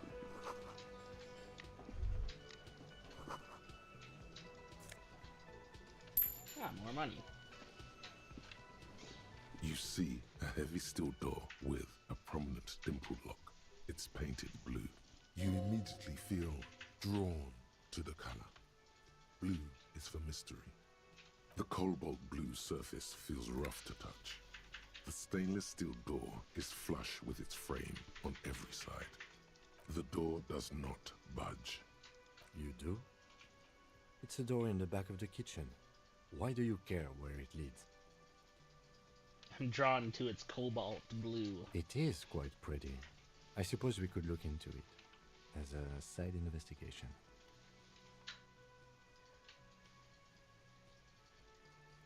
The door in the main investigation will merge into a stereo investigation.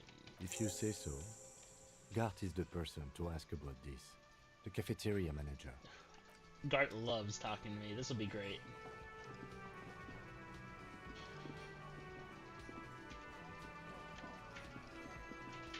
Can I help you? Another thing. Great. I love those. Oh, yes, that door, sure. There's nothing mysterious about it. It's just a door. No, I don't have a key. I don't know how to get there. And I don't care either. It's not like I've been wondering about it for 10 years. It's just a frit warehouse, probably. Or some boring storage space with a bunch of old junk and dust. Junk and dust. He's attempting to maintain an air of indifference. It's absolutely not convincing. Fine, okay, a little. But my job doesn't leave me time for wondering about one locked door in one of the cafeterias I manage. So I haven't opened it. I have cleaned the whole place 100 times over, though, after the animals. And I haven't found a key, so good luck with that. Yes? Mysterious. Alright. What other checks do I have? Silence could be here. Can try measure head. Don't need to steal a map. Backyard wall. That was pretty great. And some joist checks. Was the physical instrument or the sever fair?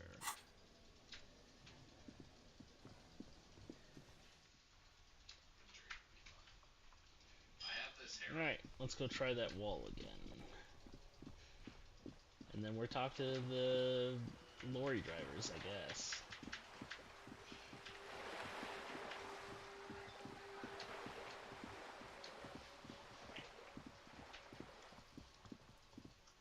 Just an ordinary wall.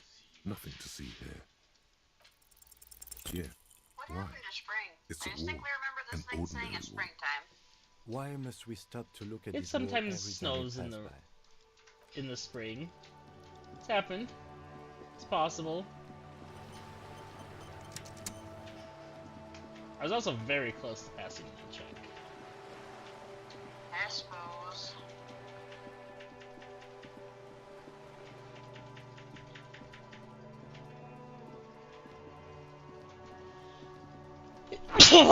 Oh my god, sorry.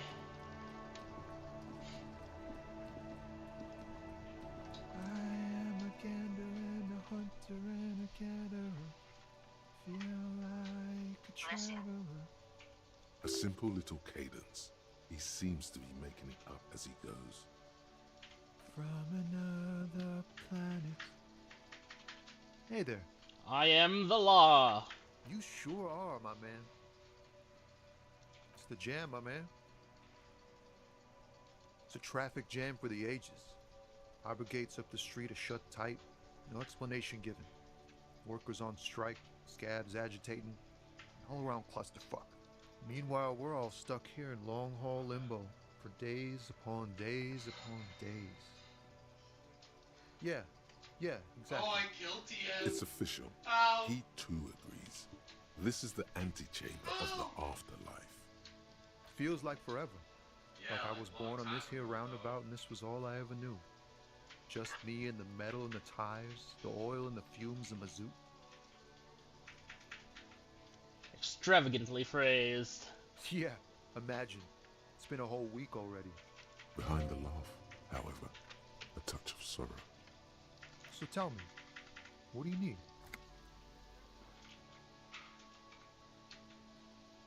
It's like, whatever's going on over at the docks. Workers got a blockade set up, making demands, no way in or out. Some pretty wild stuff I hear. Like a giant new power crane in half the company?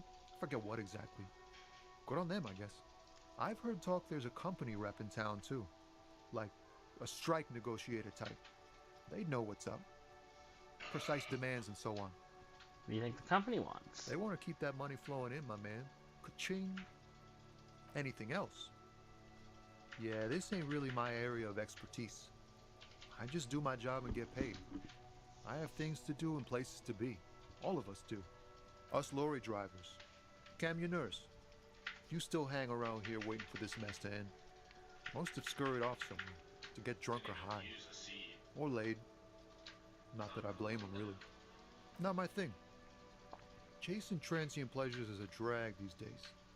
I prefer the examined life now. Thinking, reflecting, observing. What's better than chasing transient pleasures? The more transient, the better. When one's ended, you can get onto the next one. Quiet electrochemistry. He ain't one of us drivers. I know that. All accounted for. Otherwise, I haven't really asked about that. Been wasting time right here. Keep him busy. It's easy to see he's telling the truth. He's kept his nose out of the dark stuff. Analyzing the fundamental structural and psychological conditions of being stranded in the midst of a sea of motor lorries and their sad, despondent chauffeurs. And your conclusion? A sense of surprise there ain't more bodies hanging from more trees. Yeah. Oh, high-grade narcotics, illegal firearms, stuff like that. You're under arrest. Can't even get a few jokes past you, my man. I've got another haul of found cargo. Mostly sporting goods, tracksuits, and that kind of thing. They usually get shipped to Grad in the Occident, though we've been making headway in the Il-Moran market lately. Not unless they've illegalized sports equipment while I was on the road. This rockin' beauty. Sure is. Like a rash you can't get rid of. You interested in heavy-duty cargo machinery? A motor lorry, also called a camion, on Caillou and neighboring islands. This one looks roughed up enough to be some sort of found rust bucket. Maybe the A6. Good eye, my man. Yup, she's an old one, but reliable. Me and her spent a long time together. There it is again. A little touch of sadness beneath his cool.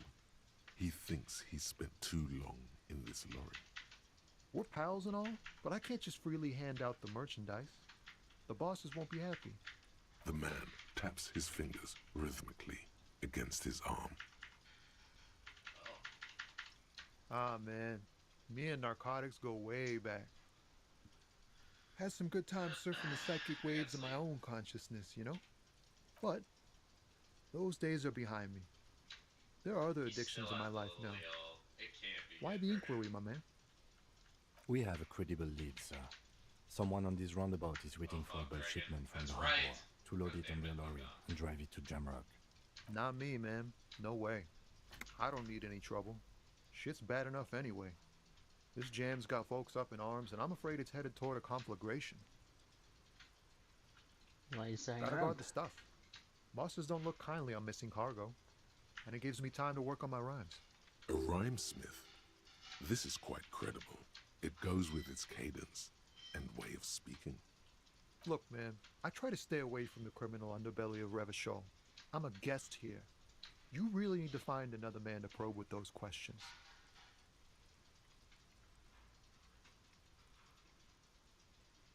Hit him with your best verse. Wait, there's something here, stored away in some dusty corner. It starts like...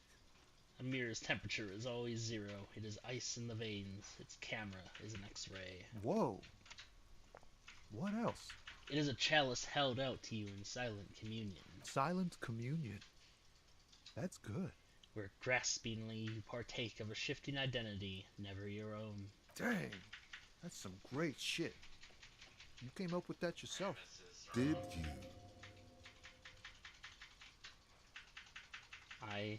I'm just a vessel for the muse. Right. Oh, I care about really, silence. no bullshit. That's great stuff. I sort of want to know if it's yours.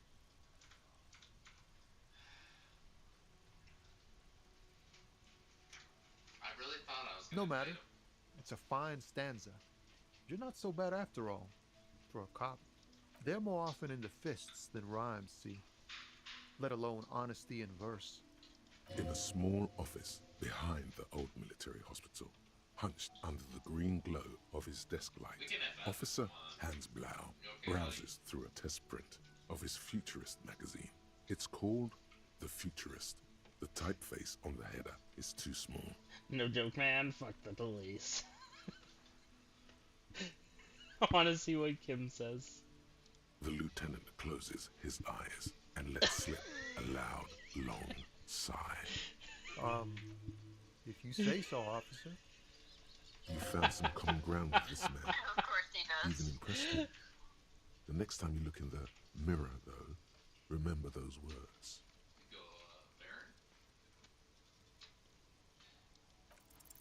In his eyes, ooh, I got it. Our familiar longing, flecks of brown and gold. It's hard to say. His gaze wanders southwest, down the street that goes beyond the horizon. Excuse me? That's true.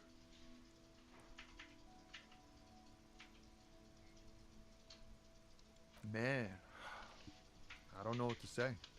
Not much anyone can do. There's no helping in absence, you know. I miss my family. They're all I have. My wife, second kid on the way, waiting all the way in Diora. And here I am stuck in this shit, so far from home. What's it like? Good. And bad. An ache that brings you joy. I think of them a lot. I dream up these silly scenarios in great detail of living with them. It comforts me. What about you, Cop Man? You missing someone? Is that what it is? This feeling? No, it's scarier than that. You're pursued by a hunter, smelling of apricots and sorrow, and the past. I miss my gun. I feel for you, my friend. It's bad enough to know who you miss. Missing like that doesn't feel like it has much of an upside. But, thanks for this. It's nice to talk to someone, and I know it wasn't easy to ask. I hope you find your way through your own troubles. Thanks, man. Don't be a stranger.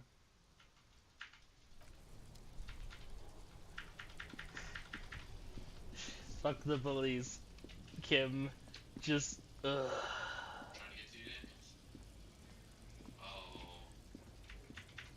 Silas is 13-6.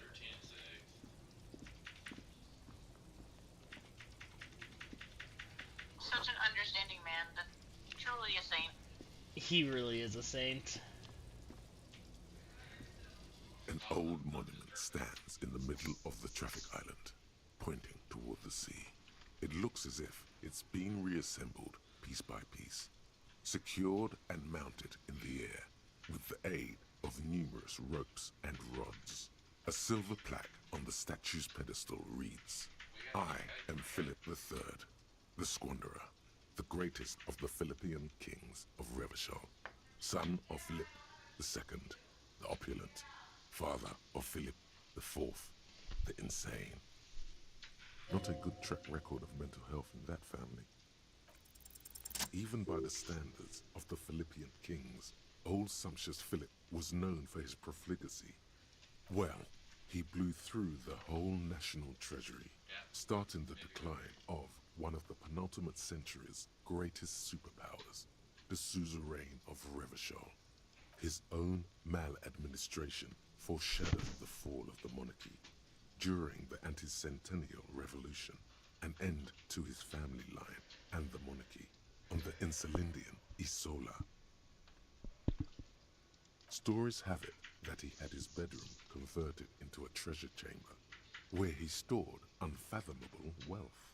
Krugerrands, bars of gold, ornate weaponry, armor, and various chalices. He called it the Sol Auron. It was obscene.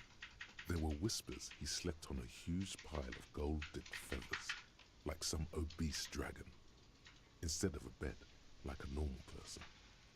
The man certainly knew how to live. Thanks, Necktie.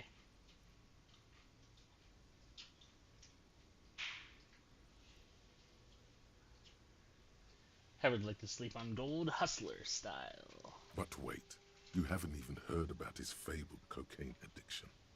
The what now? You see, old Philippe wasn't just good at squandering the national treasury on gold and ceremonial weaponry, he was also a prodigious snorter of nose candy. Not just any nose candy, though. We're talking Royal Philippian Blow, allegedly twice as potent as the stuff you find nowadays, and purple. Philippian cocaine was purple. That's what the revolutionaries said 150 years later, right before they emptied out the royal mausoleum and dumped His Majesty's mortal remains in the Insulindian Bay. Beneath the cold waters of the Insulindian Bay, thrown there by the revolutionaries after they cleaned out the royal mausoleum. The original was blown apart by communards, then further damaged during the landing of the coalition's airships during the turn of the century revolution, when Martinez was leveled. Most historians think the coalition's hasty landing may have ultimately saved the statue. If the communards had more time, they would have reduced it up to even finer pieces. Some years ago, a group of liberal, artistically inclined individuals, designers mostly, thought it would be ironic to restore the statue of the most wasteful ruler of Revachol in the poorest part of the city. The statue is supposed to capture the moment it was blown apart, like an instant frozen in time, a rare butterfly trapped in amber, floating on a sea of shit.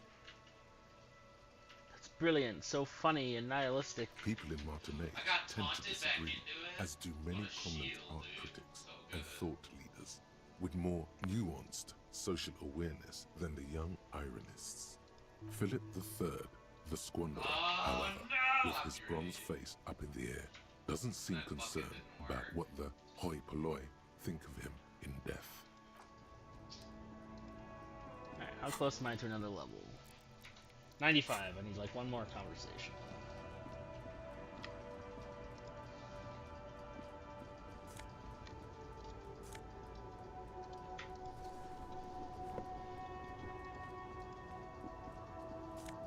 Ooh, more money. I have enough for the board game now.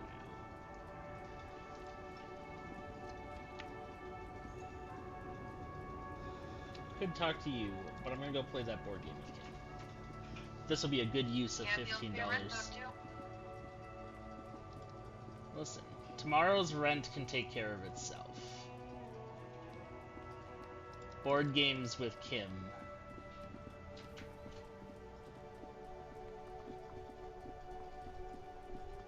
Are much more important.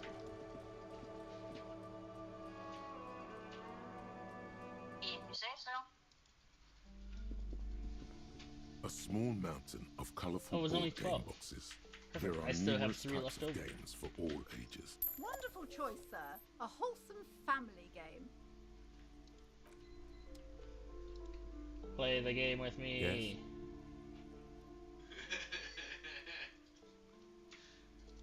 How do I make you play the game with me? In your hands, you hold a brand new copy of the game, Suzerainty. It's snugly wrapped in a skin of plastic. The cover features a charming illustration depicting a mass of grinning laborers loading goods onto a ship, while a richly dressed administrator oversees their work. The exact location and time period are left deliberately vague, but it's clearly meant to represent the economic relationship between the Revacholian suzerainty and its many vassals. The box has a nice heft to it. You hear the rattle of individual wooden tokens and feel their weight shifting back and forth. What treasures wait in store for you? Even before you open it, you can tell that this will be a meaty game of grand strategy and complex player interactions. The plastic wrap rips off as easily as a bodice in a tawdry historical romance. What? There's What a a hiss sentence. as the lid slides off. Inside, you find a thick, full-color rulebook and more than a dozen pouches of various wooden components. Welcome to Suzerainty, a game of economic strategy for the whole family. The instructions are opaque at first and introduce many concepts you're not familiar with. Fortunately, there are many diagrams and examples throughout. You soon figure out the basic conceit. Each player represents an administrator for the suzerain of Revachol. Your objective is to increase the suzerain's wealth and renown by accumulating victory points. That's where the suzerain's vassals come in. The game features 4 vassal nations. Each turn, the player collects resources from vassals where they've placed workers. They may then rearrange. As you leaf through the pages, your eye catches on a sidebar labeled Advice for Beginners. Remember, there are many paths to victory in suzerainty, but successful players will find one strategy and commit to it wholeheartedly. The actual scoring system appears infinitely complex, with a series of tables and appendices required to compute each player's final victory point total. You skip that part for now. You open up a number of pouches containing wooden tokens. There are also several punch boards with other cardboard components that will need to be punched out before you can play. Each cardboard token makes a satisfying as Such you a great pop it part out. of having Soon, a neat pile of new cardboard board coins game. and counters has accumulated before you. What?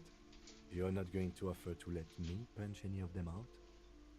Oh, I definitely would. In addition to the worker and building tokens used by each player, there are also several piles of colorful resources from the Empire of Safre. Okay. Oh, those are nice.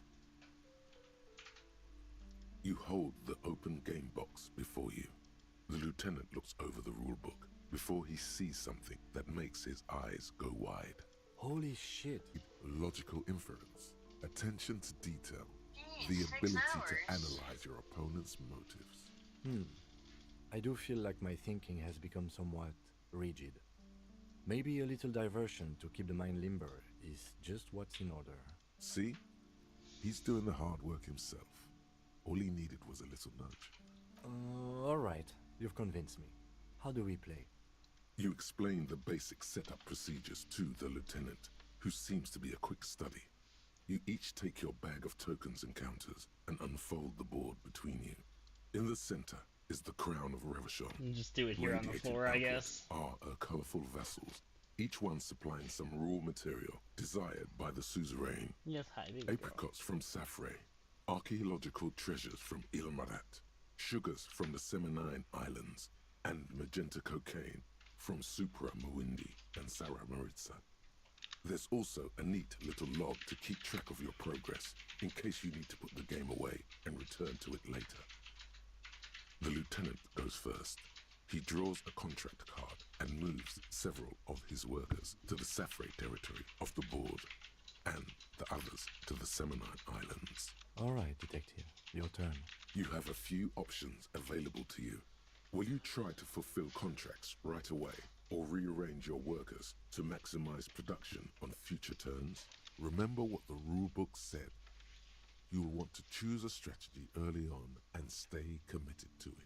Yeah, let's fulfill a contract. You draw a contract card offering a number of coins in exchange for archaeological treasures. You place all your workers on the Ilmarat territory. On your next turn, you produce 6 units of archaeological treasure and fulfill the contract for a handful of coins. Not bad, detective. But not good enough, the lieutenant seems to be saying. As he completes his own contract card, the lieutenant is rewarded with 4 coins and a round wooden token that he places in the center of the board. Was that more than me? How much did I get? I don't know, just said a handful. Probably more than 4. I'm probably That's better a than him. market. It's worth 2 victory points.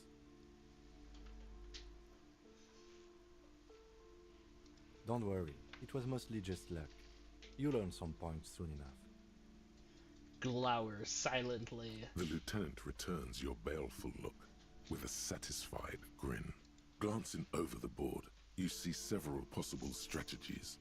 Pressing more workers into service would increase your economic output and help you to survive a possible conflict with the lieutenant.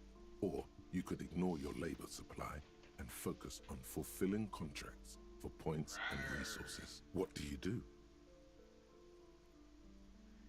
Kim, what should I do? That's up to you, detective. But remember, The objective of the game is to earn victory points for the suzerain. You should probably pick one strategy and stick to it. Trying to do a little of everything is usually a bad idea. The workers are just there to produce raw resources. You are not supposed to worry about them too much. The lieutenant assumes you're playing by the rules as written.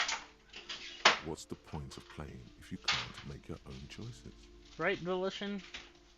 Who cares about workers or territories when the real action is in Revachol? You spend your turns fulfilling contracts for sweet coins and one-time bonuses. After several turns, you have a neat pile of cardboard coins and several units of archaeological treasure, which you trade in to build a museum. You place a cylindrical piece of wood on the Revachol section in the middle of the board. It's meant to stand in for a beautifully adorned edifice filled with ancient wonders. This is more or less what happened in real life as well. To this day, if Ilmarans want to see their nation's priceless treasures, they have to visit Revachol, or Gottwald, or Sur-le-Clay. Well played, detective. That museum is worth 3 victory points. Yeah, suck it, Kim. Now it's the lieutenant's turn to respond. He moves aggressively onto the Safrey territory. Soon, his workers are producing a steady supply of extremely valuable apricots. For several turns, you struggle to respond to the lieutenant's burgeoning apricot empire. Eventually, you relocate the majority of your workers to Supremawindi and Saramaritsa, where they begin producing a bumper crop of cocaine tokens. Yeah, I gotta get those cocaine tokens. You draw a new contract card. According to the text, there's an aristocrat willing to trade a large supply of cocaine for a number of coins and access to a rare bonus. Amplified music worth 7 victory points. Oh yeah, baby. Cocaine and rock music go together like cocaine and rock music. Good job, electrochemistry. You know, this isn't unlike the situation the historical Revacholian suzerainty faced in Safrey in the middle of the last century. Alright, tell me more, Encyclopedia. Well, the suzerain was looking for new markets for all the cocaine it was producing, and it settled on Safrey. By introducing cocaine into Safrey under exclusive contract, the suzerain created an extremely valuable captive market for an extremely addictive product. And what does that have to do with the game? If you could somehow get the lieutenant's workers addicted to your cocaine, you could not only make them less productive, you would also force the lieutenant to pay you for your cocaine tokens each turn. Yes, you can. It's right there in the rules. You've reached a critical strategic juncture. How do you respond to the lieutenant's aggression? Give back to the workers. Sorry, Kim, you're not going to like this. Introduce the lieutenant's workers to cocaine. This goes...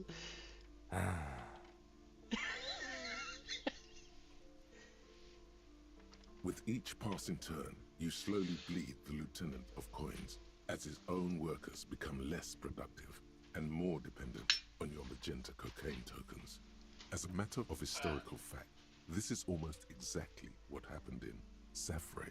To this day, fully half of the former Safrey Empire remains dependent on international aid in exchange for a steady supply of cheap produce. More or less. How to get out of the jam you put him in. Realizing victory is slipping away, the lieutenant launches a desperate gambit: protectionism. By erecting tariffs on your cocaine, he hopes to starve you out of the market. Sounds like a very complex card game. The suzerain's disfavor. The end game is upon you. Do you escalate the trade war with the lieutenant in hopes of crushing him with your economic might? Or do you ignore his aggression and focus on building the mighty victory column structure in Revachol herself? Alternatively, you could throw the whole game away by trying to build a public education system for the children of your workers. Oh my god. The choice is yours. Build a public education system for your workers. Nah, they don't need education. For almighty Revachol. Building the ultimate structure requires diligent economic planning, which you completely fail to do. Rather than build a glorious monument to Revachel's economic superiority, you have to settle for a handful of post offices and school for the blind. A risky gambit, detective. Sorry it didn't pay off. Guess I should have gone with a more consistent strategy. It even That warned might me I should have. Yes. Now, let's tally up the scores, shall we? Computing the final scores is almost a game unto itself. You each spend an inordinate amount of time making stacks of coins, consulting tables, and struggling with basic addition and multiplication. After double, then triple checking your maths, you have your final score. 15 victory points. The suzerain will not be impressed. I've got 26 points. Don't be glum, detective. There's always next time. Figuratively, I mean. There's no way we have time to play this game again. Now, let's clean up and get back to work. You hold the open game box before you. Put the game away. Damn. I was so sure I was going to be able to beat him. Him whooped you? He only whooped me a little bit. A little whooping. A light whooping. Okay. Let's move on. I still need 5 experience points. I'm kind of surprised I didn't get victory points there. Or experience points. Is there a task I can do?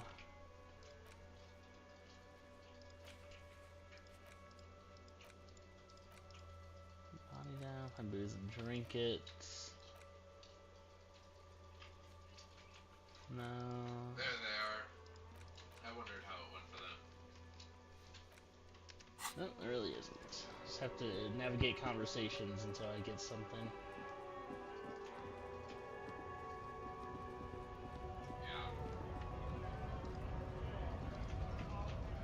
Nice aggression with the native. Don't let the chief fool you next time. You don't need... Not bad advice, actually. This might do the trick. Let's talk about our right to work. You here to fuck with us? Beat the... Good. No. Besides... I'm leaving. Thanks.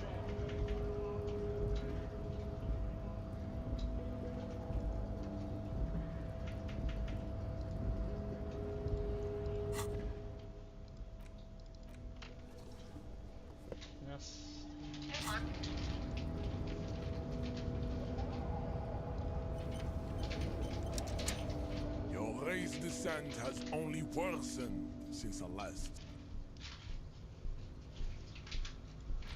Alright, we're gonna save scum this. I have a higher chance of doing this than making the jump.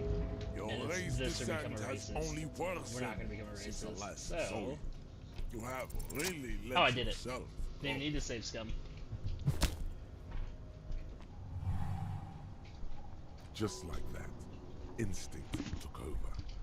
A solid strike straight into his throat, into the cartilage. You could swear you felt the soft palate break. The man is reeling, gasping for air. Time stands still around you. In the distance, the sounds of the harbor are falling silent. All you hear is a small gurgling That's a sound straight up as a cheap shot trickle going of for blood it, bro. appears on the man's lip. Oh yeah. But now...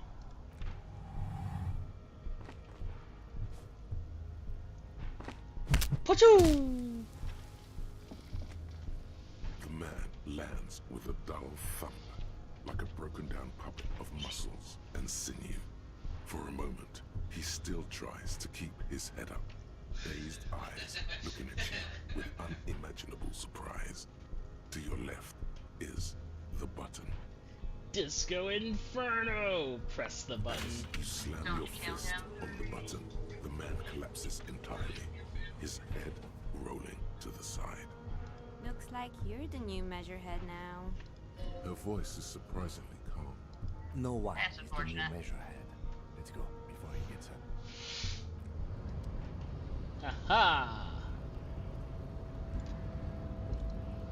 I'm the master of all things.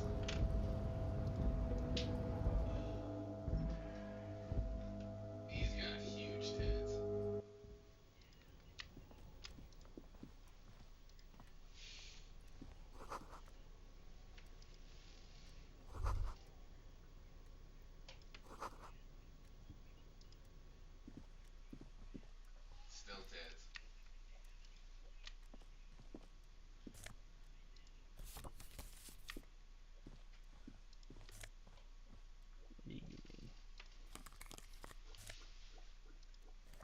Dr. My Wife. Why not Dr. Wife then?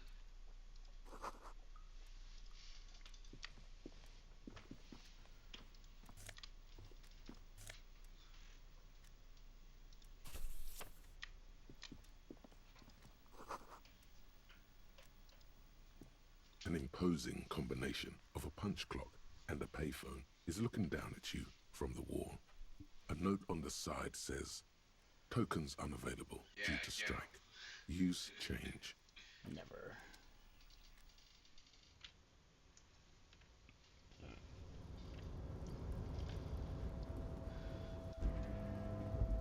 The tarpaulin cloak is still hanging on the railing. The white rectangle of the Revachol Citizens Militia is clearly visible on its back. As your fingers touch the tarpaulin, it almost feels like the cloak wants to deliver a message of comfort through your fingertips.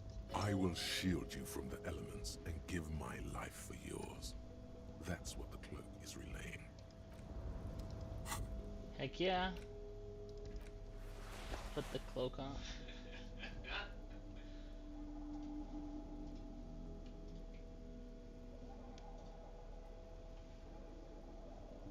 Alright, what are my minuses right now? Authority, Savoir Faire should be fine.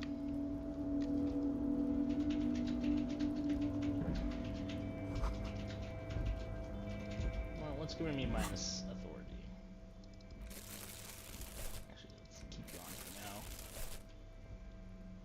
It's the glasses. Alright, I'll take the glasses off for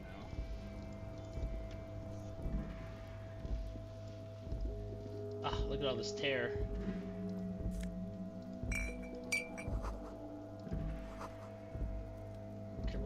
Go away, text boxes. I have bottles to pick up. The diarrhea.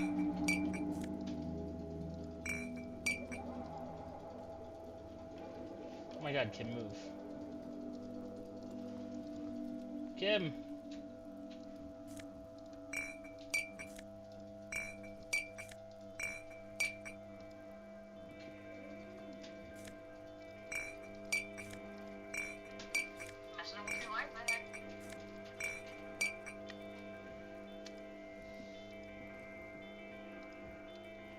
This is the night watchman's booth.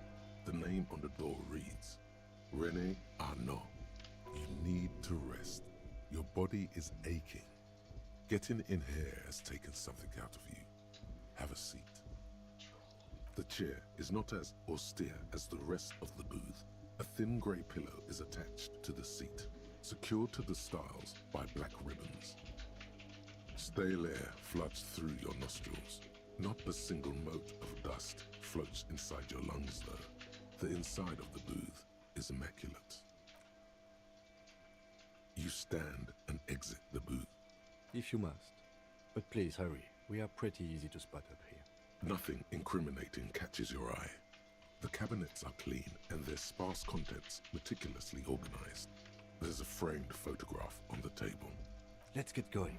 The entire neighborhood can see us up here. Yeah, Kim.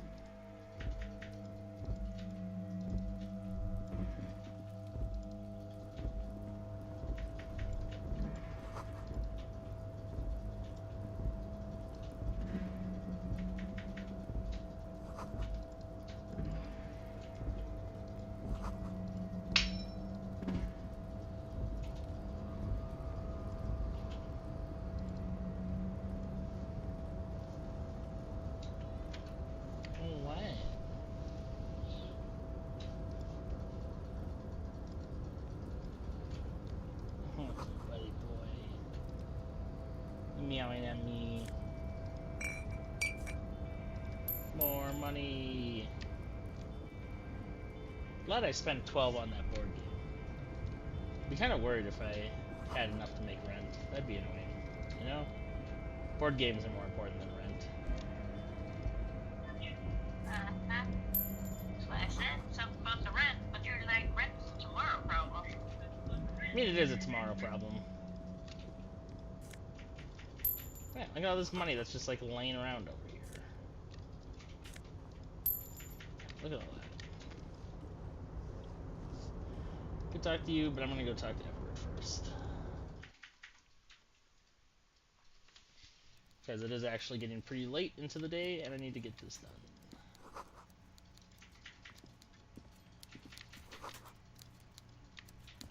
Oh dang, I didn't even realize it was almost 11. You said it's almost 12 for you, right? Other way around. I'm an hour behind you, so it's almost 10 for me.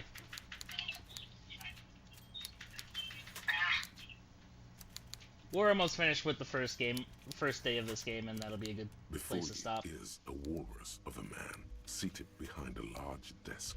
He looks up from his work, not the least bit surprised to see you. With great effort, he straightens himself up in his chair, yet says nothing. He simply stares at you. Welcome, Mr. Dubois, Mr. Kitsuragi. It's good of you two to stop by. Please, have a seat.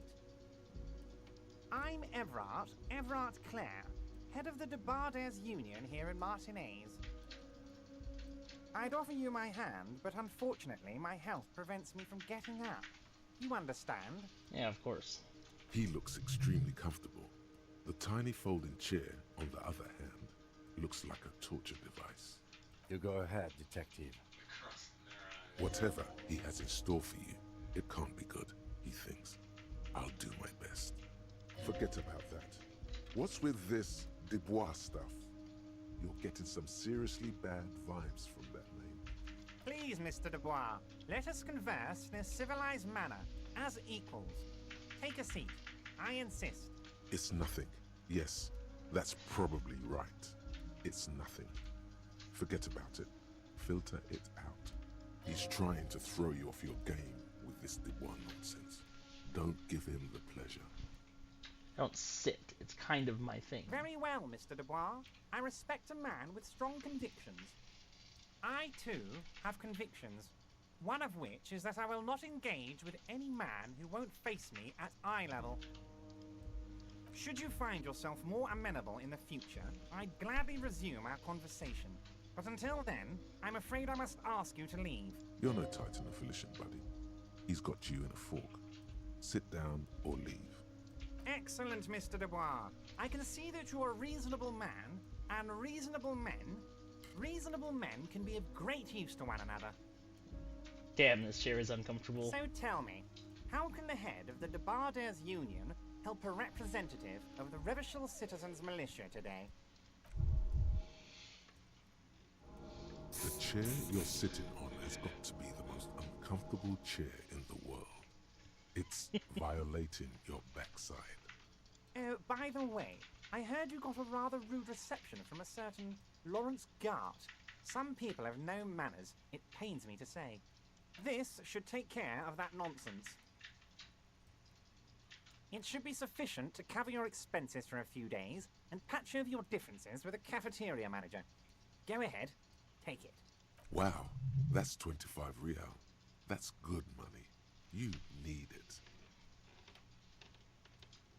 Yes, I know Lawrence. He's a real character. No union man in him. A real piece of work, that boy is. With a grin, he points to the checker game. It's like you're on a game show. At least don't thank him for it.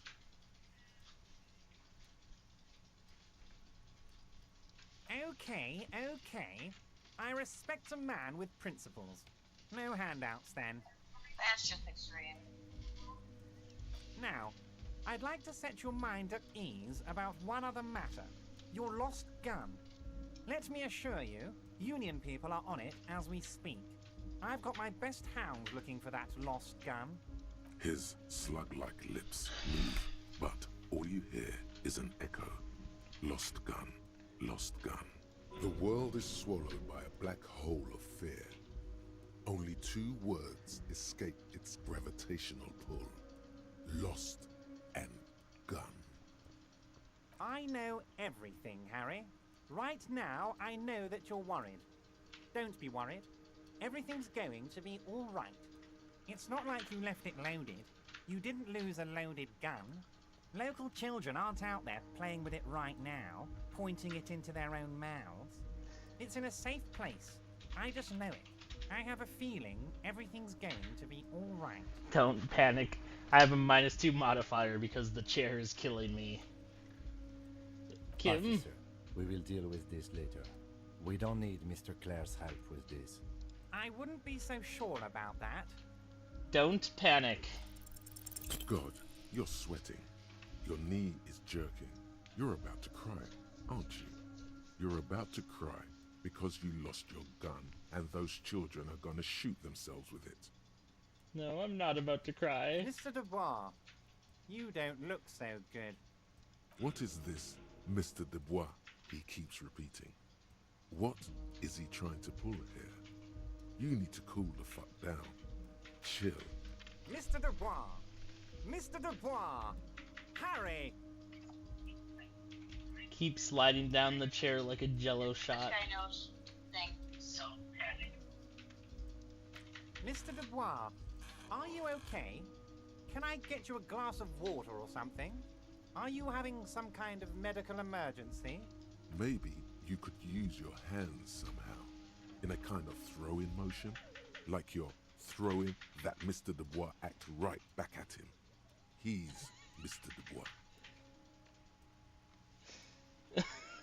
Oh yeah, man, I'm fucking great. Keep sliding. Don't be dramatic. I can see your condition isn't terminal. What an odd demonstration of... you got me, Harry. I don't even know what. As entertaining as it was, I'm afraid we're wasting our time. And I'm an extremely busy man, as I'm sure you are too. Okay, enough. We are here to ask you some questions pertaining to a murder investigation. Quick, here's your window. Get yourself together and ask him questions. Police officer questions. That's right. It is about time to stop embarrassing yourself. Questions will help you regain some of your lost dignity.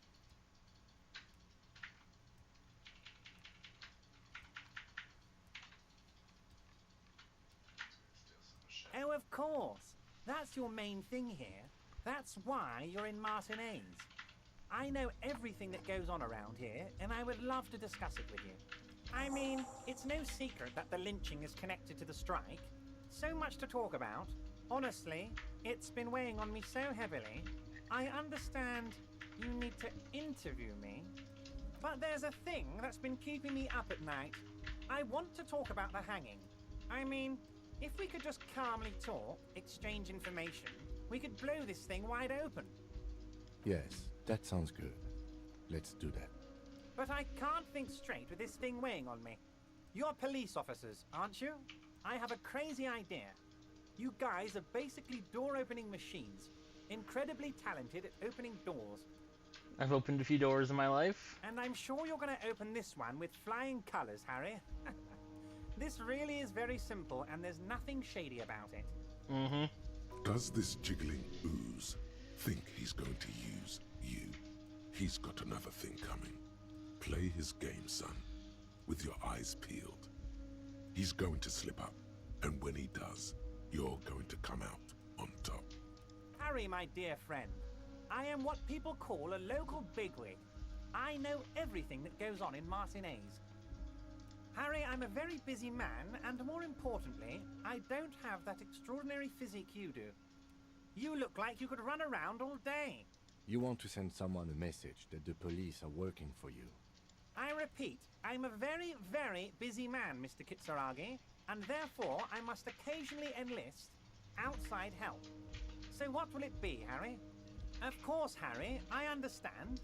But if that's the case, I don't think we'll ever find your gun. Even worse, we won't be able to speak like equals about the murder. Perhaps this was just bad timing for you. Know that you can always come back to me.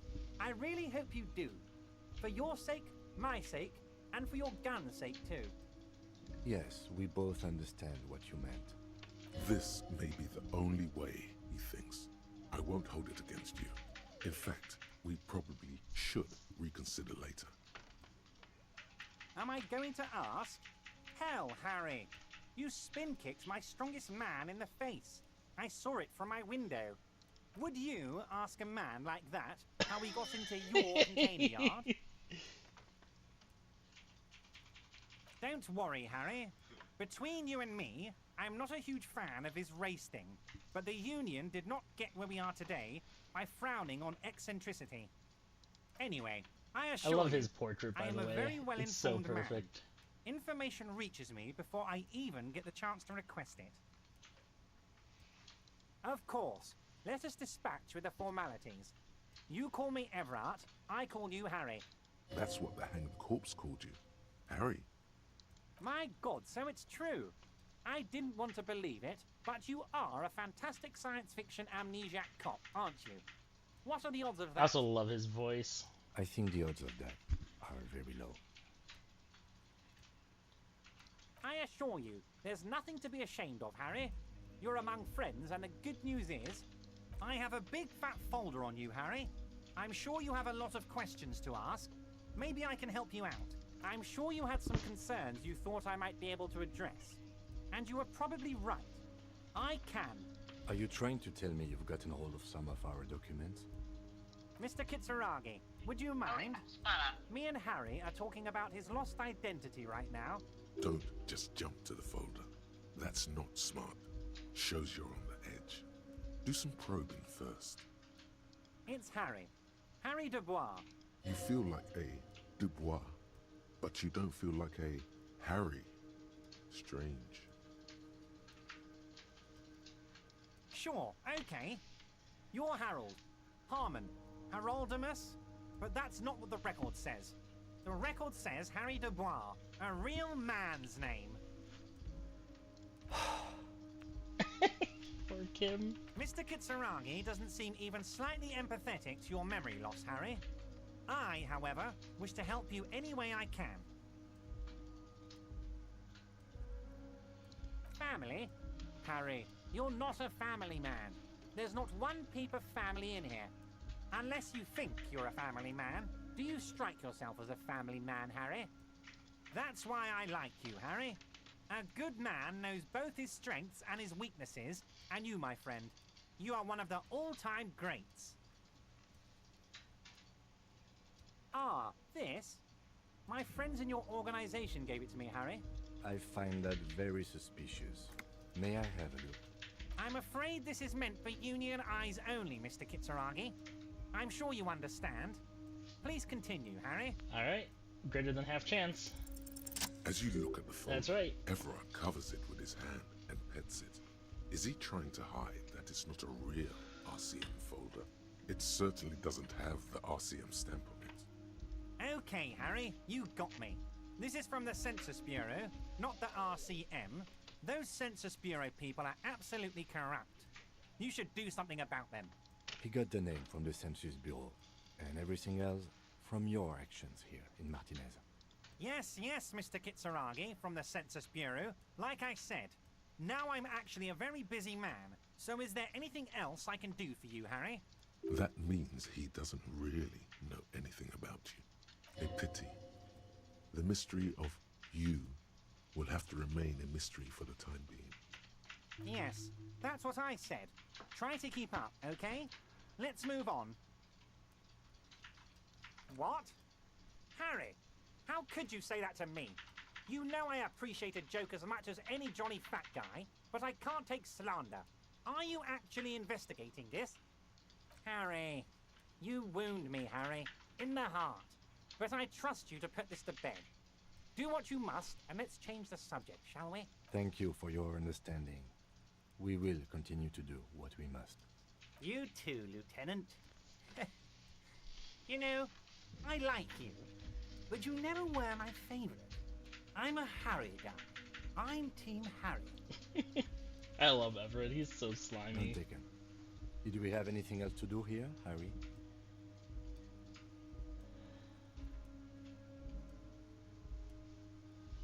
You might have noticed there's one hanging on a tree behind the hostel cafeteria. Oh my. Don't take this question personally, but why would I get involved in this matter? Mr. Clare, the man was hanged with a cargo belt, a steel-reinforced cargo belt. It's safe to assume the Union had something to do with the murder. Besides, getting the body down would benefit all of us. It's a stain on the neighborhood.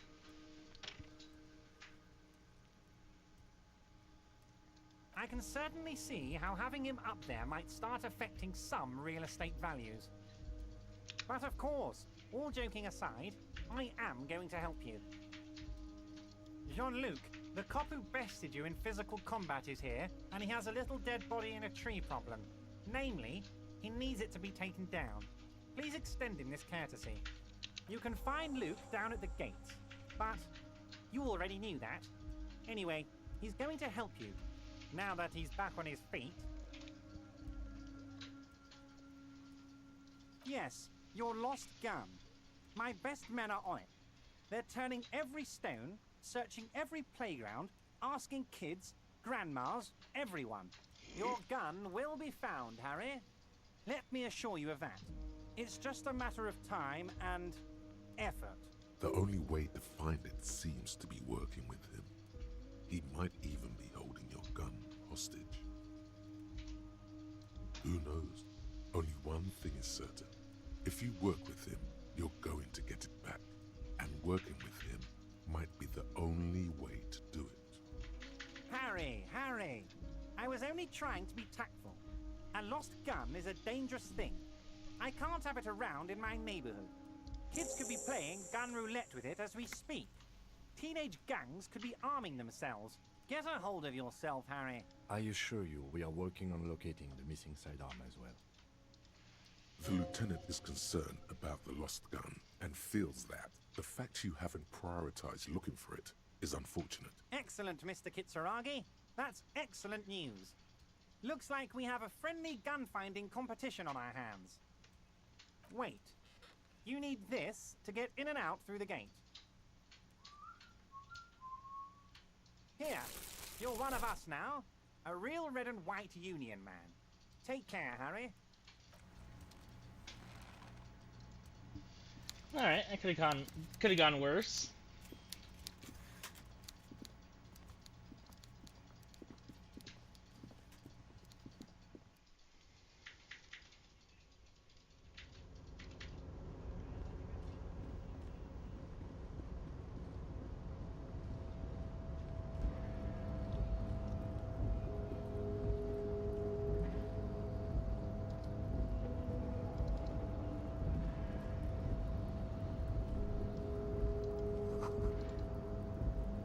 Thank you, Red Thought.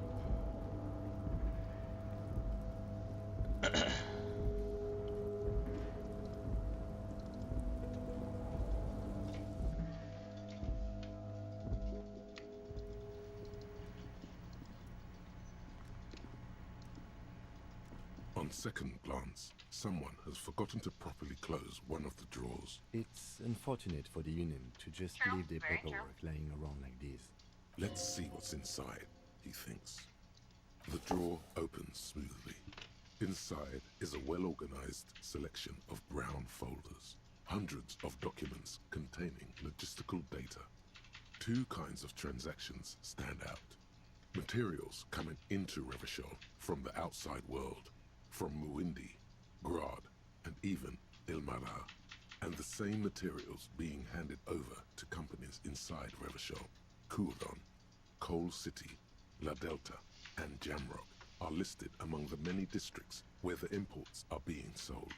It's hard to make sense of this thicket of company names, dates, quantity. Whatever's hidden here is hidden well. Man. Concentration isn't enough. Man, I'm so good Only at a getting through trained these checks. accountant with a background in logistics would be able to really make sense of it.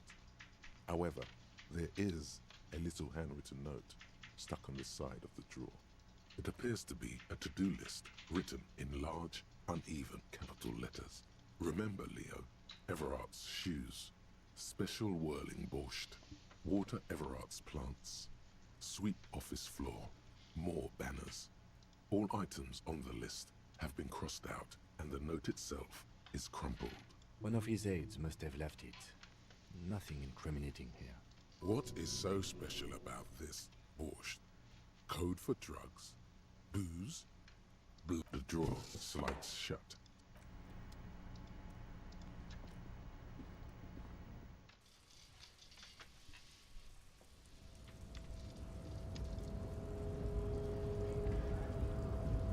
How you doing, Measurehead? Do not presume this has drastically altered our race dynamique. Our personal dynamique has changed. A little. He means very little. So it was. You bested me in race combat to reach my superior, then had him give me an order. I salute your cunning, enemy. I will go and remove the body from the tree with my bare hands. You're so noble, Measurehead. But while I am gone, someone must stand guard on the bridge. That someone needs to be you. Both of you. That would mean you're openly showing the people that you're taking the Union's side. Yes, that is precisely what it means, homunculus. This is not going to happen any other way. This is the uncomfortable result of not taking it on ourselves. I can live with a compromise. Listen to your little friend. He is wise in his childlike way. His mysterious race may yet prove fierce competition to my heroic haplogroup. Fine. Goodbye. Return to... Alright, we are going to do that, but we're going to do it later. Because it's already... What is this? 10 p.m.? Yeah, it's almost 10 p.m. in the game world. And so we don't really have enough time to do the whole autopsy thing right now. So we can do the autopsy tomorrow. So, how'd you like our harbor? It's but a rest area on the path leading across open plains. Right, you talk to the boss, eye to eye, like men of the plain. If you have any more questions, I'm set to talk. The mercenary, eh? Who could have killed him? That's indeed the question. Why even do such a thing? What a thought! Why would noble workers resort to such a thing? Unless they were pushed, of course. Your dead guy was an enemy combatant. What does that mean? He was an agent of the opposition, attempting to undermine our honorable efforts. I ain't the murdering type, but that's just me. Large organizations like our union have all sorts of men, with all sorts of skills. Understood. This has been of limited use. Still, thank you. No problem. I wish the best to you in your search. Sure, I'm glad it's not my search.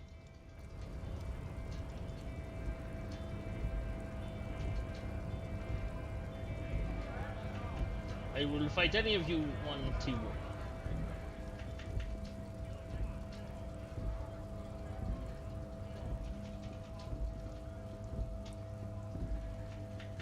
A lorry stuck in the traffic jam. This big, heavy, the windows are clear. They've been recently washed. You can see a lorryman's cabin with personal belongings, stickers, insignia. The driver has adorned his space with a substantial collection of peculiar paraphernalia. Proclamations about honor, strength, and purity are glued to various panels. The back end of the cabin is a small perch to sleep, large ashtrays. There are several suns and wheels sewn into the curtains. Racist nationalist paraphernalia.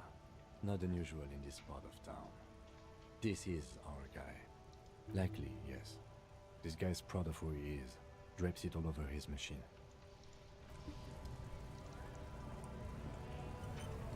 Right to work. Turn in that tear I have. Bet it's gonna be worth a lot of money. I'm gonna be rich. The tear machine stands in the... Your bottles clunk into the machine, and the money... Do you know what you should do with that money, kiddo?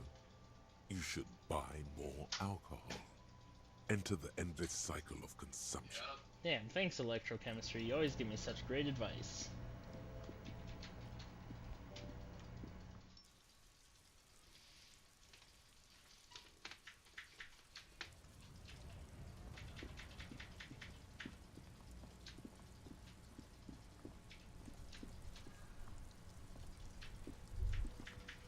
All around you, Rain falls on the great city of Revachol. Rain drips from the eaves and floods the gutters, washing the filth away. The spring thaw must be here. The snow is melting. Yeah, see, it says spring. But Looking there was a up lot at of the snow sky, earlier. cold water dripping from your hat. Grey sky like great battleships, clouds colliding with one another. Rain falls down on the world. Humid, your coat shields you from the rain while the city shivers around you. Sheets of rain over the water, a flight of stairs leading into the ocean. Wave after wave washing the coast of Martinaise, with its motorboats and gently swaying reeds. The ruins of a half-sunken sea fort crumble on an inlet beyond the Bay of Revachol. Ghosts rise into the sky. The skyscrapers of La Delta, the financial district. Faint golden light seeps from the office windows. Will you ever go there? No, you are just one of the hundreds of thousands who watch them rise across the bay from Martinaise every day. Urban coastline, rain dripping off Eternite-covered roofs, cinder blocks left over from half-finished construction, a defunct research and development building once seized by revolutionaries. An old wooden church stands on stilts above the water. Coal City, end of all lines. Your hair is an oily mess flecked with ash from neighboring coal plants. Smokestacks rise somewhere in the distance. The great gates of the industrial harbor are locked. A chill runs down your back. You shudder like an animal trying to shake water from its hide. You shudder, looking down at your feet. Dirty rainwater runs veins into the plaza's snow. Two green snakeskin shoes stand at attention on the mosaic paving of the plaza. Capeside apartments. Tower blocks crowd one another. 4.46mm bullets still lodged in their war-torn stone walls. Hallways collapse from the mortar hits of a war that was lost long ago. Clotheslines go to waste in the rain. Radios play. A yard. Rain falls onto the roof of a woodshed. Coal leaks into a puddle beneath a dead man's feet. He swings from a tree, bloated. Droplets of rain slip from his cold cheeks. Collapsed storm drains, old sewage systems flooded with rainwater. Hidden weapon caches from the revolution, doors leading down to Le Royaume, the catacombs to which, for 3 centuries, they delivered the blue-blooded dead. A traffic jam, rain thrumming on the roofs of motor vehicles. Inside, drivers watch water streaming down their windshields. The statue of a king shudders. He too is cold. The canal bridge has been raised. The road ascends. A raised motorway loops above the ghetto. Beneath its concrete columns, a sea of rooftops, woodwork, and tar stretches northward. 4-story buildings as far as the rain can fall. The snows melt in Jamrock. Revachol is the capital of the world. Jamrock is the capital of Revachol. Droplets form on your eyelashes. It's home. Dude's just wearing a full-on bra. Where the hood, where the hood, where the hood at? Have a brother in the cut. Where the hood at? Yeah, exactly. Yes. 21. To be in Martinaise, where no one goes, at the runoff point of a long-forgotten canal, in the whitest part of town, in the shadow of the day the revolution fell. Standing in the rain, looking north, where Jamrock Rock City stretches inland. Shudder and look further. In the rain-swept distance, above the rooftops of Jamrock, a repurposed silk mill stands perched above the motorway exit. Precinct 41 hunches in the rain. Your vision blurs. You wipe your face with your hand. The rain stings your eyes, making you look up and blink. What's above? Coalition aerostatics hang like apparitions under the cloud cover. Way up there, where rain forms, rotors flutter silently. Your sight clears. This rain will not let up anytime soon. At least we are dressed for it. Let's keep moving.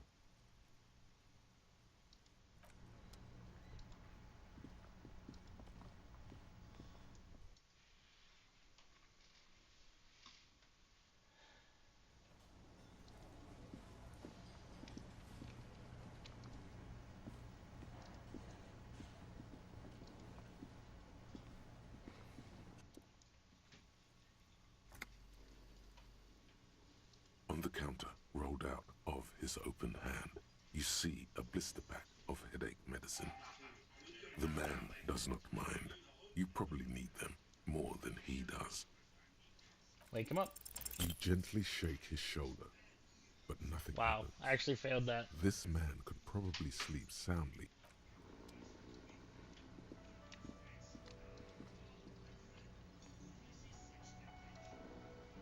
We should think about calling it a day, maybe.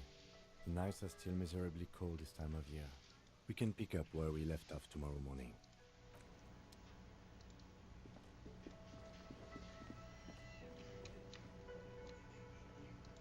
Hey, what's this?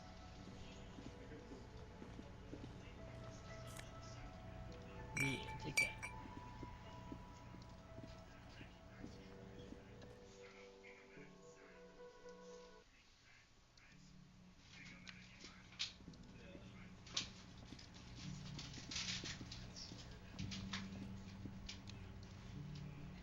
This is the door to the room you redecorated. Just a moment. We should talk about our progress on the investigation. Let's go out to the balcony. Yeah, it happens. That sounds like you weren't exactly like The air shaking the crap out outside of him either. is brisk. The lieutenant is silent for a moment. He listens to the traffic hum. Then, Now then, we should talk about the investigation.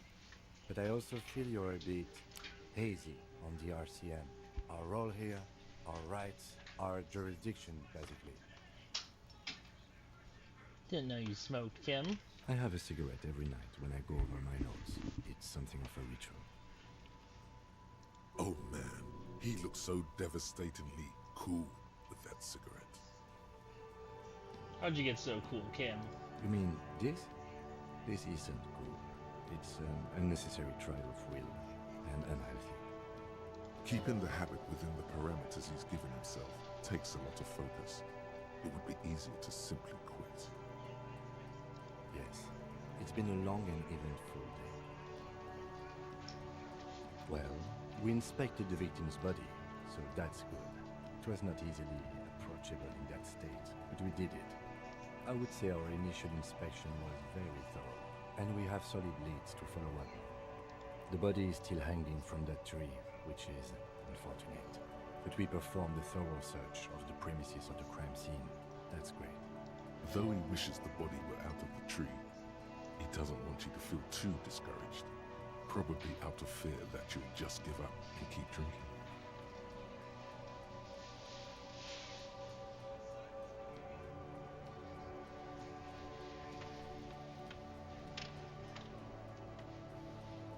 I look forward to that. As for the interviews, we conducted an interview with Everard Clare. He wasn't particularly forthcoming with useful information, however. Well, we will have to work through that. Claire also helped you, how should I say, remember your name? That's a relief. I want a different name, one I haven't ruined yet. You can look into the process of changing your name after we finish this investigation. We tried to interview the Weapons rep, but she asked us to do something for her first. Fine, so be it. I have a feeling Joyce knows how dangerous the situation really is. We have to get her to talk to us. Above all, though, today was exhausting. What's with all the running? You run a lot. Is that a standard Precinct 41 practice? Yeah, absolutely. I have a really good theory about why you're running so fast, son. Just you wait until we get up tomorrow.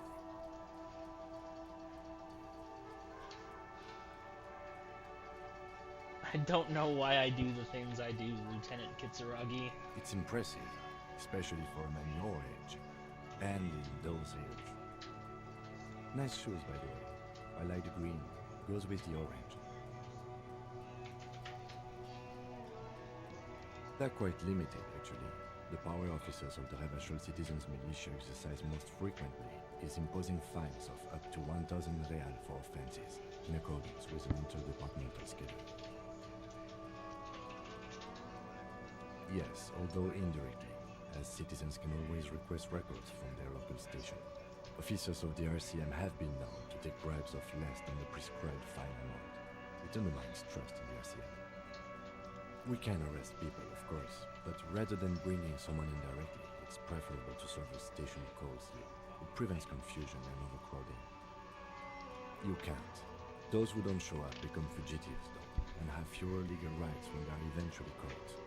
It's about power projection. Thus far, they seem to mostly show up. When power calls you, you come. But power itself is a fragile trick of perception. As you may have gathered from the fact that we are expected to carry a record of our kills, like the one in your watermarks, we are permitted to use whatever force is necessary, and strongly admonished not to abuse that power. You have to supply compelling evidence for why it was necessary to use lethal force. In these cases, your partner is usually your witness. Not a good position to be in, by the way. Internal Affairs handles these cases thoroughly, by cross-examining you for inconsistencies. It is hard to cover for anyone, which is for the best. Yeah. We don't convict. We arrest and send them to coalition government courts in Couron and La Delta. The prosecution works off our testimonies and records, which is why it's paramount to keep them. The coalition government and the moral intern more broadly. The RCM was formed by the coalition government to restore order in the international zone after the revolution. So we did. Now we attempt to maintain that order. No more, no less. Or perhaps it is better to say we were allowed to form. It's a point of contention whether the citizens of Ravachol or the coalition government founded the RCM. Be sentimental if you like. Either way, the moral intern leases us the right to keep the peace in the city, and they will take it away if we misuse it. The Moralist International are the world's largest political organization.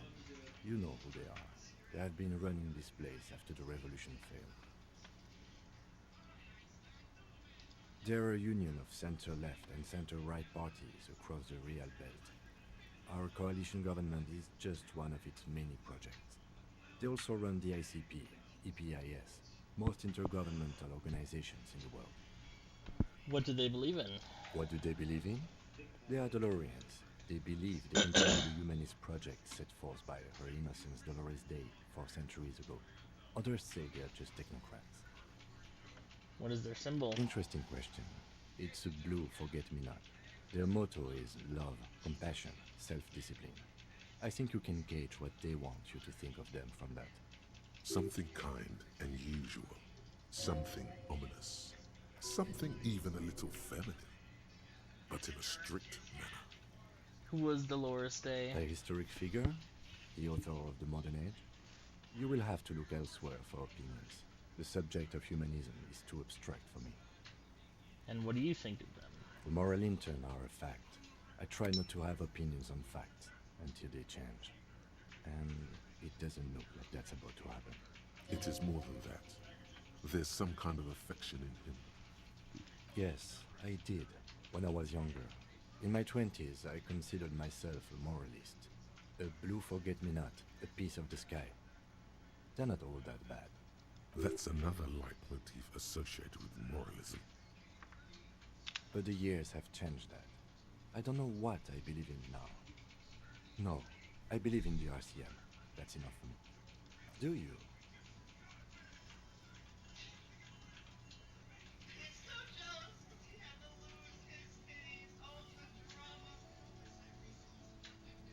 Joyce writes, immigrants, liberal kips, fucking men are turning into women. That's the fascist option.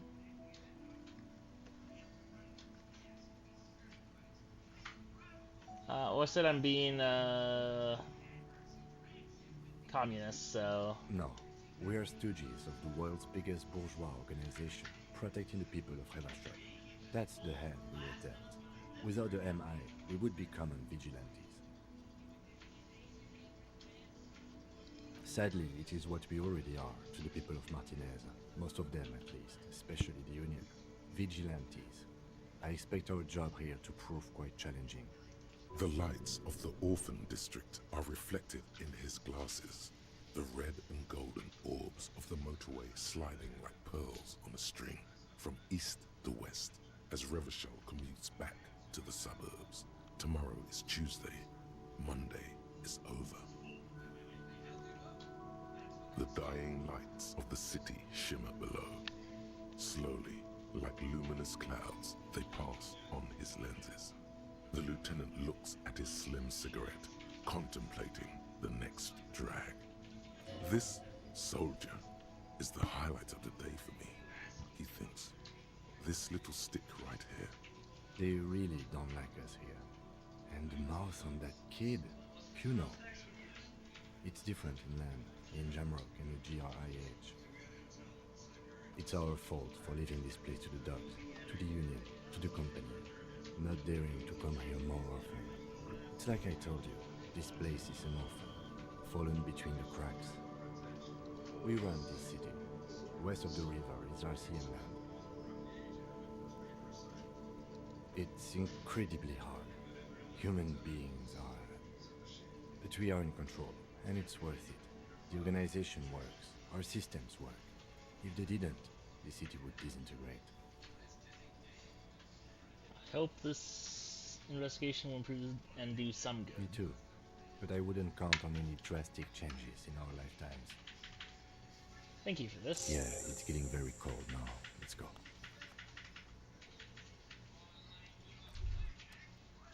Hey. Psst. Look around. Hey, you. Hey, yes, me? You. Word on the street is you're ready to start building communism again. Again? Yes, you're ready to start building communism again.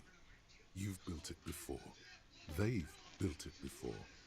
Hasn't really worked out yet. But neither has love. Should we just stop building love, too? Yes, we should all stop building love. This conversation isn't really about love. Try to keep up, okay? This is about the communism you've promised to build.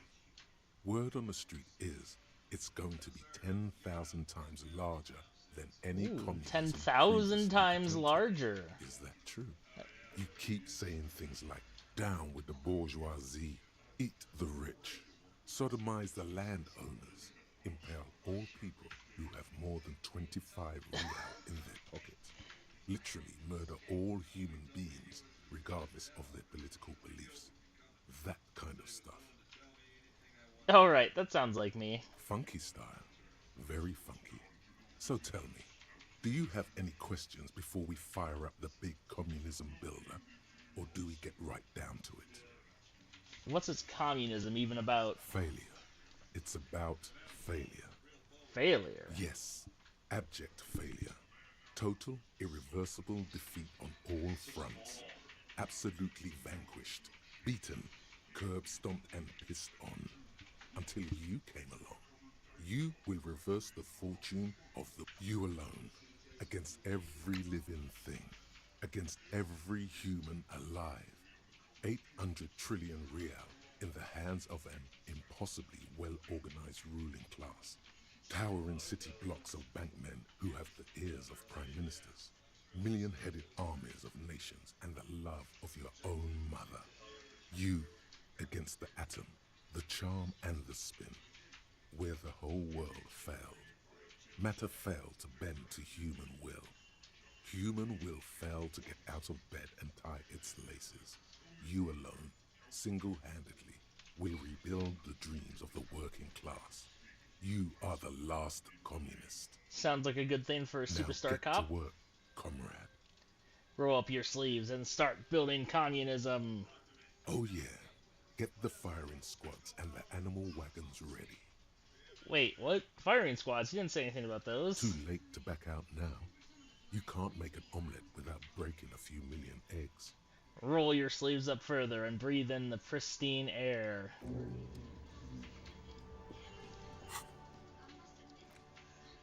Someone's brain damaged.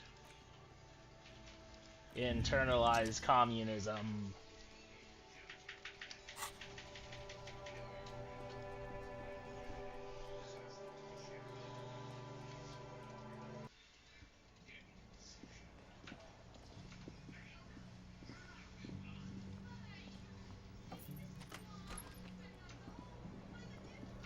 Good night, Kim.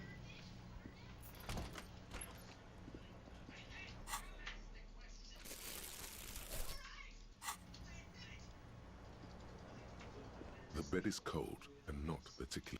Right, well, let's take our clothes off because it'd be uncomfortable to sleep with all of them on.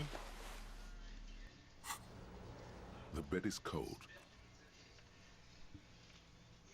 The sheets feel at once coarse and clammy against your skin. The bed sags beneath your weight as you stretch out and finally close your eyes. We'll get to the beginning of the next day, and then we will sleep. call it a session. Sleep doesn't come. But I want to sleep. Obviously, you're in bed with your eyes closed, but it's not happening. Maybe it's the bed's fault. Check the Its pillow. synthetic filling has separated into hard lumps. The pillowcase smells oddly. It barely covers your toes, stretching over your soft belly.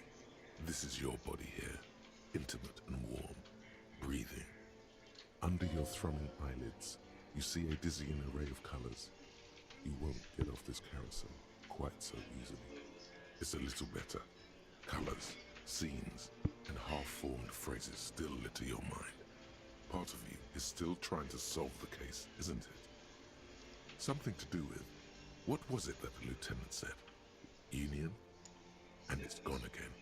Your thoughts lost between the slowing brain waves. Your breathing steadies. A great silence washes over you until your eyelids twitch in your sleep and images start forming.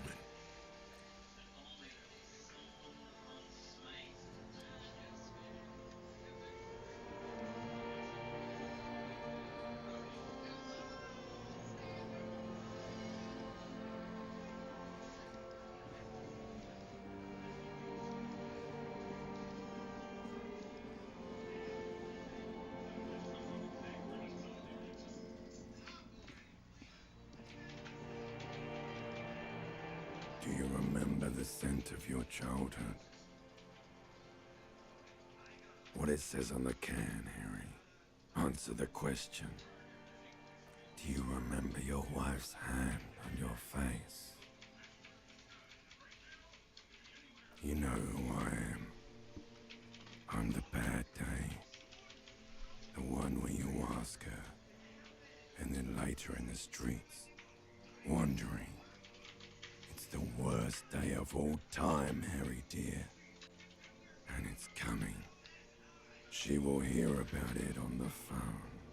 Reality will turn into a grotesque nightmare. This will be the last thing you did to her. Tell me, do you remember the love of your life? That's right, funky baby. And you just stood there. One hand on the bottle and the other on your dick. Watching her go. Let it all be dragged away from you. Tell me, where are your friends? Human beings have friends, Harry boy. Where the hell are yours? They were only cramping your descent into the abyss. Now they're gone. 3 times gone and never coming back. All of it. You failed. You failed me. You failed Elysium.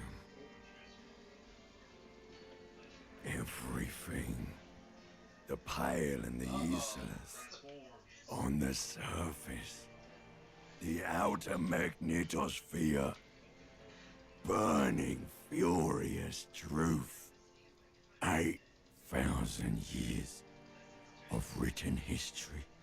You really dropped the ball, Harry. 4.6 billion people.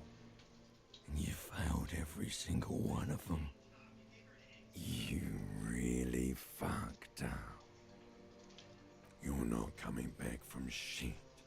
Thrashing around in that high conductivity state of yours. Bumping into things and acting like a clown. Who are you kidding? You're trying to what? I can't hear you. This is just a word dream now. Jumbled up garbage. The pictures are gone. The bed rises to meet you. A thin, sleep-like state.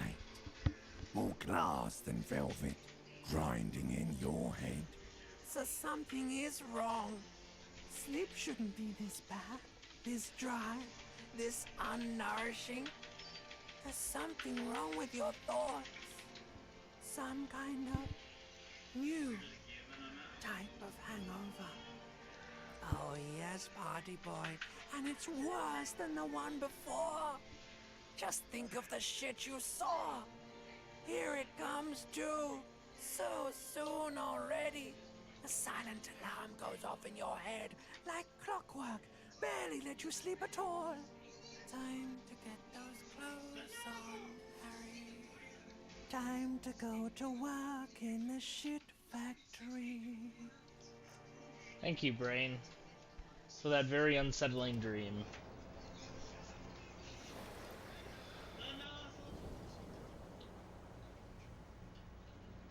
Health and morale goes back up to full. Very nice.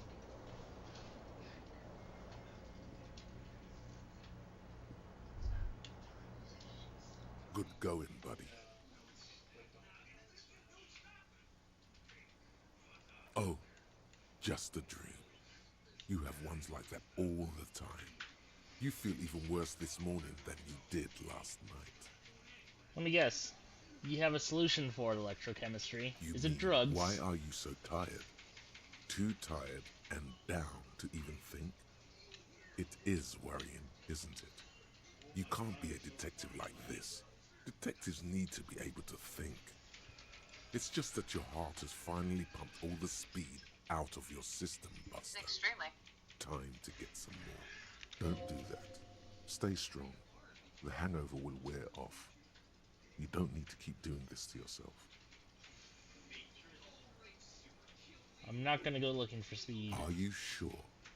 Ready to live as this pathetic shell of yourself for days? Basically, a week. Let's be honest, 2 weeks. Maybe. You won't make it. Half the town will be dead by then.